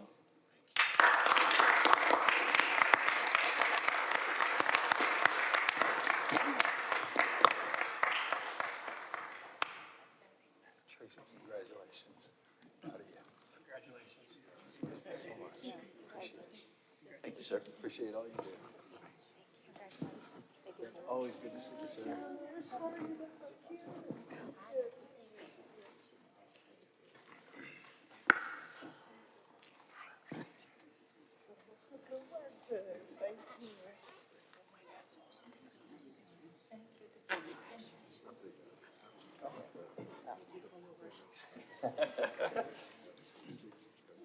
Congratulations. Best of luck. Thank you very much.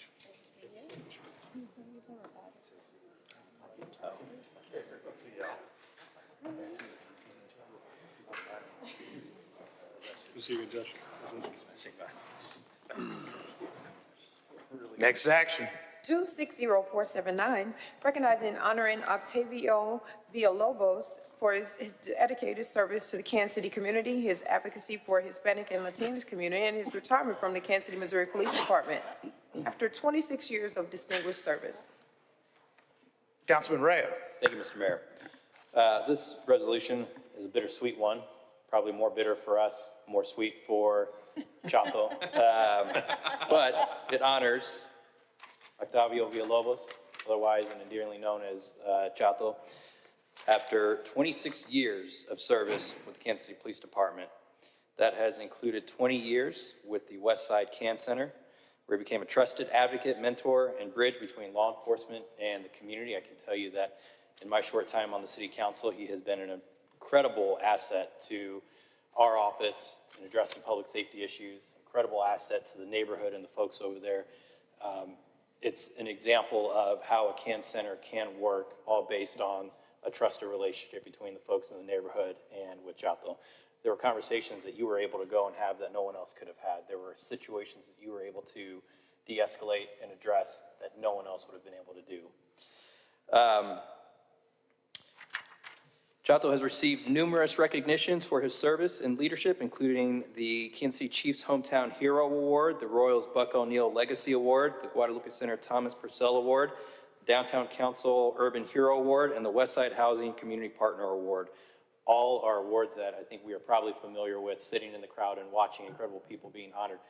It's amazing that you've been honored that many times with that many prestigious awards, and it speaks to your quality, Chato. He's also served as the mayor's executive protection detail, and nothing's happened to the mayor, thank God. And I think that's because of Chato and his hard work. And he's partnered with the Mattie Rhodes Center, helped develop and coordinate 2 Spanish language citizen police academies that provide crime prevention, education, and information about KCPD services to Spanish-speaking residents. Chato, my friend, my brother, I don't know what else to say. You are going to be sorely missed. I think you've probably heard that quite a bit over the last couple of weeks as you come upon your retirement. I wish you well, I wish you peace, I wish you relaxation and rest. Don't be a stranger, please. Stay involved in the community. Your presence is also still needed, maybe just in a different capacity now. So thank you for all your years of service. Are there others who wish to speak to the resolution? Councilwoman Robinson. Thank you. Chato, I met you during Anytown, teaching the next generation about the cycle of oppression and how we begin a cycle of liberation. And you have been such an amazing individual to the community, on duty, off duty. So I just didn't want to miss the opportunity to say thank you. If we were to look up the definition of community policing, your face would be right there. And I was just telling him a story as I was walking in. We were talking about the Eastside Can Center, and we were talking about things, how do we make things better? And I remember Chato, when he working at the Westside Can Center, he would tell the community, don't call the police, call me. Here's my cell phone number. That's community policing. That's a community guardian. That's someone that's, stepping in the gap and saying that we collectively as a community can be better, and I'm a resource to help you to do that. I'm a bridge to help you to do that. And so as we are building the Eastside Can Center, I've always said, I want a Chato. And the police department says, he's like Michael Jordan. So you are the GOAT, greatest of all times. And wanted to take the opportunity to say thank you for your service to Kansas City. You will be missed. Please keep us updated on TikTok with all of your dance moves, Mr. Suave. I love you, dear friend, and thank you for all that you've done for the city. Councilman Duncan. Chato, we haven't known each other for very long, but we had a great conversation, and I remember telling you that you can't pour from an empty cup. So go fill up your cup. You poured so much into this community, and it's shown, right, through the awards that Councilman Rea talked about, but through everyday conversations, people rely on you. You stood up and said, choose me. And that is 26 years of a lot of weight that you put on your shoulders. So put some bags down, man. Take it easy. Councilman O'Neill. Yeah, I just want to, I've known you, 7 years I've been on the force. You've been the rock. I mean, you're the guy that you always see. You know, you did the detail here. You've been all over the city. I think you guys have a tough job. And you've always handled it with a smile and never seen you in a bad mood. And I can't give you the accolades that my colleague gave you because she's really good at it. I just want you to know that a lot of us really appreciate you and know how good you are for community relations and other things, and we're going to miss you. So thank you. Councilman Will. Yeah, I just want to echo what Councilman O'Neill said. You've done community policing the right way. You've built strong relationships with all different types of folks, and really appreciate your service to our city, and good luck in your next chapter. Are there others who wish to speak to the resolution? Mayor Pro Tem. Thank you, Honorable Mayor. I didn't want to miss the opportunity just to rise and honor you and thank you for 26 years of the sacrifice that you've given to the residents of Kansas City. My colleagues have done a great job summarizing all the wonderful accolades and all the great things that you have done. But it has been an honor to know you, and just, you know, the amount of security that I would feel, even though you were the mayor's detail, you handled yourself in such a way that I knew you had all of us under your wings, that no matter what was no matter what was amiss, I know you had all of our backs, and I just want to thank you for doing that with a smile on your face and really being someone that others can look up to. And I just thank you so much and wish you all the best. And I just have to say, could you have waited until the end of July to do this? Because I know we're going to need you, but you will be missed, as has already been said. Congratulations to you, and thank you to you and your family for your sacrifice. Thank you, Mayor Pro Tem. If I may just say a few things about Chato, I won't go too long, although I've spent more hours with him than probably any of y'all. A little while back, Chato told me about a way that he occasionally will arrest people, which you never know where a cop's going when he tells you that story. And he said if he actually knows the people and all of that, he says, look, I'm gonna give you the chance to meet with us. You can meet us down the street. I don't wanna have to go into your house in front of your kids, in front of your family and do it that way. Is there some other way that we can handle this? That tells me a lot about who Chato is. Chato always works for the community. Chato was always about the West Side. He was all about making Kansas City better and taking care of his family. He's a product of Kansas City Public Schools, served our country in the United States Army, came back here, worked for KCPD, gave his heart and soul to solving issues well beyond the time that he was at work. And the other thing, as you noted, Mayor Pro Tem, he did it with a smile. When I was first elected mayor, we went to Fiesta Hispana in the Barney Alice Plaza. And y'all knew that Chato was actually the mayor, right? Everybody's taking pictures, everybody's coming up to him, they're bringing problems, solutions, food, everything under the sun. That was to be anywhere with Officer Villalobos. And I will note, as we all who have been here for the last several years know, it has not necessarily been an easy 7 years in law enforcement for a number of different reasons. But Chato, man, he would just show up. And whether he was working a protest, working late on the West Side, trying to solve issues, doing anything under the sun, he was coming up professionally, with respect for everybody he was working with, and frankly, as an outstanding example of what it means to be a police officer, not just here, but anywhere in the country. You are a model police officer, a model veteran, a model father, husband, and we are lucky to have you. And if I may just say this personally, when I took my first child home from the hospital, Chato was there with me. And I remember looking at him for a minute, And see, y'all mamas usually figure things out better than we do. I think I looked at Chato for a minute and was like, what am I gonna do? And he just knew, yeah, you figure it out, you can handle it. And life is much easier as a father in this community, knowing that there are men like him who are mentors, who are friends, who are protecting and serving all of us.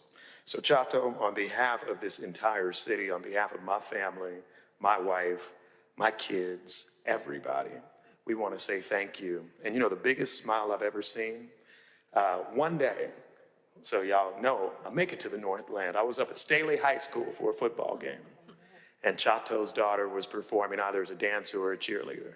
And, you know, we're standing there doing whatever, and his daughter comes up, and he's trying to look like he's working, but he's so happy seeing her. And I'm like, this is why this man is working so much and so hard. So as was said, enjoy your time with your family, with your kids, and thank you for all that you've done for us. If there are no others who wish to speak to this resolution, the resolution is now before council. All in favor indicate by saying aye. Aye. All opposed, resolution is adopted. Officer Villalobos. I have allergies, so I'd appreciate if you didn't tell anybody you saw a police officer cry today. I sincerely appreciate all of your words. It was an honor to serve the city that I grew up in.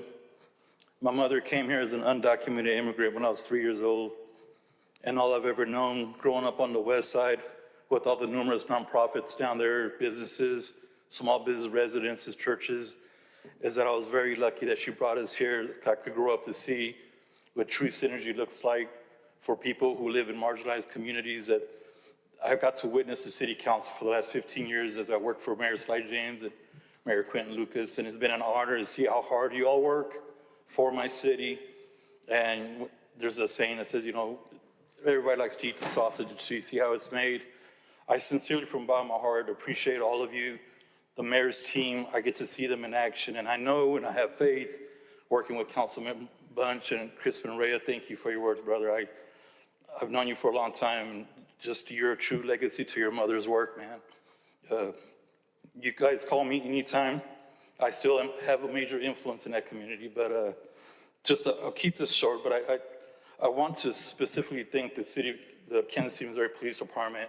Over the last 20 years, I've been assigned to the Westside Cancer Center, and they have allowed me and have had the courage that even though they don't have all the answers on how to work with the undocumented population, they trusted me, and every accolade I've ever gotten in my life, every award I've ever won was because of those collaborations with those not-for-profits and those churches, the trust of those residents and those business owners. So I hope that you continue to support those nonprofits on the west side and everywhere else in those communities that need it. You guys are doing a great job. The Westside Cancer Center means everything to me. Our leader, Jorge Coromac, had a tough job taking over when Linda left, when she left us. And I hope to still see you guys supporting the centers like that really put what you guys fight for into action down there. So with all that, from the bottom of my heart, I sincerely appreciate all of you in this honor. Thank you.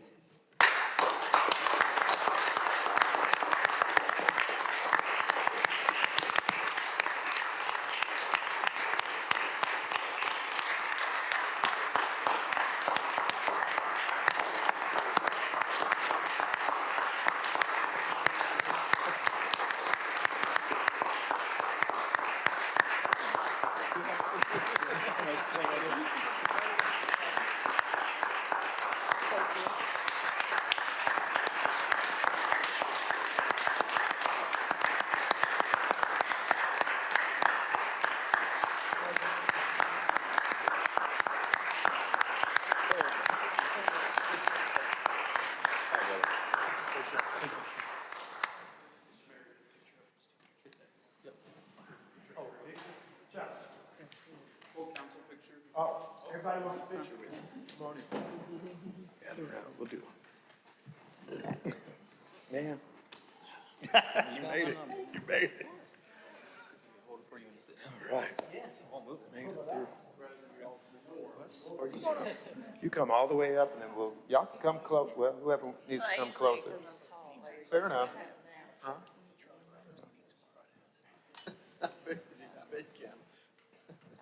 All right. Anybody? You got to be next. Come on. enough.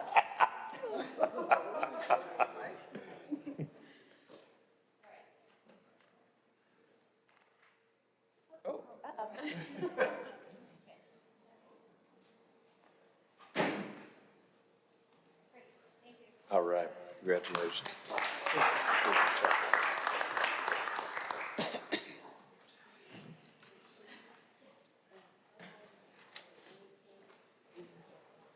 This won't take much work. The clerk will proceed with the final readings consent docket. Yes, sir. 260411, appointing Alice Ellison, Albert Kelly as Assessor Director to the Linwood Square Shopping Center, CID. 60412, appointing Jared Campbell as Assessor Director to the 906 Grand Community Improvement District. 206413, appointing Matthew Iway, Cheryl Gambiambo, and Stephanie Porter as Assessor Directors to the Pioneer Center Community Improvement District. 240414, appointing Tim Harris and Kelly Harris Klein as Assessor Directors to the Valley View CID. 260415, appointing Candace Hayes, Christian Sakwash, and William Vega as Successor Directors to the Historic Kansas City Club Community Improvement District. 260416, appointing Mark Moberly, Bob Coates, and Mike Beal as Successor Directors to the Pioneer Plaza Community Improvement District. 210417, appointing Jake Baker, Trevor Stevens, and Trip Moore as Successor Directors to the West Bottom Central Community Improvement District.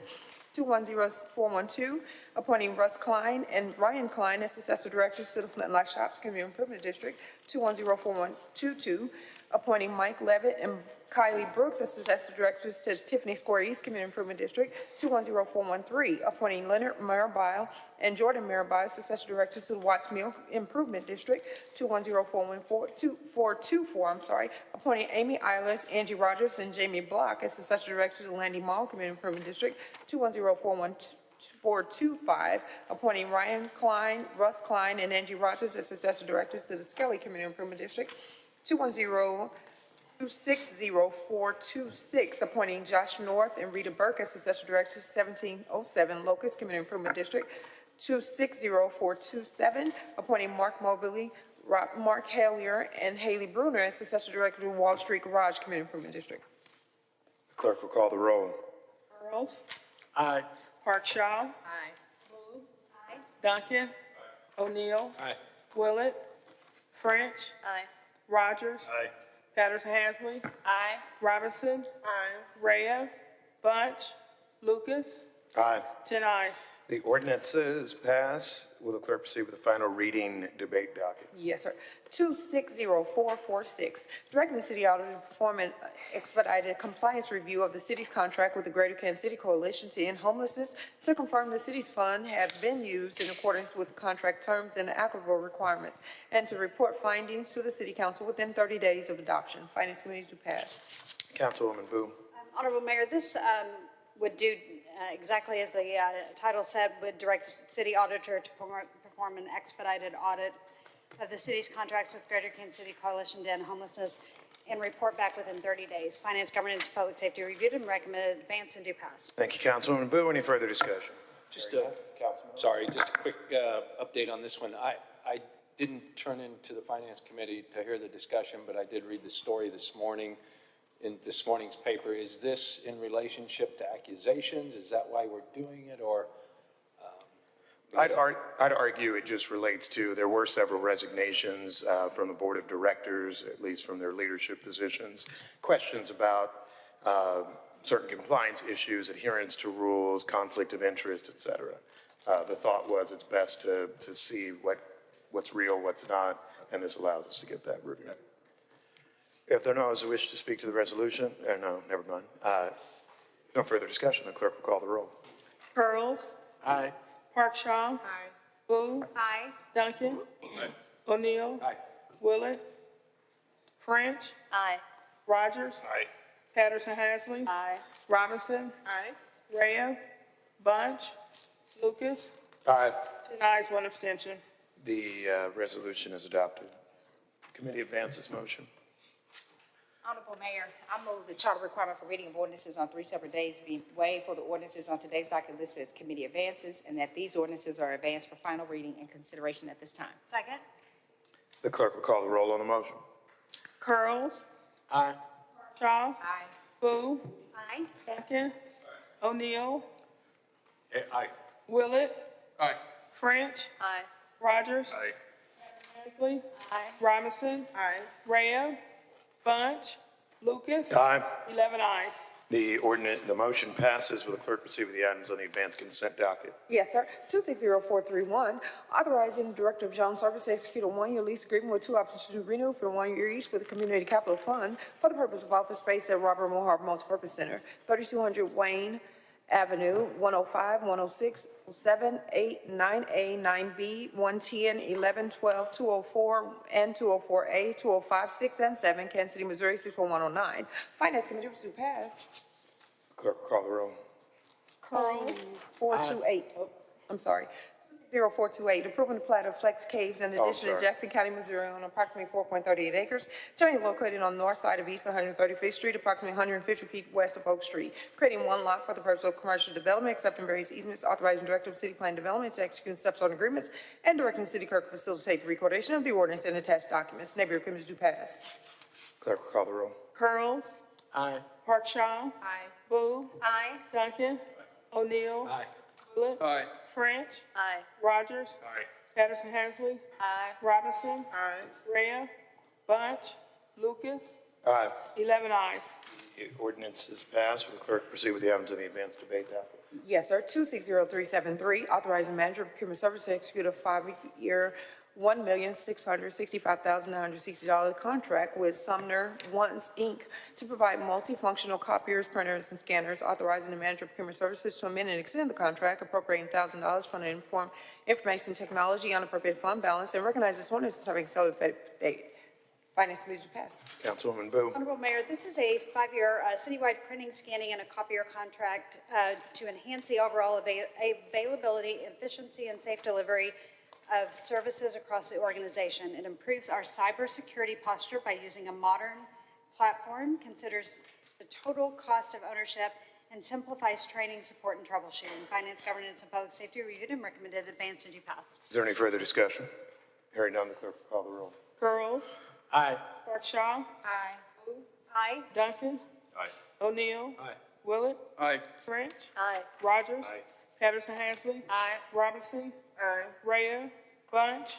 Lucas. Aye. 11 ayes. Ordinance passes. 03679, reducing the revenue estimate and appropriating an amount of $4,166,667 with the General Obligation Series 2022A Question 1 Fund, originally established in Promise Place Housing Project, estimating appropriating surplus TIF revenue in the amount of $1,100,000 from the anticipated termination of the Rubledge Mall TIF plan and providing for an additional appropriation from the Share Success Fund for a Promise Place Housing Project. Restating the city manager's authorization to execute an agreement with Promise Place for the utilization of funds appropriated herein, modifying the timeline for substantial completion of the project, and recognize this ordinance as having so effective date. Finance committee to pass. Councilwoman Boo. Honorable Mayor, this ordinance would, in essence, amend the way in which we had agreed to finance this project by allocating surplus TIF funds from the Blue Ridge Mall TIF project, and as well appropriating $800,000 in unappropriated fund balance from the Shared Success Fund.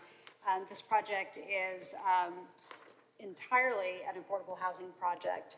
Finance, Governance, and Public Safety reviewed and recommended advance and do pass. Any further discussion?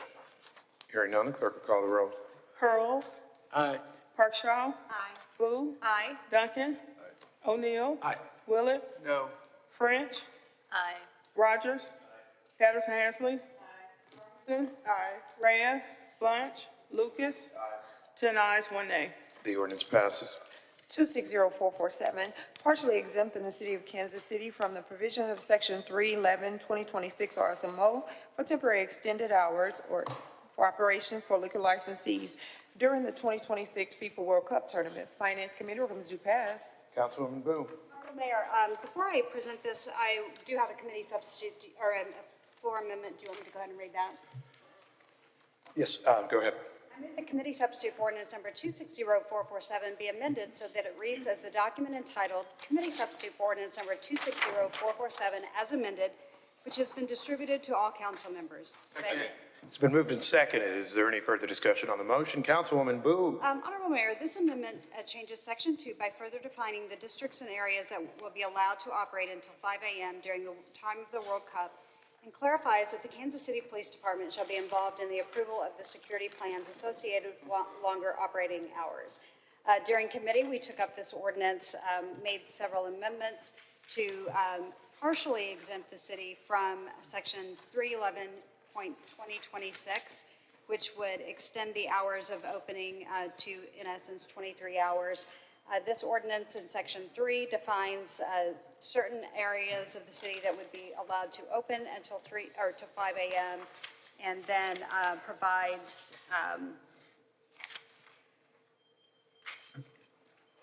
certain sections in Section 1 that are able to operate until 3 a.m. Finance, Governance, and Public Safety reviewed and recommended advance and do pass.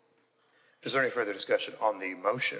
Councilman Rogers. Just very briefly, is this the one that makes the west side of Westport Park? Yes, And the this, west side of this downtown would Gateway? allow, it defines as in. It's section A and section D to define what you're, go to 3A and 3D. Yes. The Central Business District as extended the western boundary to state line and the southern boundary to Kansas City Terminal rail tracks. And then Westport area as defined in 88, 810, 2290 with an extended western boundary of Clark Avenue and an extended northern boundary of 39th Street. Thank you. Councilman Willett. Thank you, Mr. Mayor. I do want to say I appreciate you meeting with some of my constituents about this, own businesses in certain these areas and finding some common sense solution. Thank you, Councilman Willett. Is there any further discussion? Hearing none, the clerk will call the roll on the motion. Pearls. Aye. Parkshaw. Aye. Boo. Aye. Duncan. O'Neill. Aye. Willett. French. Aye. Rogers. Aye. Patterson Hasley. Aye. Robinson. Aye. Rhea. Bunch. Lucas. Aye. 7 ayes. Motion passes. The ordinance is amended as before council. I just want to briefly thank the Jackson County prosecutor and other public safety entities who also were helpful in discussing the very real public safety issues we have, and will continue to collaborate with the city and KCPD to ensure all Kansas Cityans and our visitors can be safe through this period. If there's no further discussion on the ordinance as amended, the clerk will call the roll. Curls. Aye. Parkshaw. Aye. Boo. Aye. Duncan. Aye. O'Neill. Aye. Willett. Aye. French. Aye. Rogers. Aye. Hasley. Aye. Robinson. Aye. Rhea. Bunch. Lucas. Aye. 11 ayes. The ordinance as amended passes. 260448, amending Chapter 2 Code of Ordinances Title and Administration by repealing Section 1956 entitled Quarterly Budget Reports and enacting in lieu thereof new section light number and subject matter for the purpose of analyzing the allocation of use tax revenues received in excess of budget amounts, which may be used to alignment with the corresponding sales tax. Finance Committee to pass. Councilwoman Boo. Honorable Mayor, this ordinance would amend Chapter 2 of the Code of Ordinances, adding Section D that would require quarterly budget reports to include an analysis of local use tax revenues received above those anticipated at the time of the annual budget for potential use toward the same purposes for which the corresponding sales tax is utilized. And this ordinance was originally brought by Councilwoman Robinson, but we picked up a few extra co-sponsors during committee. Finance, Governance, and Public Safety reviewed and recommended advance and do pass. Thank you, Councilwoman Boo. Mayor Pro Tem. Thank you, Honorable Mayor. Yeah, you actually picked up another co-sponsor on it. I was just late letting them know. Please add me. Thank you. Thank you, Mayor Pro Tem. Is there any further discussion? Hearing none, the clerk will call the roll. Curls. Aye. Parkshaw. Aye. Duncan. Aye. O'Neill. Aye. Willett. French. Aye. Rogers. Aye. Patterson Hasley. Aye. Robinson. Aye. Rhea. Bunch. Lucas. 10 ayes, 1 abstention. Ordinance passes. 260449, authorizing the city manager to execute a betterment and improvement funding agreement with the Port Authority of Kansas City, Missouri for the purpose of reimbursing certain water utility infrastructure to be constructed on the city's behalf, accepting certain right-of-way easements, granting certain easements, conveying certain property, and authorizing execution, delivery, and recording of such documents that as required to effectuate the foregoing, all in furtherance of road and bridge work to Missouri River Terminal Project. Finance Committee to pass. Councilwoman Boo. All right, Honorable Mayor, I too have an amendment, a floor amendment on this one. I move that committee substitute for ordinance number 260449 be amended so that reads as in the document entitled Committee Substitute for Ordinance number 260449 as amended, which has been distributed to all council members. Second. Been moved and seconded. Is there any further discussion on the motion? Councilwoman Boo. Yes, Honorable Mayor, this amendment will revert ordinance number 260449 back to its original form by re-including a waiver of certain fees and pedestrian requirements as part of a betterment and improving funding agreement between the city and Port KC in furtherance of the Missouri River Terminal Project. The underlying ordinance authorized the city manager to execute a betterment and improvement funding agreement with Port Authority of Kansas City for the purpose of reimbursing certain water utility infrastructures to be constructed on the city's behalf, accepting certain right-of-ways and easements, granting certain easements, conveying certain property, waiving certain fees, and pedestrian requirements, and authorizing the execution, delivery, and recording of such documents. We made a motion.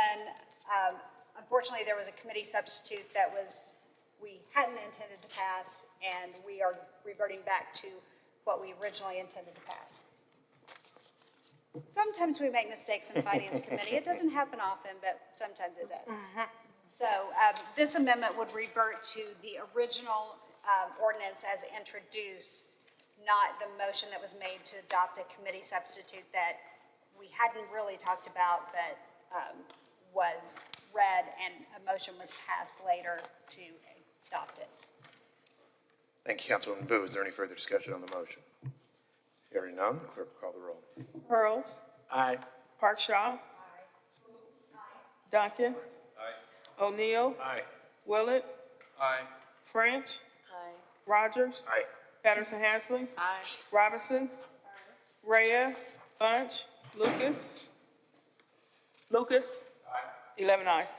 Motion passes. The ordinance is amended as before council. Is there any further discussion? Hearing none, the clerk will call the roll. Curls. Aye. Parkshaw. Boo. Aye. Duncan. O'Neill. Willett. Aye. French. Aye. Rogers. Aye. Hasley. Aye. Robinson. Aye. Rhea. Bunch. Lucas. Aye. 11 ayes. The ordinance is amended passes. 260440, accepting a $5 million grant from the U.S. Environmental Protection Agency fund to fund the Kansas City Organic Waste Improvement Project from March 1st, 2026 through February 28, 2029. Authorizing an agreement with EPA to administer such grant, estimating appropriating $5 million in the General Grants Fund. Authorizing cooperative agreement with Canby Markets, Pete's Garden, Urban Produce Push, KC Can Compost, Bridging the Gap, Missouri Organic Recycling, and Compost Collective KC to implement such grant and recognize this ordinance as having accelerated effective date. Neighborhood committees do pass. Tim. Thank you, Honorable Mayor. The City of Kansas City has been awarded federal funding through the Solid Waste Infrastructure for Recycling Program to implement the Kansas City Organic Waste Improvement Project.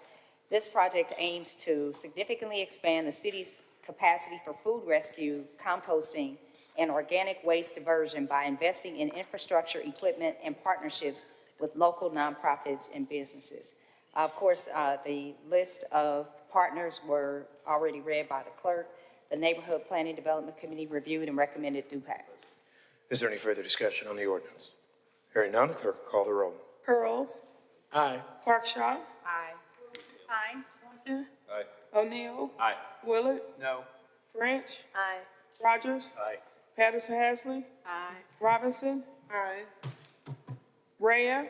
Bunch. Lucas. Aye. 10 ayes, 1 nay. Ordinance passes. 260444. On the next item, I'm told there's a request to hold the item for 1 week. There's no objection. The item will be held for 1 week. 60452. Yes, sir.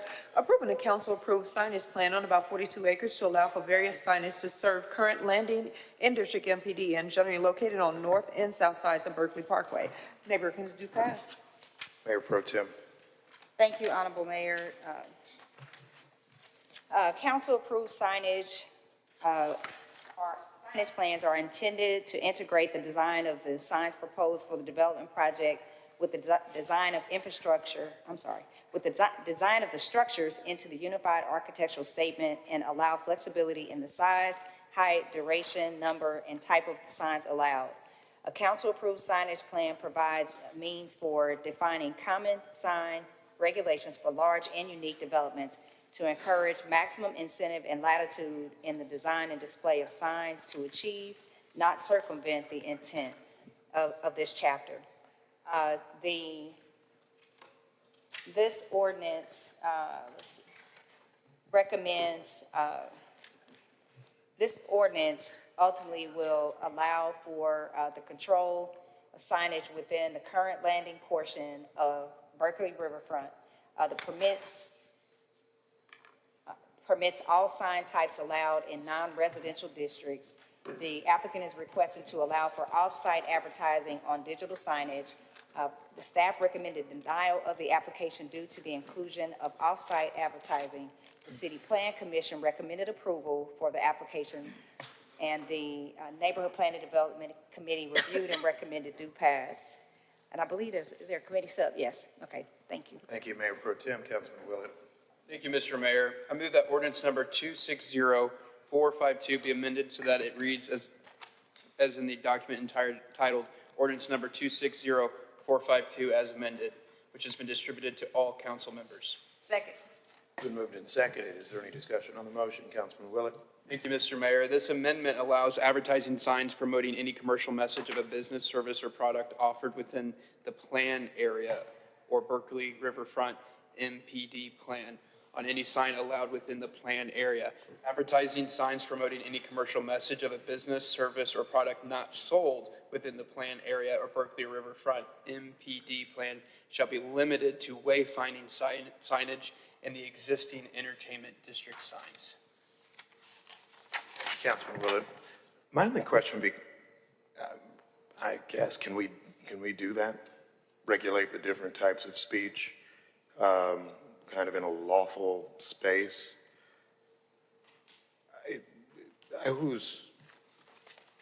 I guess, look, it's just so we're saying commercial speech of one type is allowed, but commercial speech of another type isn't allowed under our.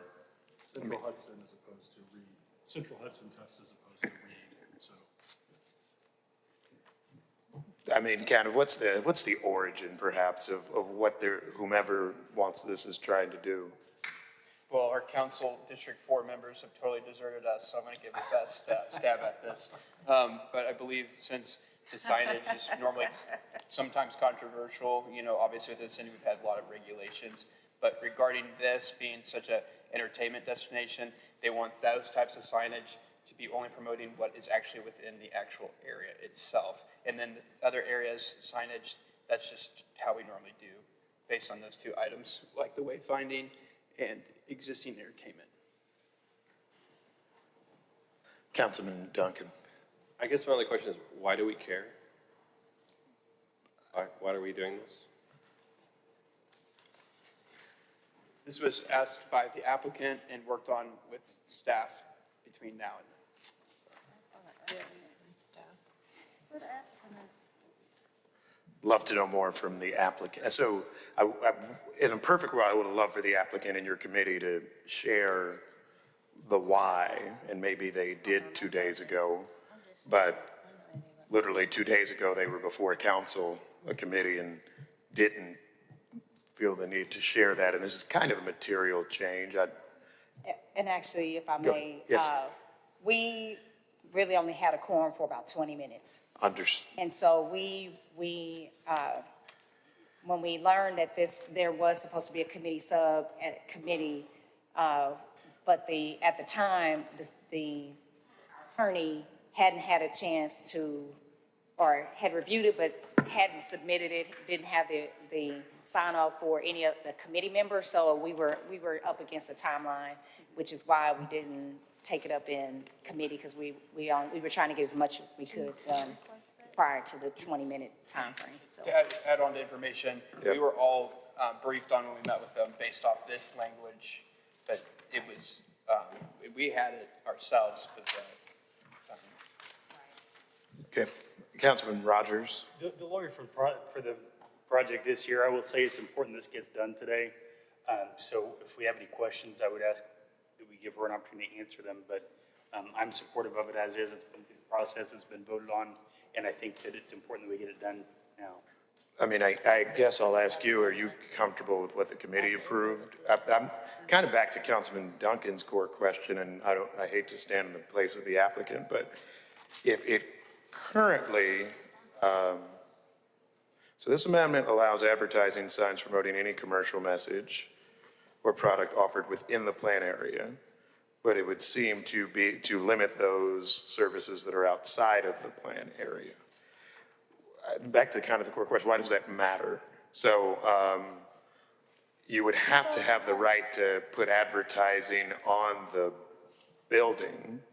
And so the owner of, how this could be used nefariously is if this is a larger district than just what the applicant owns, and they're able to exclude others who may advertise whatever the heck they want in the same district. And I see that as kind of problematic. The way I thought this came to us was that they just wanted to put up a big old sign during the World Cup. If all it is about big signs during the World Cup, why don't we just do the non-amended version so they get their sign? If a neighbor that they don't like wants to put up their own sign, then the neighbor that they don't like can put up their own sign, and that's just the story of how the signage works. Councilman Curls. Thank you, Mr. Mayor. Councilman Rogers, you said we have to approve this today. What's the rush? Is this due to the World Cup, or what's the emergency? Well, yes is the short answer. I'm sorry? So, yes, so it's currently ending, right? So you've got Argentina coming down there, and you've got a lot of activities going to be coming down there very soon. And like I said, it's already been vetted. We know I wish someone was here that was in the committee. I'm not. I just know that this is a priority and that the expectation is that it gets done today. So I hate to go backward on, I think, what people believe is going to happen. Councilman French. Is the purpose of the amendment to reduce the amount of possible clutter, the possible amount of signage? Why don't we just do this, since I see counsel for the applicant here, although we're not going to start letting them testify at council. Why don't we just hold this one till the end of the docket? Maybe we'll learn more about the need for it or not, and then we'll deal with it that way. So we'll hold this item till the end of the docket, and we'll proceed with the next one. Yes, sir. 260407, authorizing Director of Public Works to execute a cooperative agreement with the Brookside Shops Community Improvement District and the GRI Brookside Shops LLC for the design and construction of certain public and aesthetic improvements within the Brookside Shops Community Improvement District. Transportation Committee do pass. Councilman O'Neill. Mr. Mayor, the primary purpose of the Brookside Shops CID includes a partnership with the City of Kansas City, the GRI Brookside Shops LLC, to fund and develop aesthetic, environmental, and public improvements within the boundaries of the Brookside Shops CID. The city has agreed to finance the design and construction of a portion of the trolley track trail between 62nd Terrace and 63rd, which currently is woefully not together. The Brookside Shops community within the community district. The Brookside Shops CID and GRI Brookside will enter into a cooperative agreement setting forth the covenants, agreements, and obligations of the city, the Brookside Shops CID, and the GRI Brookside to make possible the public improvements. The TINO Operations Committee recommends advance and do pass, and if either of my colleagues from the 6th District would quit talking and see if they want to mention anything. Solving the legal issues. Just checking to see if you guys want to add anything to the CID conversation. We trust our elders, Councilman. Respect your elders, that's right. Transportation Infrastructure recommends advance and do pass. Thank you, Councilman O'Neill and the chatty 6th District people. Any further discussion on the ordinance? Hearing none, the clerk will call the roll. Curls. Aye. Parkshaw. Aye. Boo. Aye. Duncan. O'Neill. Aye. Willett. Aye. Rogers. Aye. Patterson Hansley. Aye. Robinson. Aye. Rhea. Bunch. Lucas. Aye. The ordinance passes. To- Next, yeah, please. Go ahead, yeah. Okay. 260418, authorizing Director of Public Works to execute a license agreement with the Kansas Fiber Network for a term of 10 years for one option to renew for an additional 5 years to install fiber conduit within the right-of-way, and authorizing Director of Public Works to execute a communications easement agreement with Kansas Fiber Network LLC. Transportation Committee to pass. Councilman O'Neill. Mr. Mayor, the Kansas Fiber Network LLC has requested permission to install fiber optic lines and associated equipment within city-owned right-of-way and on city-owned land adjacent to the Missouri River. This infrastructure will support expanded communications capacity and improved connectivity on both sides of the river. Transportation Infrastructure and Operations Committee recommends advance and do pass. What is adjacent? It next to. Thank you, Councilman O'Neill. Is there any further discussion? Hearing none, the clerk will call the roll. Charles. Aye. Parkshaw. Boo. Duncan. Aye. O'Neill. Aye. Willett. Aye. Branch. Aye. Rogers. Aye. Hasley. Aye. Robinson. Rhea. Bunch. Lucas. Aye. 11 ayes. Ordinance passes. 260430, authorizing Director of Aviation Department to enter into a $1,200,000 second amendment to the facility repair and maintenance contract with Oshkosh Aerotech for the passenger boarding bridges at the Kansas City National Airport. Total contract amount of $10,212,525. Transportation Committee to pass. Councilman O'Neill. Mr. Mayor, this amendment will add an additional $1.2 million for spare parts inventory at 10% markup to the city. Number two, it will recognize a contractor name change from JBT Aerotech Corporation, which we originally purchased this inventory from, to Oshkosh Aerotech LLC. And three, this will update required federal language, the reasons for and purposes to be accomplished with this. Transportation Infrastructure Operations Committee recommends advance and do pass.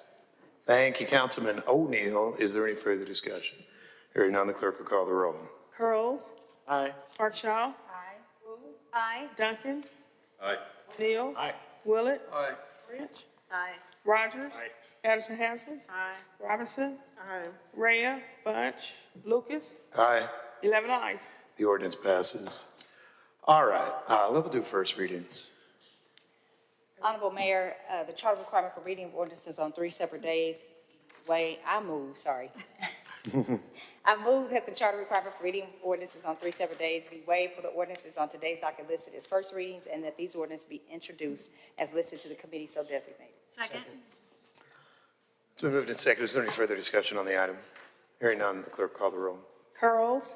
Aye. Parkshaw. Aye. Duncan. Aye. O'Neill. Willett. Branch. Aye. Rogers. Aye. Addison Hasley. Aye. Robinson. Rhea. Bunch. Lucas. Aye. 11 ayes. The motion passes. Let's do some of these easy. Actually, we'll do Councilwoman Boo.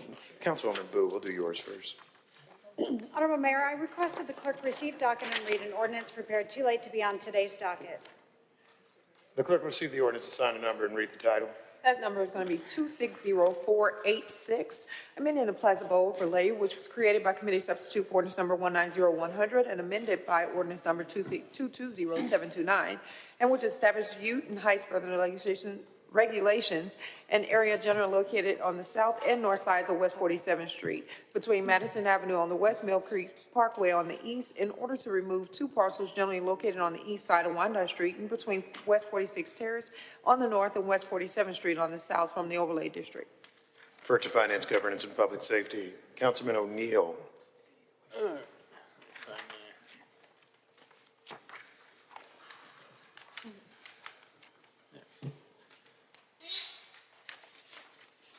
Oh, maybe. Got you. There you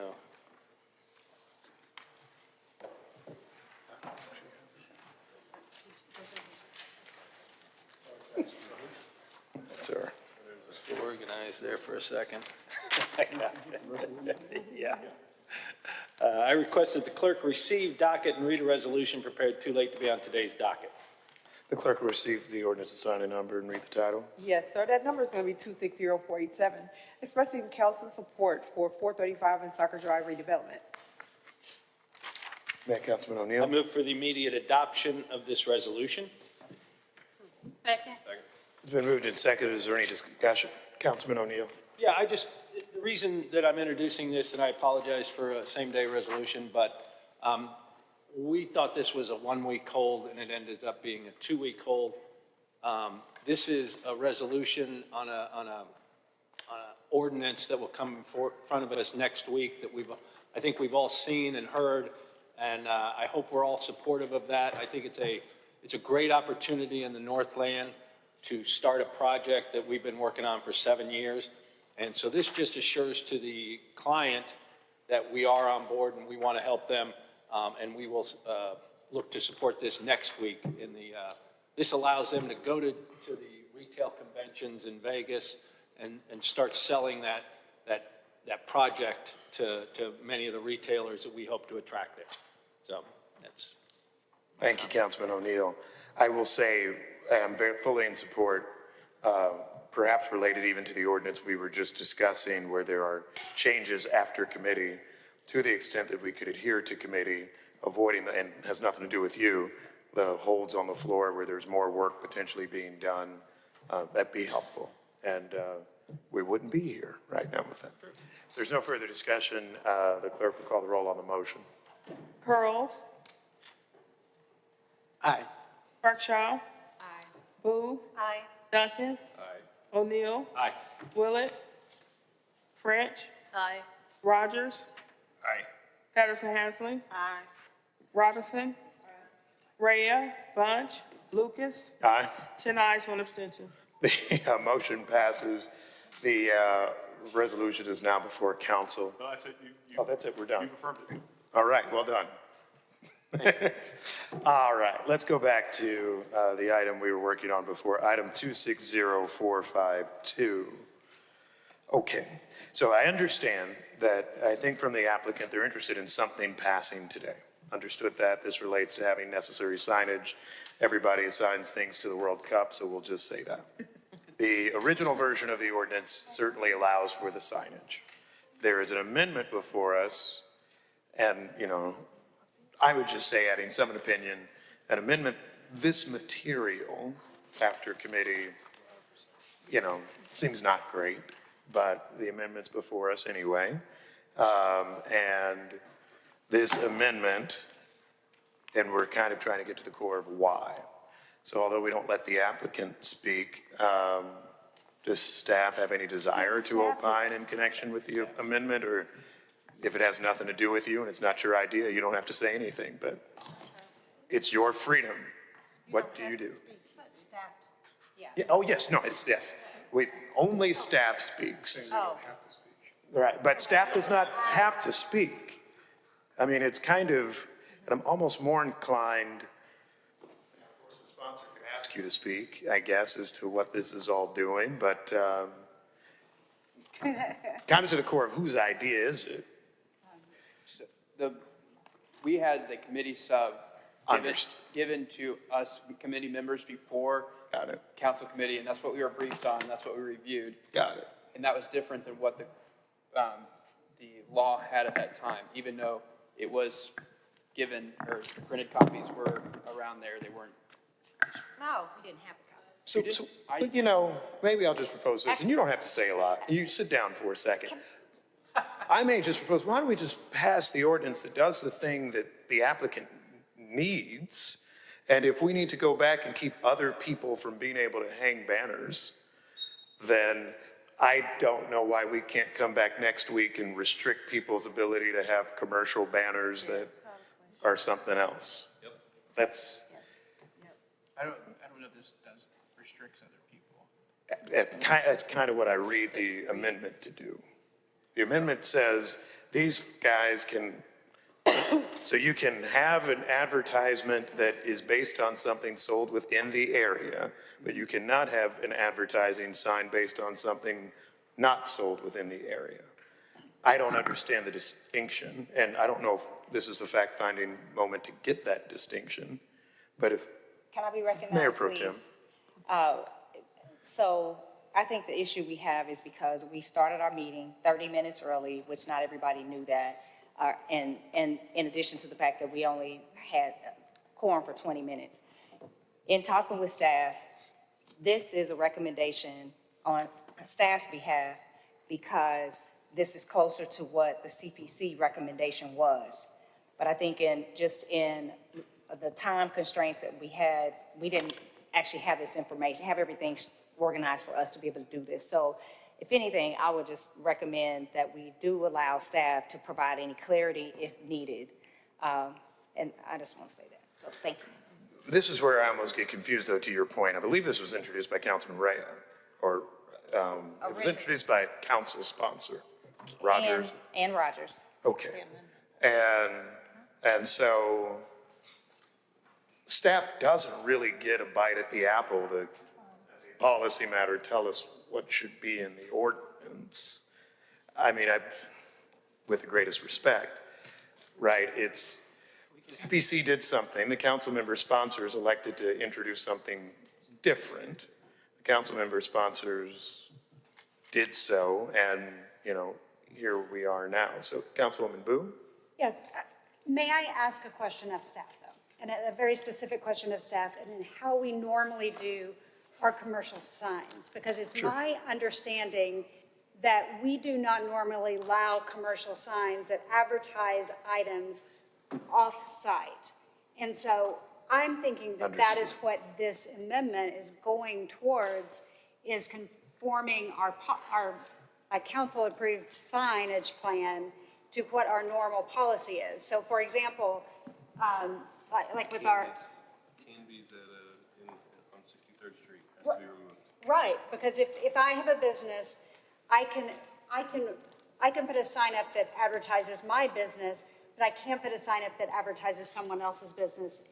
And I would like staff to clarify if that is to some extent what this is trying to do, is to conform this council-approved signage plan to what our policy is. And you can tell me I'm wrong. Sir, what's your name? Matthew Barnes, City Planning and Development. So this amendment would permit off-site advertisement on the wayfinding signage within the district and on the entertainment district sign. That's that large sign there. So this would permit that off-site advertisement. So it would allow off-site advertising, but within the entertainment district? Or you could put on the wayfinding sign, I could say like, in the Berkeley Riverfront Park, on the wayfinding sign, it could say something about the World Cup, or it could say, come to the Barkery in Brookside. Yeah, it would be permitted to advertise any business anywhere. So it could advertise, Bally's Casino or anything else that's not within the current landing district. While I'm interested in it, I might just reassert my proposal that we just vote on the, so I guess it would be a no vote on the amendment, and we just vote on the original thing that allows the signs. And if we need to edit it in the riverfront because there's a proliferation of Marlboro ads or something that shouldn't discriminate against one party, then we can do that. Councilman O'Neill? I'm not trying to prolong this debate, but I'm curious, staff, the Berkeley Riverfront kind of has two bosses, right? The Port Authority and the city. And the Port Authority, I know, has certain jurisdictions. Is this outside of that jurisdiction and we're responsible for these decisions, or is this? Yeah. So this is a master plan development. That overall plan is silent on signage. So there's currently 2 other council-approved signage plans within this district. This would be for specifically the area around current landing. So this is the development that we have given to the current to develop. Correct. Yeah, Mr. Mayor, I'm just trying to do a solid for a colleague. And also Councilman Bunch was not available to be there during committee, so we had neither fourth district representation, and obviously not right now. But I can withdraw my motion to amend if you would like me to, and we can just look at maybe amending it next week. The main thing is for this to get done. That's great. Yeah. We'll withdraw the motion if the second also withdraws, whoever that was. Yes. Yep, all right. The ordinance is now before council. If there's no further discussion, the clerk will call the roll on the ordinance. Earls? No. Birchall? Aye. Boo? Aye. I'm sorry. I hear you. Aye. Duncan. O'Neill. Aye. Willett. Aye. French. Aye. Rogers. Aye. Harrison Hazley. Robinson. Aye. Rhea. Bunch. Oh, sir. Lucas. Aye. 10 ayes, 1 nay. All right, ordinance passes. If there's no further business coming before council, we'll stand adjourned.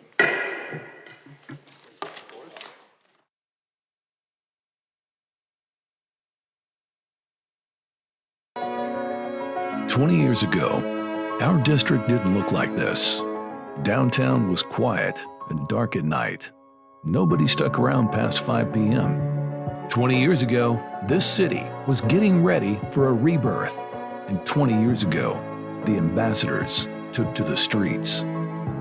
50 men and women, the bumblebees, working 365 days per year, took to the downtown streets.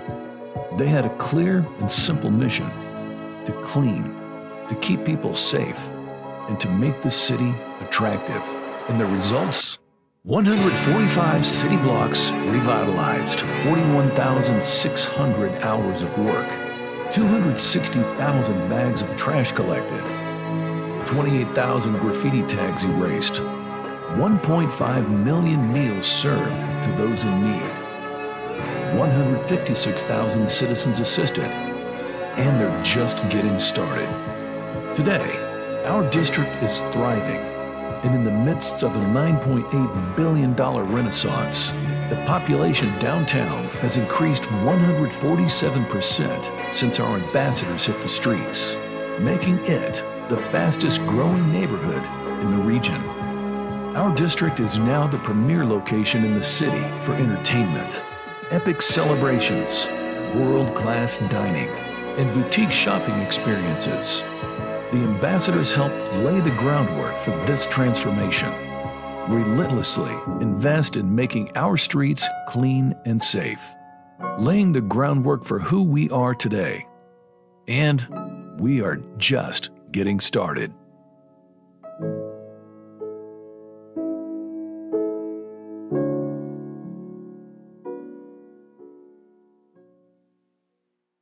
Fires can spread quickly and erratically, and where they will go in your house is unpredictable. In fire emergencies, every second counts, so you and your family need to be prepared. Plan, practice, prepare. Plan. Having a family escape plan is the best way to prepare your family in case of a fire. It only takes minutes for a house to fill with smoke and become completely engulfed in flames. Escape plans help families evacuate the home quickly and safely through routes that they have previously discussed and practiced. Your plan should include multiple ways to escape each room, designate a meeting place outside, include all members of your house, including anyone with a disability and your pets. Draw a map of each level of your home and show all doors and windows. Find 2 ways to get out of each room. Make sure all doors and windows that lead outside open easily. Be sure to have multiple ways to escape. Because fires are unpredictable, having only one escape route could limit your family and leave them trapped. Practice. Practice your plan. It is important for families to practice fire escape plans a few times a year during the day and at night. Practicing fire escape routes ensures that everyone can safely exit the home on their own in case of a fire. Overnight guests should always be aware of your fire escape plan. If a fire occurs, it is important that your family understand that they need to get out fast and safely. Instruct family members to take the safest exit route and remind them that if they must escape through smoke, they should crawl low under the smoke and keep their mouths covered. The smoke contains toxic gases, which can cause you to get disoriented. Prepare. Have working smoke alarms on every level of your home and in bedrooms. Close bedroom doors. Closing bedroom doors before going to sleep can be the difference between life and death. In the event of a fire, closed bedroom doors keep out smoke and poisonous gases like carbon monoxide and keep temperatures much lower than in rooms with open doors. That gives occupants more time to survive and get out. Also, Remind family members that they should never open doors that are hot to the touch. If you feel the doorknob or door and it is hot, leave the door closed and use a secondary escape route. If the door feels cool, open it slowly and be ready to shut it quickly if heavy smoke or fire is present. If all of your escape routes are blocked and you become trapped, close the doors and cover vents and cracks around the doors to keep the smoke out and call 911 immediately. Stay where you are and signal for help at the window with a light-colored cloth or flashlight. Remind family members that once they're out, it is important to stay out. You should never go back into a burning building for any reason. If someone is trapped in the home, allow firefighters who are equipped to enter the home to rescue them. KCFD wants you and your family to stay safe and healthy. Plan, practice, prepare your escape plan today. Hi, I'm Tyler Haney, firefighter EMT with the Kansas City, Missouri Fire Department. Each year, we treat hundreds of children related to accidents that occurred in the home. Many of the most common accidents and injuries can be prevented. Inside the house, falls downstairs or out of windows, injuries from overturned furniture or burns in the kitchen are some of the most common injuries. Outside the house, kids being hit by cars, injuries from not being properly restrained in a car seat, or injuries with a seatbelt are the most common injuries. Young children should be supervised at all times, but you can make your job easier and increase their safety by following these tips. Inside your house, stairs should be secured with baby gates, or if there is a door, be sure the lock is out of reach. Railing spindles should be no wider than 4 inches to prevent infants or toddlers from squeezing through. Make sure there are no objects near the stair gates or railings that would allow an adventurous toddler to climb over. Furniture can also cause injuries to children. Children may run into a corner or the edge of a piece of furniture, or may become trapped under a piece of furniture that is tipped over. Cover sharp edges with foam guards or pads. It also helps to point out to the children that as they get taller, they need to look out for these things. Make sure tall furniture that may look like an attractive thing for a young child to climb on is secured to the wall, keeping it from tipping. For windows, make sure all windows are secure or have guards on them. And when windows are open, make sure children do not have direct access to the window. Most window screens are not rated to bear the weight of even young toddlers leaning or banging against them. Outside, kids being hit by cars is the third leading cause of death in children. To prevent this, it is important to remember that young kids are short enough that often they are not visible over objects that taller kids and adults can see over. You may see the car over the parked cars at the curb. The car may see you behind those cars, but does the driver of the car see your small child standing on the other side of those parked cars? If not, your child could dart out from in between a line of parked cars, and drivers are unlikely to see them until it is too late. Around any kind of moving vehicle, have a hand on your child.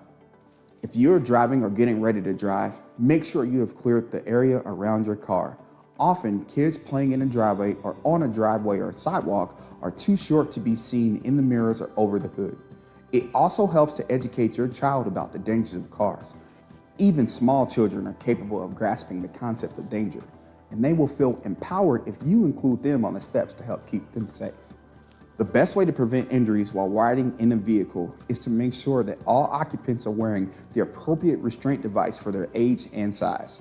For infants and children under 2 years old, that means they should be properly secured into a rear-facing car seat in the back seat. Children 2 to 5 years old should still be in a car seat, but it can be a forward-facing car seat, and in the back seat is still the best location. Once children outgrow their forward-facing seat, they should be buckled into a booster seat until a seatbelt fits them properly. A proper seatbelt fit usually occurs when children are just over 4.5 feet tall, somewhere between age 9 and 12. Seatbelts fit properly when the lap belt lays across the upper thighs, not the stomach, and the shoulder belt lays across the chest, not the neck. We want you and your family to stay safe. Following these tips can help keep you and your children safe. For more information, go to kcmo.gov/fire.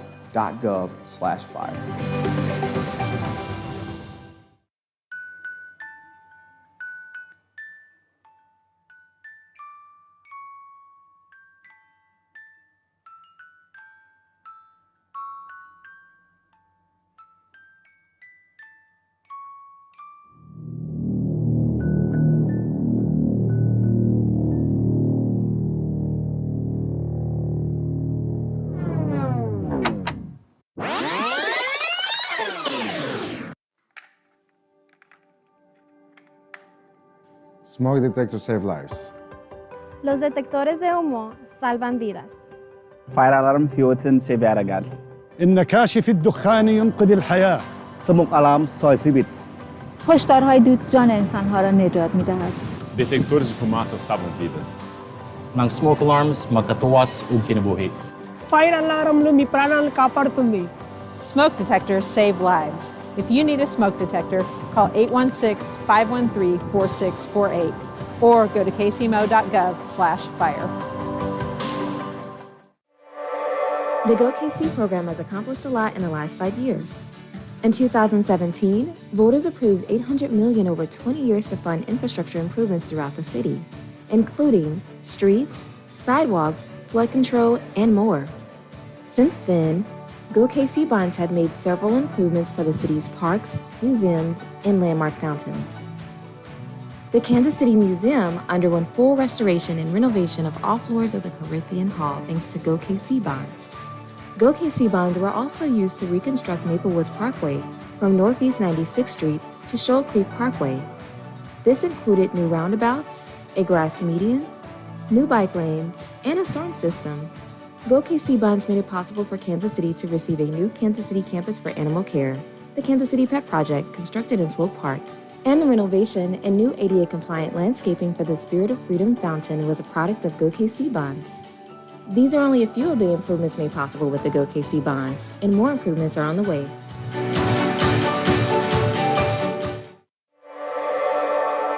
The Go Bond KC program has accomplished a lot in the last 5 years.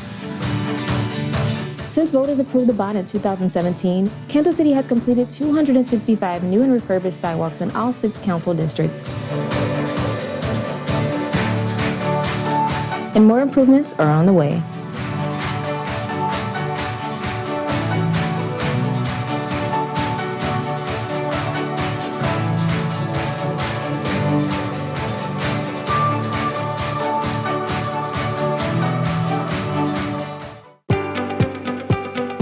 My name is Dion Lewis, and I'm the division manager for CCED, also known as Central City Economic Development. CCED was created to bring economic development to historically underserved areas in Kansas City impacted most by the redlining. In 2017, voters approved a 1/8 sales tax. This specialized sales tax district generates about $10 million annually.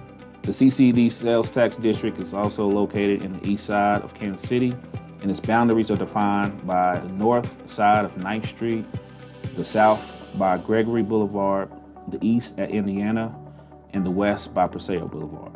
Since the program started, $53 million of CCED funds have been awarded to 39 projects. These projects range from developing or renovating commercial spaces to the creation and preservation of affordable housing for the people in the Central City Economic Development area. There's projects such as KD Learning Academy, which is alive and thriving to help solidify childcare for all age groups. The GIFT Project, which is housed at the Blue Hills Community Center, that is helping a number of entrepreneurial groups from MWBE businesses. Affordable Housing, 19 Vine, which is scheduled to do a grand opening here pretty soon. Jazz Hill, which is a substantial project in itself because of the historic component of it, has 11 buildings, developing 197 affordable units. The Linwood Shopping Center. You know, Linwood Shopping Center goes back decades, and just to be able to preserve that as one of the only shopping centers on the east side of Truce. Some other projects that we're excited about and are in progress include Lad School, which includes the creation of 51 housing units, providing the opportunity for generational wealth. Jazz District 3, which includes the construction of a mixed-use building and the creation of 48 affordable housing units. And 2000 Vine, which is creating offices, event space, and an art gallery. It's very, very important for the community to continue to support it and back it. So that way, you know, we get what's needed on the east side of Truce and even further beyond, you know, because again, this is just the beginning.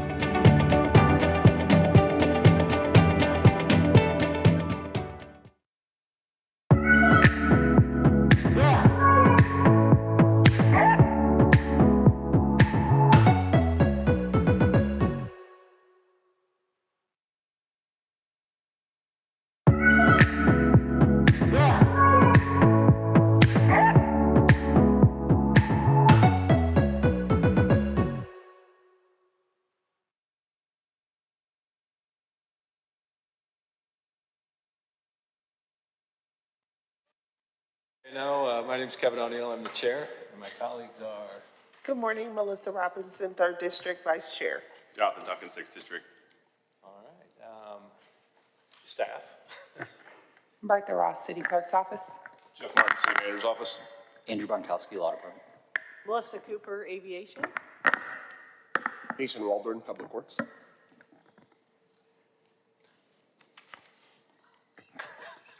Cynthia Jackson, Public Works. Thank you. I do want to thank Bertha, who's come in the last, how long you been here now? I was told almost a year in August. Almost It'll be a- a year in August. Well, you were seamless integration of it, man. You just followed right through. Thank you.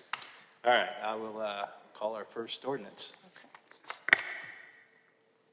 Ordinance 260418, authorizing the Director of Public Works to execute a license agreement with Kansas Fiber Network for a term of 10 years with one option to renew for an additional 5 years to install fiber conduit within the right-of-way, and authorizing the Director of Public Works to execute a communication easement agreement with Kansas Fiber Network.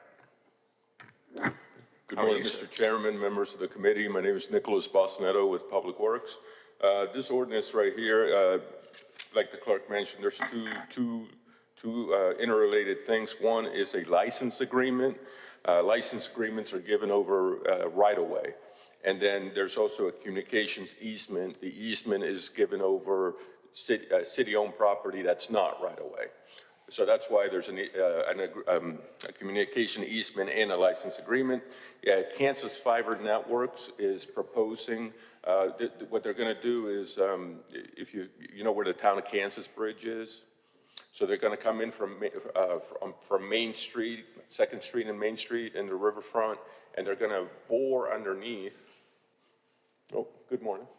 They're going to bore underneath, go underneath the railroad tracks where the town of Kansas Bridge is, go underneath the levee, underneath the river, underneath the North Kansas City levee, and then come back up. And that's going to create a new fiber optic connection between North Kansas City and the city. So they need all these agreements and all these licenses to allow them to be within our right-of-way, within our property. They already got the Section 408 permit from the United States Army Corps of Engineers to do this work. So these agreements would allow them to continue. All right, any questions from my colleagues? If not, any public testimony? There's no public testimony. I would entertain a motion. Does this need it to be advanced? Sure. Okay. Thank you. Mr. Chair, I move that ordinance number 260418 be moved out of committee with the recommendation of advance and do pass. Second. All those in favor? Aye. All those opposed? Ordinance passes. Thank you, Nicholas. Thank you. Okay, we got to ask some questions on these next two. We can't have the earliest meeting ever. Well, that makes you look good, sir. I'm just going to tell you that. Ordinance 260430, authorizing Director of the Aviation Department to enter into a $1,200,000 second amendment to a facility repair and maintenance contract with Oshkosh Aerotech for the passenger boardings bridges at Kansas City International Airport for a total contract amount of $10,212,000 and $552.25. Adam, you have somebody from Oshkosh here, I think? Yes, I do. I have Heather McGuire Dunphy from Oshkosh. Thank you for coming, Heather. We appreciate it. Thank you, sir. Good morning, Chairman O'Neill and fellow members. I'm Adam Freeman, Deputy Director of Operations, Maintenance, and Security for Kansas City International Airport. Along with me, I have Alex Kashiri, our Executive Manager of Terminal Operations. So this is in addition to the original contract for $1.2 million for spare parts inventory for the maintenance and service of the passenger boarding bridges at Kansas City International Airport Terminal. We have 40 of the glass-sided passenger boarding bridges in operation, serving 12 million passengers annually. Some of the bridge composition that's made up for that this would help fund is the preconditioned air that goes into the aircraft before it goes either heating or cooling to make it more comfortable for everybody to get on, also to operate. The ground power unit to provide power for the aircraft while it's parked at the passenger bridge. The rooftop HVAC unit and ventilator, and then the potable water cabinets for servicing the aircraft. Thank you. You gonna let Alex tell us something? I told him he wouldn't have to say too much. It was his first time coming down and sitting in front, so. Fair enough. Any questions for my colleague? Yes, sir. Do these bridges, because they are specialized, because I've never been to another airport that I've seen that has these, do they require special parts? Somewhat. It's all through the Oshkosh system. They were the ones that installed them, but then also they're the ones that maintain them. So yeah, it's all through that one organization, primarily special parts.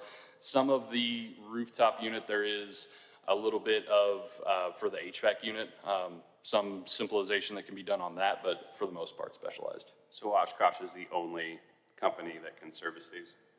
To my knowledge, yes. Yeah, I can put some information there. Went out for competitive bid. At the time it was JBT, and actually this changed. Oshkosh bought JBT. So that's one of the amendments to this, or additions to this amendment, is putting the right name on it. But that was who was selected, and part of the new terminal project is we selected the service providers who installed, so we didn't have the finger pointing. It will go out for a competitive bid for the May 1st, 2028 contract. But yeah, their parts, their stuff for now. So this current contract's been in place since? Day of opening of the new terminal, so it was a 5-year contract. Okay. All right, any other questions from my colleagues? If not, I would see if there's any public testimony. There's no public testimony. I would entertain a motion. Mr. Chair, and do you need this advanced? It would be nice because you're off for a couple weeks, but it's not necessary. Okay. Mr. Chair, I move that ordinance number 260430 be reported out of committee with the recommendation of advance and due pass. All those in favor? Aye. All those opposed? Ordinance passes. Thank you, gentlemen. Thank you all. Have a good day. Appreciate it. Well, congratulations for being here, Alex, for your first time. Thank you, appreciate it. You did great. Yeah. It looks good, right? I could brag about it. Everybody's got to have a little eye candy. Ordinance 260407, authorizing the Director of Public Works to execute a cooperative agreement with the Brookside Shop Community Improvement District and the GRI Brookside Shops LLC for the design and construction of certain public and aesthetics improvements with the Brookside Shops Community Improvement District.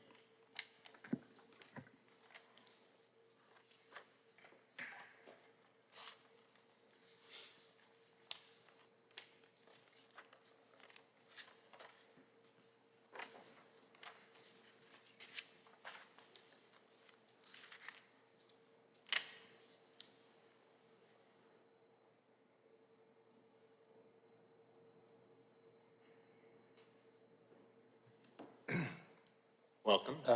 Mr. Chair, members of the committee, Jerry Riffle, Lathrop GPM, representing GRI Brookside.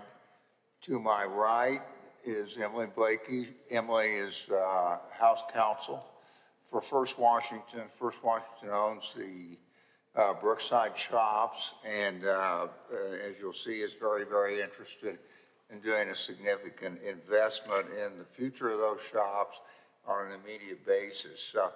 The purpose of ordinance number 260407 is to document the commitments made by 3 partners to complete those improvements. And the 3 partners are GRI Brookside, which owns the shopping center, a community improvement district, which we have formed and which is going to have a 1% tax, which is now being formed, has made commitments. GRI Brookside has committed to put in excess of $1 million on the front end of the improvements. Then the third partner, and extremely important partner, of course, is the city of Kansas City. So the area, I think all of you are familiar with Brookside. And these are some of the shops. That's Michael Forbes. If, like me, you've eaten there before, and I'm sure you'll recognize all of them. Crew now. Pardon me? It's not there anymore. It's not there. Crew, they changed it to crew. Wouldn't you know that had happened to me? Yeah. What is it? Crew, Crew. CRU. Ah, It's like a wine. wine store. Well, not a store, it's a restaurant, but. Okay, Councilman Duncan may have been there, I don't know. There you go. Okay, this is the boundaries of the Community Improvement District. This is the all-important public right-of-way saved by the city of Kansas City and the Kansas City Area Transportation Authority that I call the Country Club right-of-way. These are the boundaries. The shopping center ownership is everything except one property, and that property is supportive, and that's the Block Company, which is south of 63rd, including Cosentino's, the grocery store. So in phase one, the city will do phase one of the trolley track trail improvements, which is shown here. And then GRI Brookside is going to do, during the same period of time, aesthetic, environmental, and some public art in the area.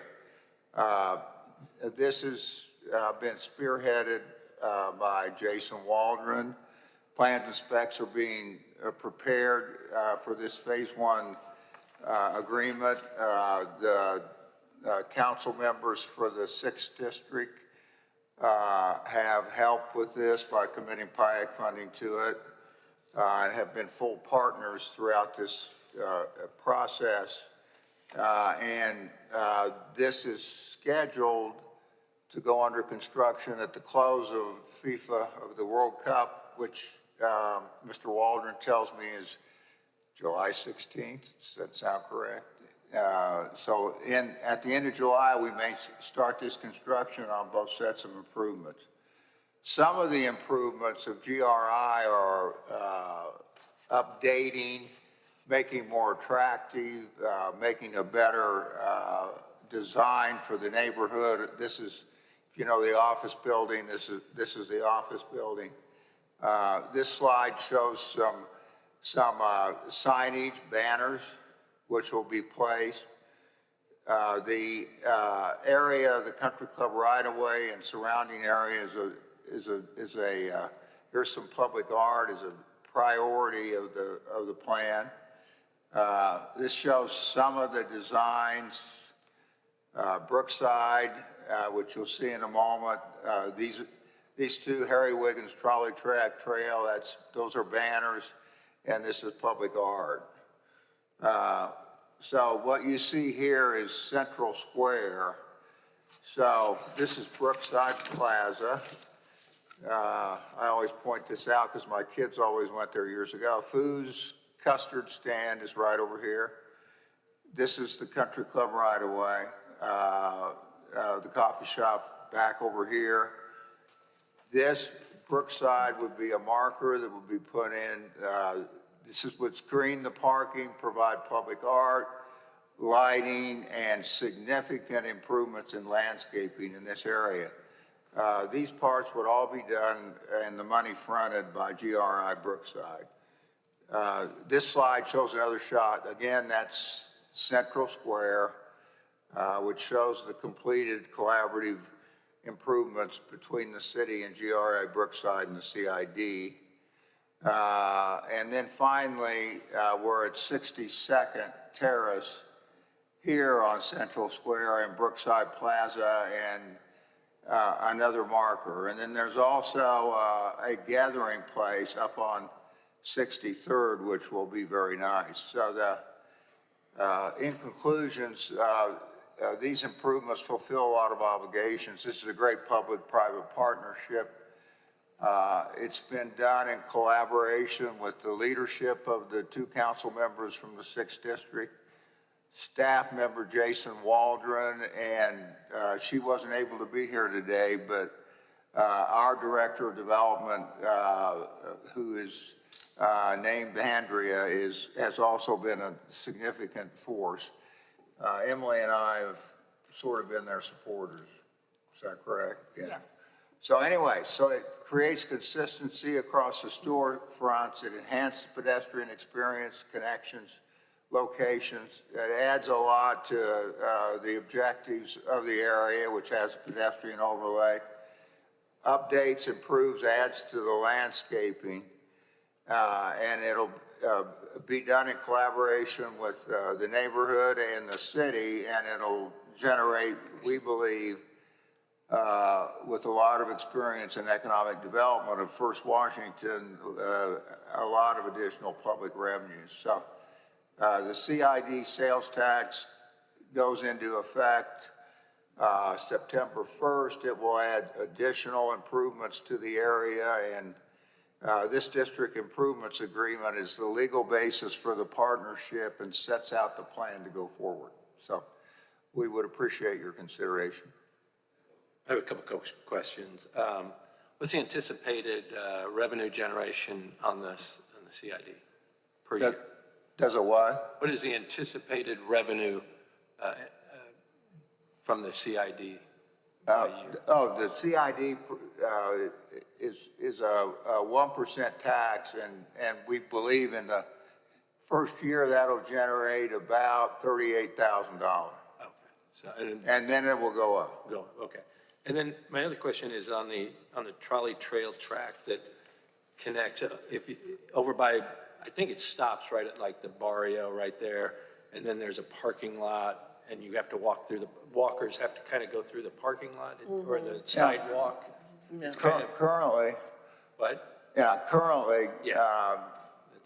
So it's a disconnect. Councilmember Patterson Hasley runs on that right away consistently. I've seen her on it, and we've discussed that. But when you get to 62nd Terrace going south, you just stop the parking lot and they walk. You got to go behind Jalapenos. Two blocks. And so the city has a plan that's being spearheaded by Public Works to complete that through the improvements and redo it in an aesthetic way that works better. So this gets us to 63rd Street, basically. And that's phase one. And then on that piece of it, the CID will reimburse the city for a percentage of what they spend up front. On the phase one trolley track trip. The phase one is on the north side. South side is phase two. Okay. That's behind. But the CID is going to pay for both phases. First phase. Anticipate. Yeah, and I think we'll continue to work We'll on do- when we'll we have go public into works. phase two. Okay. Yep. Okay. Jason has all the plans. We reviewed them, but we're not ready for phase two yet. Okay. But it's exciting. Yeah, I know that area is disjointed. It's kind of like 75th and Warnell, right? Yeah, lots of people hit this section and then turn around. Yeah. So. Yeah. Yes. So I had a question about the 1.3 million for the trolley trail, which I love the trolley trail as well. The Luce Park is getting to be overcrowded, so it's kind of like one of the only places that you can walk. And Mill Creek, when is Mill Creek going to be done in terms of the infrastructure? Because it's The water services project, so I'm not sure. But we don't know. Nobody from I Water drive Services. by every Okay. weekend and they're making Yeah, good progress. well, that's my preferred walking trail, but I can't walk there, so, yeah, but anyway. So the $1.3 million for this trail, is that all coming from PIAC? Yeah, we used contingency funds for some. It's, the estimated cost of this phase one is 1.4 million, and you can correct me, it's all PIAG. Yes, we used PIAC. Okay, it's all PIAC. I think it's Okay. Yes, PIAC contingency funds. Okay, great. I think it's 6 district money, sir, isn't it? Yeah. Yeah. I really appreciate the opportunity to make those connections as well. One of the things when we were passing the ordinance regarding the liquor, small bottle liquors and the litter, it was an opportunity to walk, because it doesn't connect, you have to walk kind of through the neighborhoods. And, served as an opportunity for me to observe that there is no litter along in those neighborhoods with the bottles and such, although that they're adjacent to, right adjacent to the trail. So it's very well kept up, but certainly excited about this project and support it fully. But I wanted to just share my observations about the trail. Any other comments from my colleagues? Any public testimony? No public testimony. I would entertain a motion. Mr. Chair, I move that ordinance number 260407 be reported out of committee with recommendation of advance and due pass. Second. All those in favor? Aye. All those opposed? Ordinance passes. Thank you, guys. Right, thank you. There's no further I- business before? Oh, I guess there is. Councilmember Duncan was, I'll have to add this, was very helpful on this. Thank you, sir. But we already voted for it, Jerry. You don't have to. I'll pass the sale. I don't know how else to say it. Thank you, Jerry. Councilwoman Robinson, you did say Mr. President. Yeah. You done? Thank you, guys. 20 years ago, our district didn't look like this. Downtown was quiet and dark at night. Nobody stuck around past 5 p.m. 20 years ago, this city was getting ready for a rebirth. And 20 years ago, the ambassadors took to the streets. 50 men and women, the bumblebees, working 365 days per year, took to the downtown streets. They had a clear and simple mission: to clean, to keep people safe, and to make the city attractive. And the results? 145 city blocks revitalized, 41,600 hours of work, 260,000 bags of trash collected, 28,000 graffiti tags erased, 1.5 million meals served to those in need, 156,000 citizens assisted, and they're just getting started. Today, our district is thriving, and in the midst of a $9.8 billion renaissance, the population downtown has increased 147% since our ambassadors hit the streets, making it the fastest growing neighborhood in the region. Our district is now the premier location in the city for entertainment, epic celebrations, world-class dining, and boutique shopping experiences. The ambassadors helped lay the groundwork for this transformation. Relentlessly invest in making our streets clean and safe, laying the groundwork for who we are today. And we are just getting started.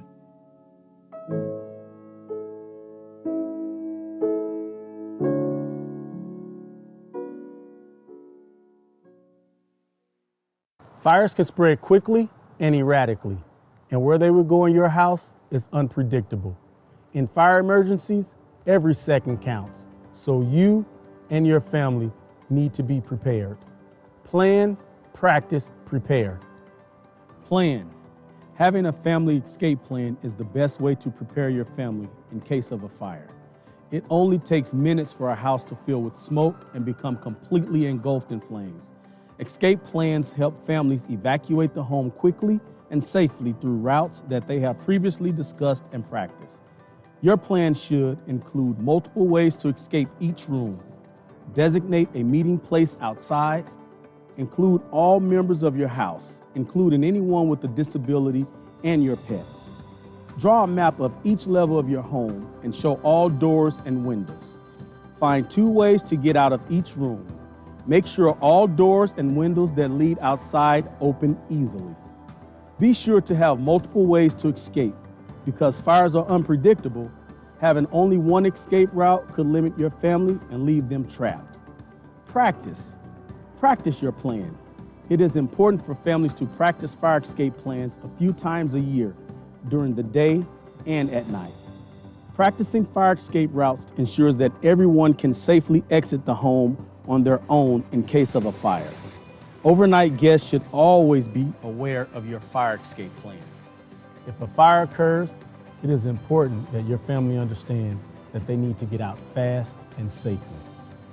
Instruct family members to take the safest exit route and remind them that if they must escape through smoke, they should crawl low under the smoke and keep their mouths covered.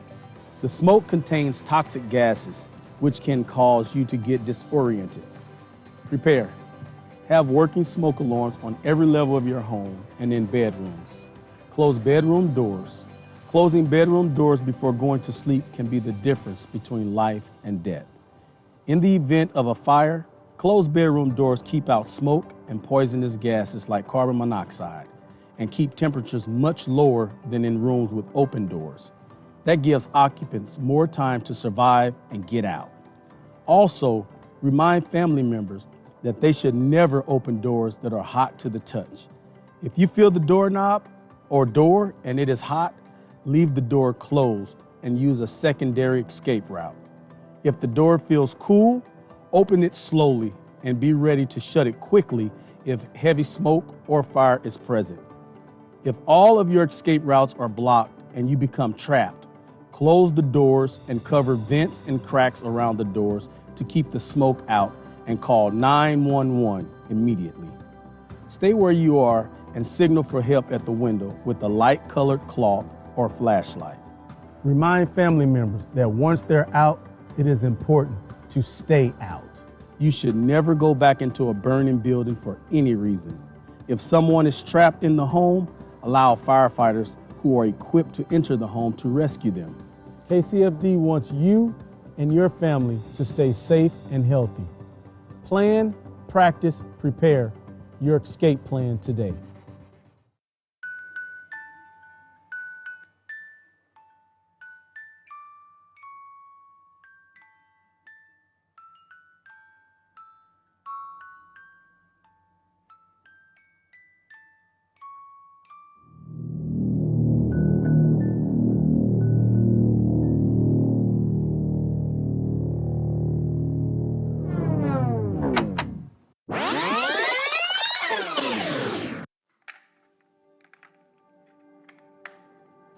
Smoke detectors save lives.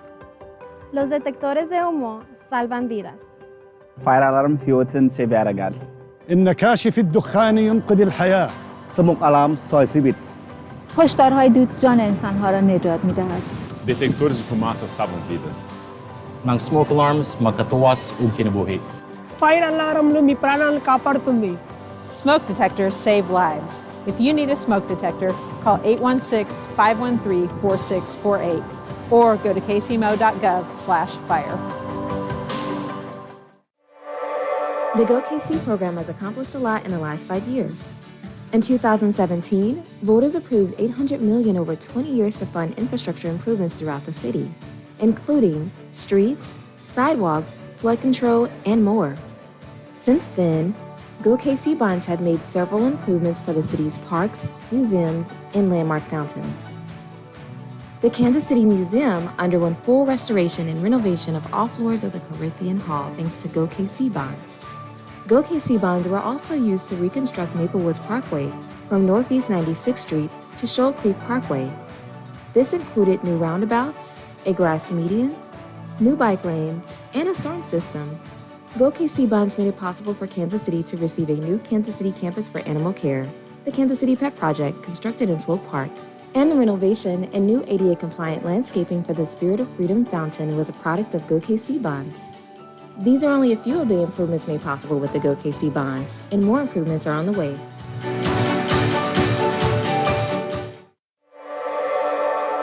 The Go Bond KC program has accomplished a lot in the last 5 years. Since voters approved the bond in 2017, Kansas City has completed 265 new and refurbished sidewalks in all 6 council districts.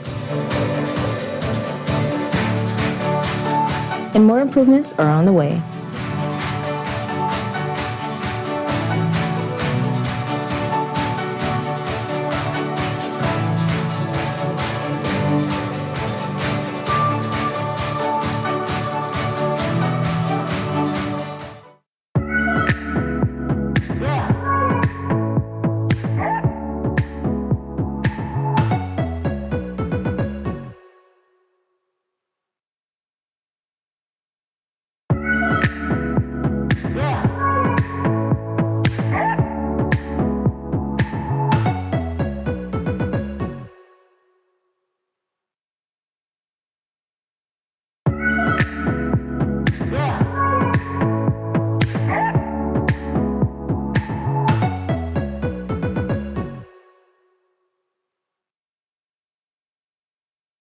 Those are the ones that I know we need to take today, and then we'll try to get through as much as we can.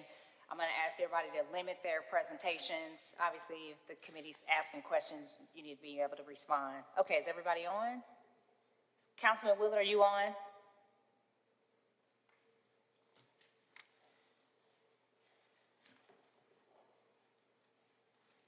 Madam Clerk, can you see if Councilman Willard is on, please? Yes, we're still trying to get him on, Councilwoman. What, let me try it. Hold on, he just raised his hand again. There we go. Hopefully there. Yes, here, he's Good there afternoon. now. I'm going to call the Neighborhood Planning and Development Committee meeting to order. I'm Chair, Mayor Pro Tem Raina Park Shaw. If my colleagues will introduce themselves. Nathan Willett, First District. And Councilwoman Patterson Hasley.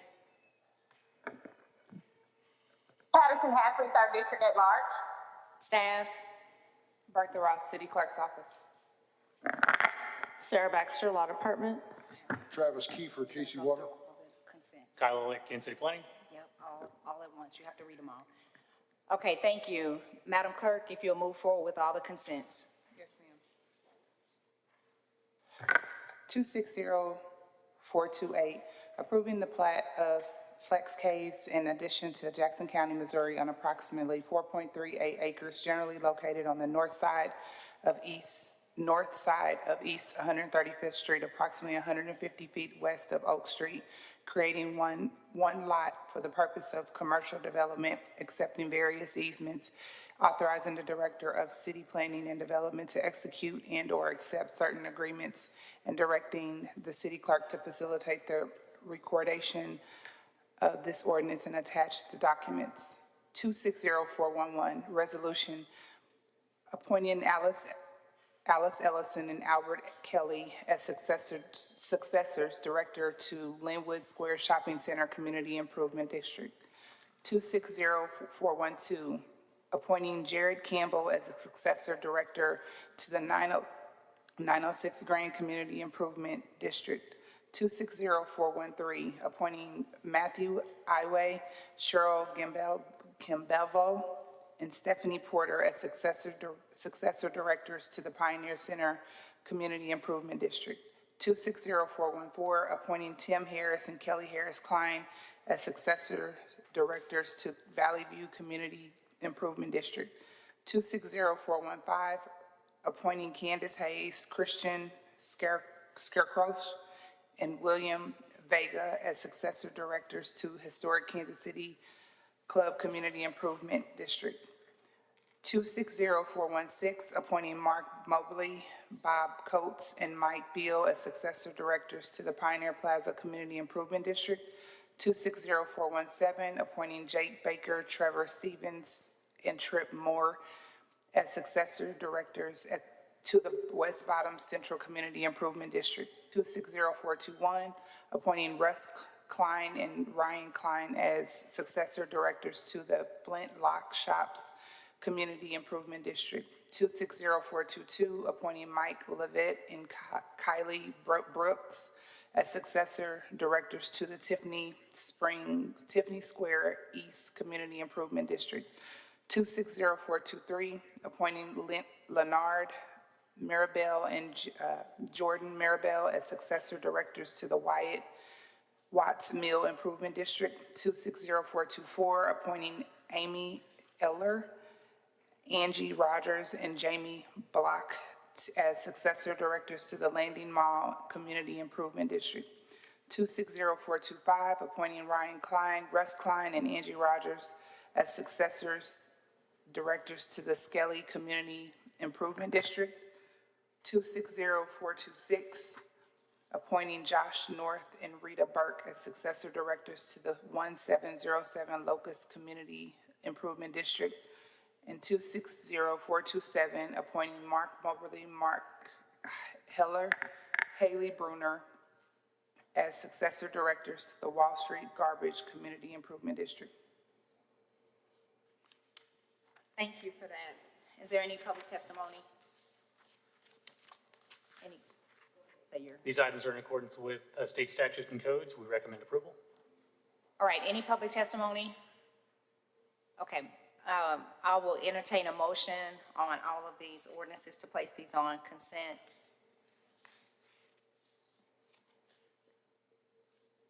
I need either Councilman Willett or Patterson Hasley.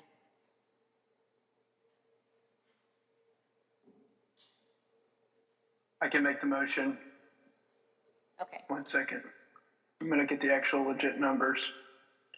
There's a lot, actually, let me read it, and then you can just say it. So ordinances 260428, 260411, 260412, 260413, 260414, 260415, 260416, 260417, 260421, 260422, 260423, 260424, 260425, 260426, 260427. Pardon me, I'm sorry to interrupt. I just want to note, aside from the first item, they're all resolutions. The first item is an ordinance. Yes, thank you. Thank you for that clarification from our attorney. Okay. So, Councilman Willett, do you make that motion to approve? Yeah. Those, okay. Recommend advance and do pass and be placed on the consent agenda. Thank you. And I'll second.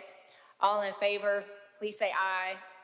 Aye. Aye. Any opposed? Okay, those motions carry. Okay, next, we are going to take, 260440. no, let's see. 452. Let's do 452 next. I'm sorry about that. I had a request to change it. 260452.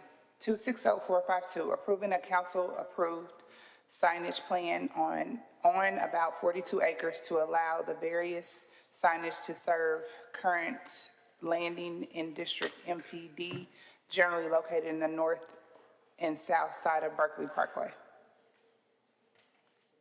Good afternoon. Good afternoon. I do see the applicant out in the hallway. Here, I think we're all good. We had a good pre-meeting on this. Can we just go? Yeah, go ahead. Kyle, can you get the applicant in the hallway? Roxanne. Go ahead. Just go ahead. Because we really only got like 15, 20 minutes. Okay, Matthew Okay, I Barnes do here. want to, I mean, it is a zoning matter, so we do have to have I a hearing. understand. I understand. I'm just telling them to go ahead and go. Matthew Barnes here from City Planning and Development, the ordinance 260452, which is a council-approved signage plan for the Berkeley Riverfront area. So in the 4th Council District within the greater downtown area plan. The site that is looked to be for the signage plan is highlighted in yellow. It's not for the entire Berkeley Riverfront area. This is for the space that is strictly the current landing. There is actually 2 other existing signage plans within the Berkeley Riverfront area, highlighted by blue and green there. This is the proposed signage plan. It shows tenant signage is in pink, development signage, there's blue, digital wayfinding signage in the yellow, as well as the north-facing entertainment district sign and a south-facing sign side. So these are the intent of the council-approved signage plan. It's for creating, integrating with the architecture and uniformed. I won't go over the timeline due to requested that. So proposed signage, this is the wayfinding signage. They did work with staff to reduce the overall size from 18 to 6.5 feet for more pedestrian scale. This is the existing entertainment district sign, which is facing the internal courtyard there. They are proposing to have signage on the reverse side towards Berkeley Parkway. These are the overall permitted sign types. It really does permit for any sign type that is allowed within a non-residential district. They aren't proposing any pole signs, banner signs, or digital menu signs, or any digital signage, including the wayfinding signage, must auto-adjust the brightness and avoid traffic glare and interference. They are proposing up to 100 maximum commercial messages within the district on signs. There's no limit for signs without a commercial message. For signs, digital signs up to or equal to 100 square feet, there's a 40 max. Over that, up to 1,200 square feet, there's a maximum of 10 within the district. For wall signs, it's 75 square feet or 20% of all cumulative signs. And then monument sign is 200 square feet. They did update the plan today to have 15% of window and door coverage. Anything over that must be transparent between the 3 to 6 foot range. The applicant is proposing offsite advertisement. They have resubmitted plans. Offsite advertisement is not generally permitted unless there's strict signage locational standards. The City Plan Commission did add a condition that allowed for offsite advertisement on the digital wayfinding and South Facing Entertainment District sign. The applicant did revise plans today to be consistent with that language and has updated that plan. I do not know if that's part of the package that has currently been provided to council though.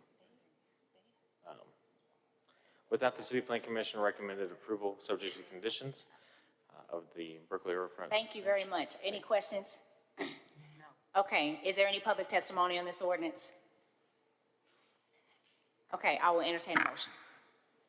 Mayor Pro Temp, I move that committee sub for ordinance number 260452 be reported out of committee with a recommendation of advance to pass. Second.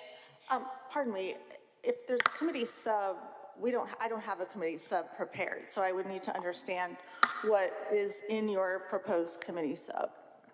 So we are hearing the legislation that was presented to the committee that the clerk read. If there's an amendment that needs to be made, they'll have to do that on Thursday because we got like 5 minutes before we lose our quorum. Okay, any objections? We'll just do it the original, we'll just do original ordinance then. Thank you, Mayor Pro Temp. Mayor Pro Temp, I move that ordinance number 260452 be reported out of committee with a recommendation of advance to do pass to be placed, or recommendation of advance to do pass. Second. It's been moved and properly seconded. All in favor, please say aye. Aye. Aye. Any opposed? Okay, that motion carries. Let's go to 444 in the last few minutes that we have. 260444, directing the city manager to display commemorative 30 by 60 foot American 250 Betsy Ross flags from City Hall in honor of the 250th anniversary of the United States of America, reducing appropriation in the amount of $15,000 from the general fund, appropriating $15,000 from the unappropriated fund balance of the general fund for the purchase, installation, and maintenance of such flags, and recognizing this ordinance as having an accelerated effective date. All right, Councilman, this is yours. Yeah, thank you, Mayor Pro Tem. As you know, this is the 250th anniversary year of our country, and it's going to have a lot of visitors and a lot of excitement. And we have one of the most beautiful buildings here that's a landmark, not only in our city, but region as City Hall. And we worked with the city services to identify 2 different spots that we could hang American 250 flags to celebrate our country's great anniversary year. And Councilman, what is the $15,000 for?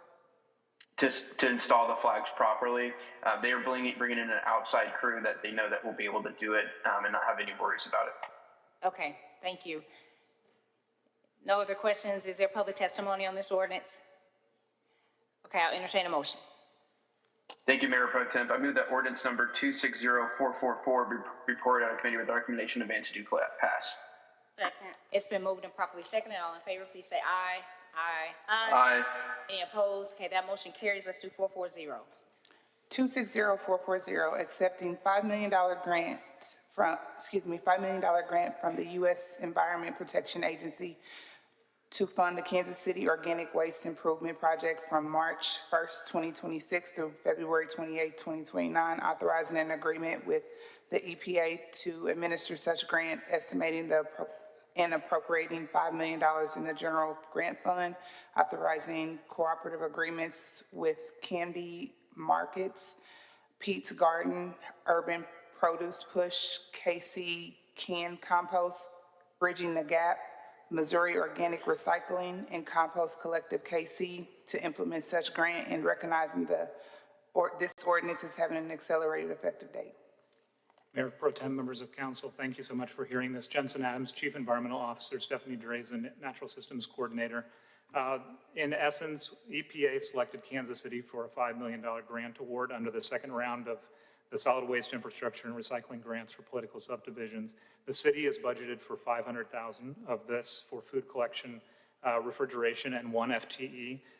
There's $4.5 million of this that's passing through. So what you see before you is intended to accept, authorize, and then authorizing cooperative agreements with the partners for this pass-through grant. Any questions? Thank you very much for that presentation and for your excellent work. Any comments? Any public testimony? Okay, I'll entertain a motion. Madam Mayor Pro Tem, I move that ordinance number 260440 be reported out of committee with a recommendation of advance and do pass. Second. All in favor, please say aye. Aye. Aye. Any opposed? Okay, those motion No. carries. Okay, we got a no. All right. So those are the things we had to really try to get done today. Everything else will be held until next week. I apologize, we rushed through, but there were so many schedule conflicts today. Thank you so much, everybody. We appreciate your understanding. Thank you. I'm gonna adjourn the meeting.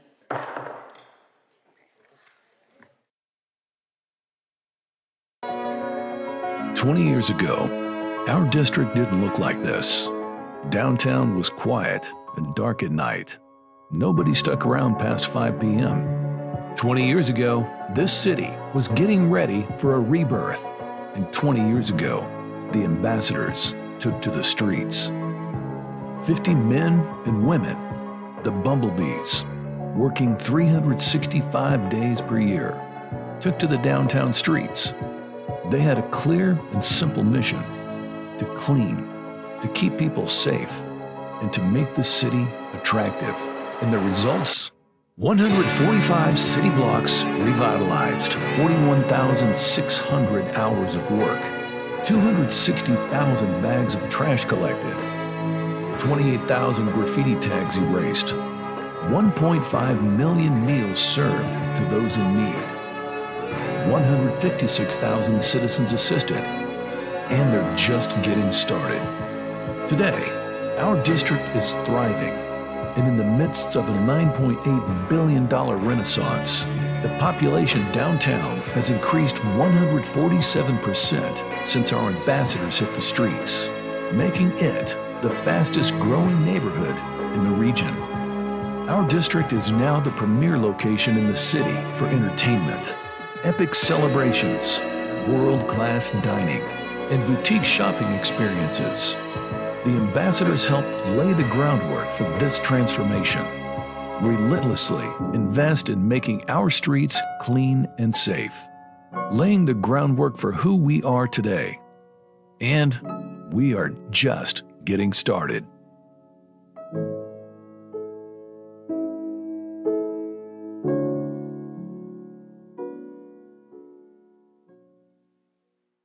Fires can spread quickly and erratically, and where they would go in your house is unpredictable. In fire emergencies, every second counts, so you and your family need to be prepared. Plan, practice, prepare. Plan. Having a family escape plan is the best way to prepare your family in case of a fire. It only